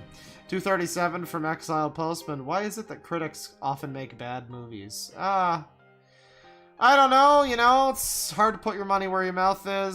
It's also a question of, like, you know, passion, I guess. How much are you willing to... another great point. This whole video, this whole stream has been like a, hey, everybody go watch that Almighty I keep saying his fucking name wrong. It's also a stupid fucking name. I hate saying it. But it is memorable. The Almighty Loli. It's a good channel, despite the weird name. Talks about Berserk and stuff too. And yeah, he was. I fully just the whole stream is like dedicated to that because he also talked about, like, you know, real filmmakers. They go out of their fucking way. You know, like, people will break into places to get the footage that they need. If they fucking need it. Oh, there you go. $20 from the Almighty Loli. Better to have a cringe username than green M&Ms in my porn history. Well, there you go. It's a memorable name, but yeah, very good videos. I enjoyed them. Absolutely check those out, everybody. But yeah, no, he points out, like, in the video about Atop the Fourth Wall, he says, like, yeah, I mean, you know, a real filmmaker, they break into locations, they will guerrilla film make, and for Linkara to act like he's such a big fucking guy, and like, oh, look at my movie, Mecha Linkara is a serious villain, everybody. It's like, no, asshole, this is bullshit. This is a bunch of slapped together shit. Do you really want to make this? Obviously not.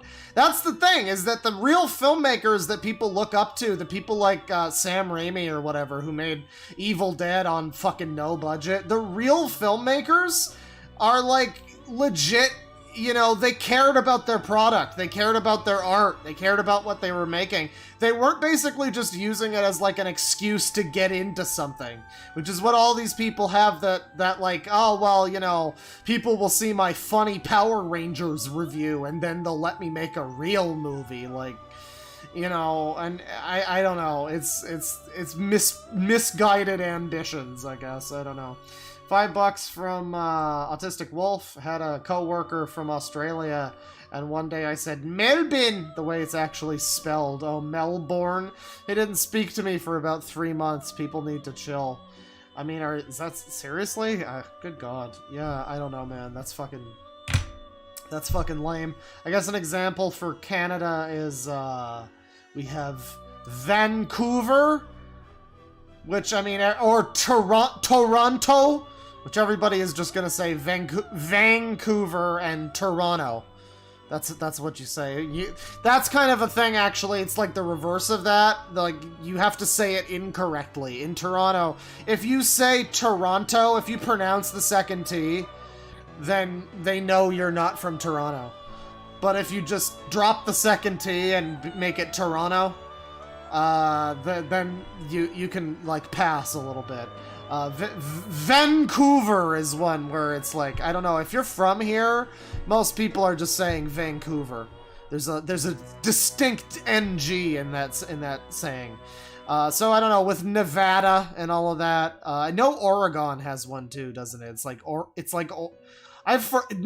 is like the worst because it's like a specific thing. It's really stupid. It's like, no, it's Oregon or something. It's like one syllable is off and they fucking freak out on you.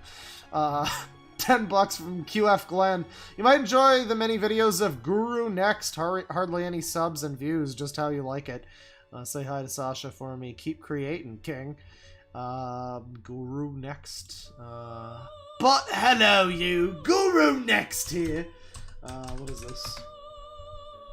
Guru next, YouTube CEO. Yeah, this looks pretty. This looks like a schizo thread. I'll check this out. Good suggestion. $20 from Little Reg. This is a blast from the past. I remember watching this as a kid and loving it. Also, who groomed two girls? One, I think, was a minor, and he had a whole Neko girl harem going on. Oh, you mean Jew Wario did? I mean, again, I don't know how much of that doc is, like, true or false. I'm just saying that, evidently, according to that video last night, it seems as though there is not actually very much real evidence that Jew Wario did anything with minors, except with the exception of a girl who was 18 and claims she mentally felt 16 or something, which is kind of fucking stupid, but yeah, I don't know. Apparently he did, like, feel up Brad Jones's fucking wife or something, but there's like a whole thing about that. I don't know. Again, the guy's dead now. It just seems a little icky to me, the fact that they've, like, people have just believed that he's like a pedo for all this time, and as far as we know, that's just not even true. Like, it might be true that he's some kind of date rapist or something. I don't know. It just seems a little weird that they, you know, did this with a guy who, like, killed himself. I don't know. But yeah, he does seem like a pretty questionable guy, that being said. I mean, but again, we don't know the full extent of what happened. I don't know. If there's more proof of something that comes out, then, you know, I'm ready to eat my words. But it seems as though a lot of that document is fueled by bullshit, and I don't know. That might be it. That might be part of it. It might not be though. $10 from Ticked Turmoiled Potato. No message, but thank you. $5 from Deadpool Tacos 89. I discovered Doug because of Phelan crossover. Yeah, he did do that sometimes back then. The crossovers with other people. It was a simpler time back when other people actually wanted to cross over with Doug Walker. I mean, I guess people still do now, but none of the same people. $5 from Psy. Doug refuses to use anything but camera audio to this day. I'm not even joking. That is like the filmmaker equivalent of DSP refusing to, like, record his screen and instead fucking pointing a camera at his screen and being like, no, it's fine! Just, like, stubborn and weird about it. That's bizarre. I mean, you just refuse, like, okay, I'm making a film, but I'm not going to do the thing that filmmakers do. Alright, why don't you just not fucking use a camera? How about you just don't record it? How about you just run around in the fucking woods with your friends and shout Magic Missile? How about that? $10 from Based Fee. I still high-key enjoy Cinema Snob / Brad Jones. Enjoy the Wage Cage Shekels, Father. Also, never forget the mud. Well, I looked into the mud fetish people. And I don't know, they weren't that interesting, I'm sorry to tell you. I mean, I looked into the channel that you told me about, and it was kind of just a bunch of guys in, like, boots and jeans stomping around in the mud, and I mean, it's a little weird that they're into that, I guess, but I don't know, there wasn't too much in the way of, like, a personality fueling it. I mean, I didn't get much of that anyway. Maybe I'm wrong, maybe there's other channels that do it, but from what I saw, the mud fetish thing is sadly not as interesting as it might sound like it is. But again, willing to be proven wrong. $5 from Victor Martinez. I've never heard of Red Letter Media or Channel Awesome until I stumbled upon your channel. I never really found stuff like this when I browsed YouTube. Oh man. Well, you know, in some cases that's probably for the better, you know.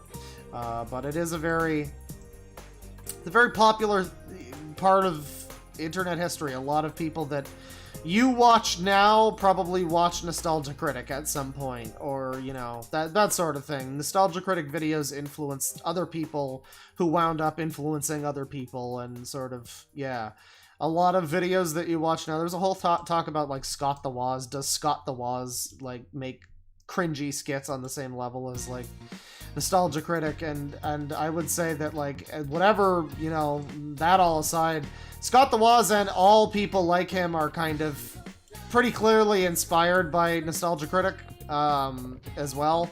You know, I mean, maybe not even directly, but again, inspired by people who were inspired by Nostalgia Critic. So yeah, I would say, you know, it's an interesting thing to look back on. It's a piece of internet history. It is, I don't know, it's very unique. I can't think of something, I don't know what else, I mean, what else you would use, like maybe, I don't know, some really terrible movie from like the 70s or something that everybody saw, you know, I can't think of it, but Plan 9 maybe. It's like a Plan 9 for the internet. That's what Kickassia is. And Channel Awesome as a whole can kind of be summed up as like a weird thing we gawk at and kind of like, oh boy, that was a strange time in history. $2 from Victor Martinez. Should Channel Awesome exist in this time and age? I don't know. I mean, people enjoy Channel Awesome still. People enjoy Channel Awesome, but you know, it's not the same as it was. Doug still makes his videos and still seems to have some fun with it. There's people surrounding Doug. There's actually an interesting video from a YouTuber called Lady Emily who talked about Demo Reel, the return of Demo Reel. Which, apparently Demo Reel, the shitty, which by the way, we're going to be watching that on stream. I think I don't think I watched all of it.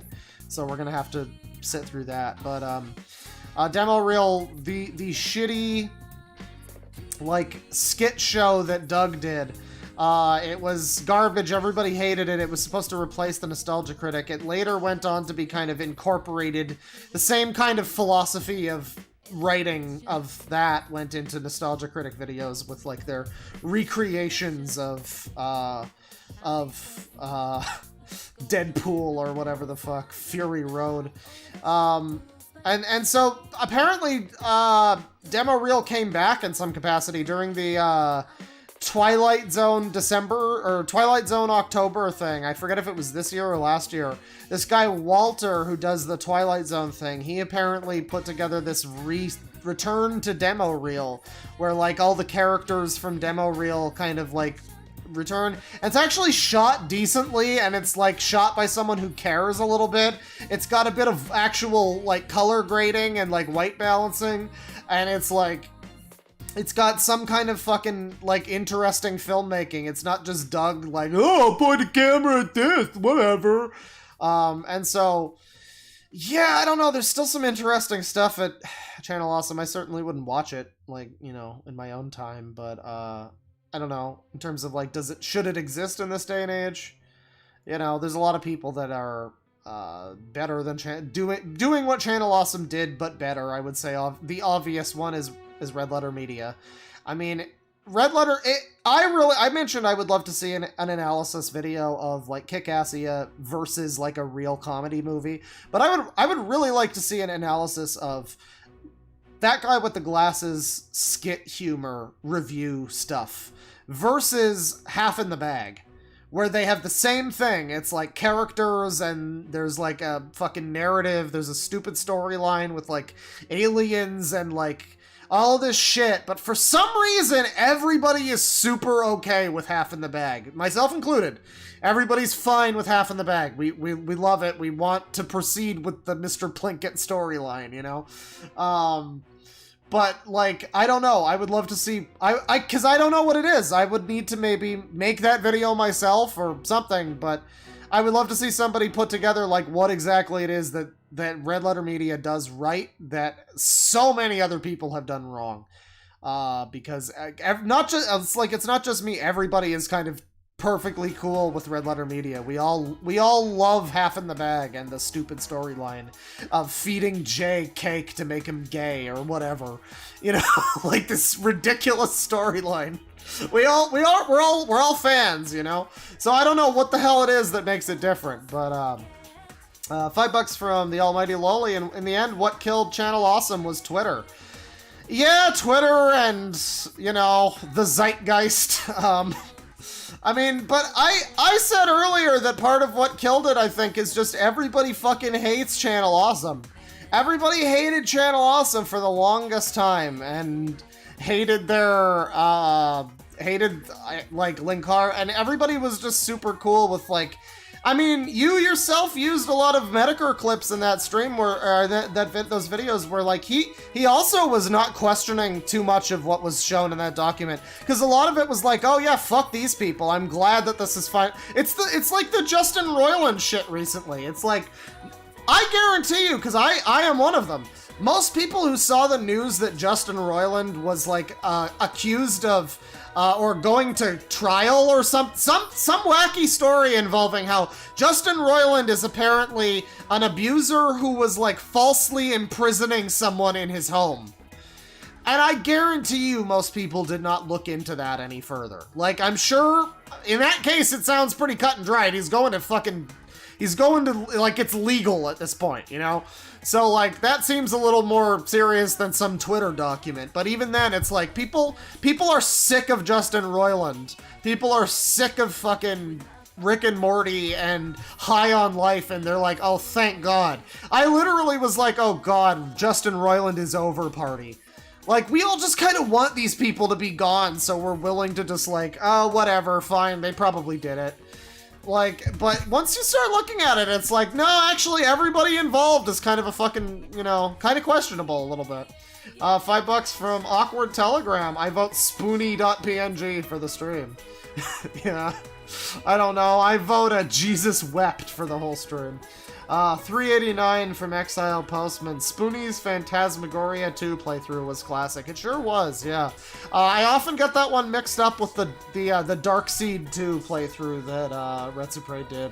Because they were similar kind of weird HR geegery fucking FMV games from people from a decade ago who we don't talk about now. Oh, the Retsuspective is coming, ladies and gentlemen. It's still gonna happen. But so is the fucking Gamergate retrospective, so God, hang on for that. $2 from Autistic Wolf. $2 to briefly explain what happened to Spoonie, please. You know, Trump happened, a lot of people seemed to try to assassinate his career, a lot of different illnesses and real life stuff happened, and people being mean to him online for reasons that were both justified and not, and now he's just kind of a depressed, sad sack. I understand he is apparently making a bit of a comeback, and I said before, I'm totally down for that. I hope he's doing well. I hope he's, you know, able to... Because again, he was a fairly talented guy. He was one of the funniest people on that site.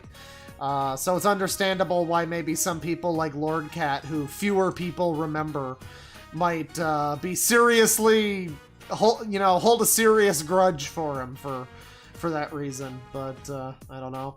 $5 from Squid Jones. Got a D&D game, so I'm gonna have to catch the archive. Thanks for getting back to these, Claw. Also, try not to ruin your pants. It wasn't my pants, it was my wall that got the brunt of it. Thank you. No, I had a little bit of booze, just a little bit. I said I wasn't gonna drink in the stream, and I did. I kind of half held by that. I didn't get super drunk. I got, a little toasty, but that's fine. $2 from Prince Alex. Here's to the fair use bear. Cheers. Well, he could use it. Thank you. $10 from Piles. Thank you. $5 from Pinkubus. I have a Doug Walker body pillow and Kickassia DVD, both signed by the entire Channel Awesome crew. The pillowcase is hung above my bed as we speak. Oh, this is a good memory for you. You hang it up on the mantle along with the family photos. Okay. Interesting choice. $5 from Moonsnail. Doug Walker is so unfunny it pains me. Save me, Clawfather. He is, but I mean, again, we have to give him credit for, like, you know, his biggest crime seems to just be being stupid and not funny. Like, that's his biggest crime.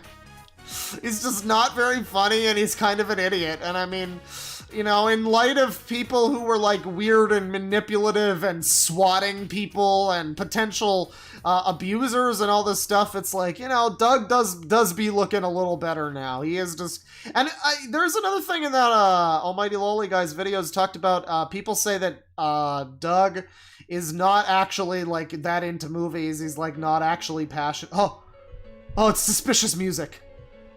Oh! Somebody did something! Wario, what did you do? Oh! What is this strange milky fluid coming out of me? Wario! Oh no!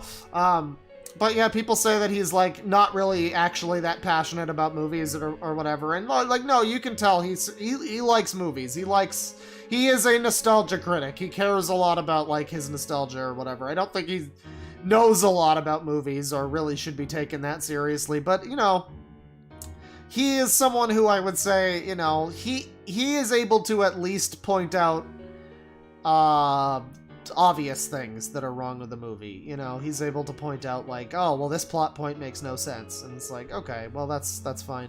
He's not really maybe able to identify what makes a shot good or, you know, any of the things that are wrong with his movies. He's clearly... that's not his expertise, but I don't know. You know, I don't know. He's unfunny, but at least that's, like, the extent of it. $5 from Oni3. If I recall correctly, this film had the same, if not a bit larger of a budget as the first Clerks film. Yeah, I think it was similar, or at least the Linkara movie was like similar, because that was what the Clerks film came up in those movies, or in those videos last night that I watched.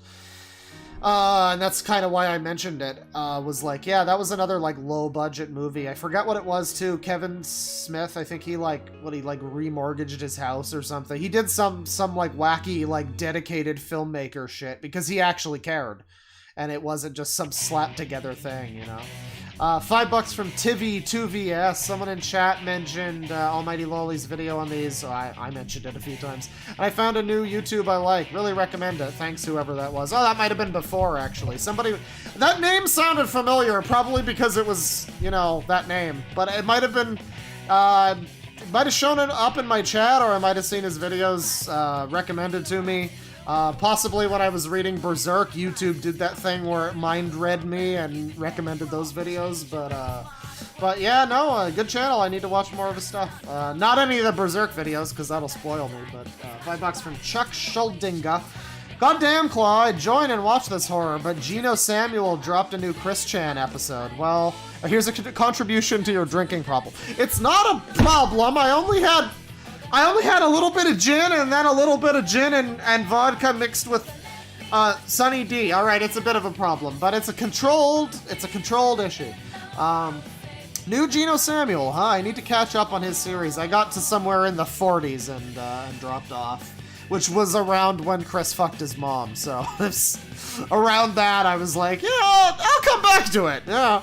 $2 from Simon. Simon's Channel Awesome was a mistake. I mean, it led to a lot of stuff on the internet. I don't know if we can say it was a complete mistake.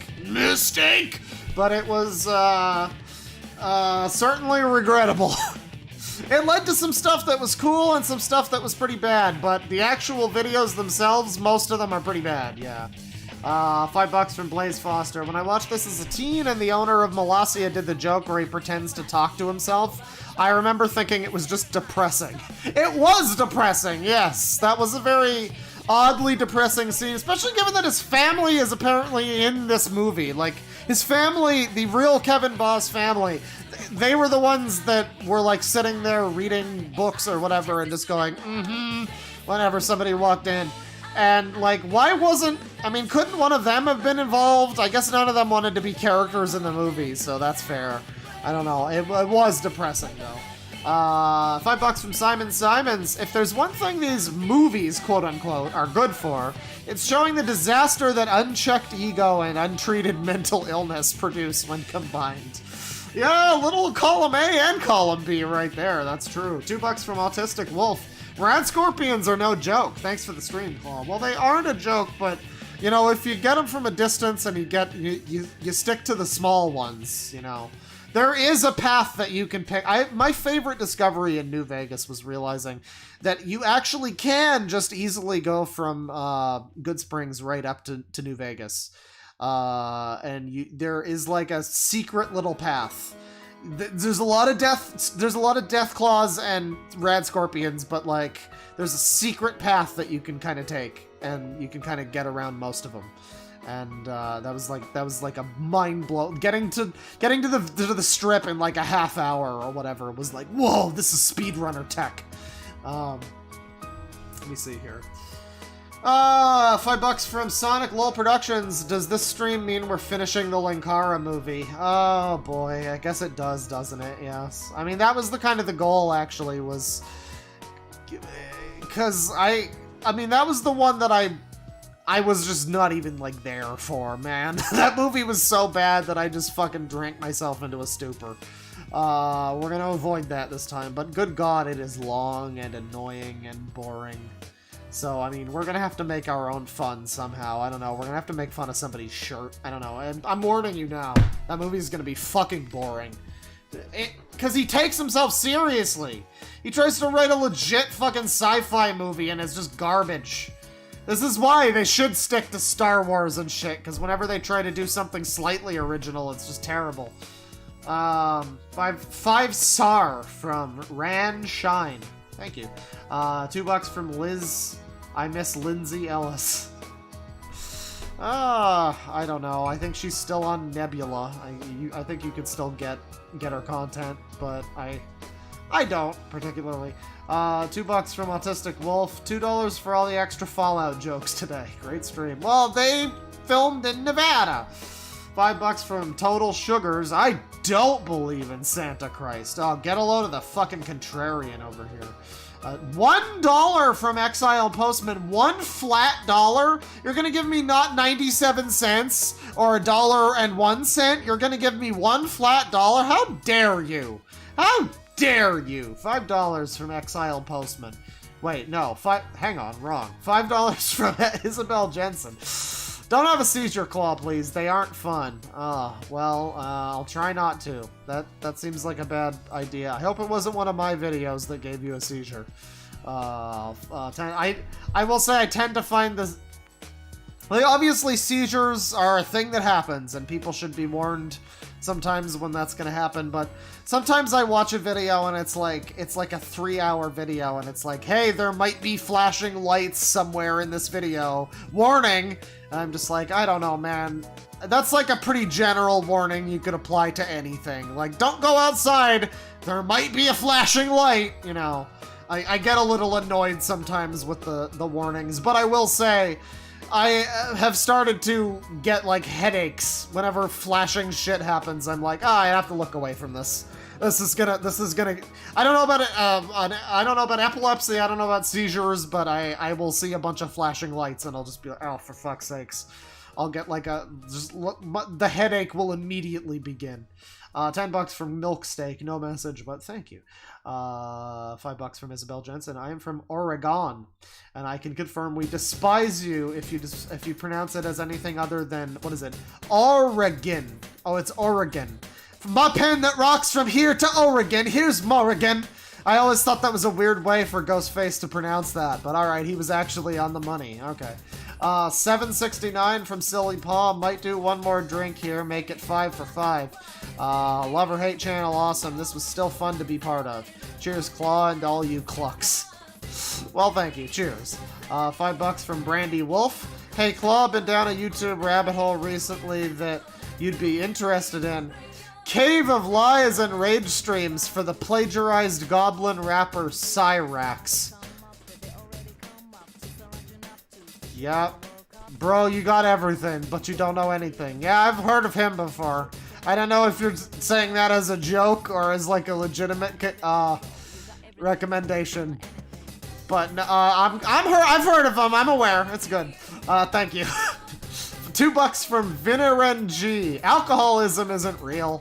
That's true. I don't believe in alcoholism any better than I believe in Santa Christ. Well, that'll do it for the stream, everybody. Thank you for stopping by. Appreciate it. We'll be live tomorrow. I was saying before, I wasn't even gonna fucking do this stream. Not now, anyway. But until I saw those videos last night. Today's stream was going to be like another Wheel of Trash. We were going to do Wheel of Trash. I had a couple of other specific things. I've got some old friends to look at. I've got a scam, a new weird scam to look at. It's like a pyramid scheme or something. So there's a lot of stuff to look at on whatever the next stream is. Sure hope I don't decide to do Channel Awesome again, because that's a bad idea. That's just a bad idea for everybody involved. Well, thank you everybody. That'll do it for the stream. And hang on. Oh god, what's a good here? This one, guys, ladies and gentlemen. This one's for Jew Wario. You're probably not here. Rest in peace, chat.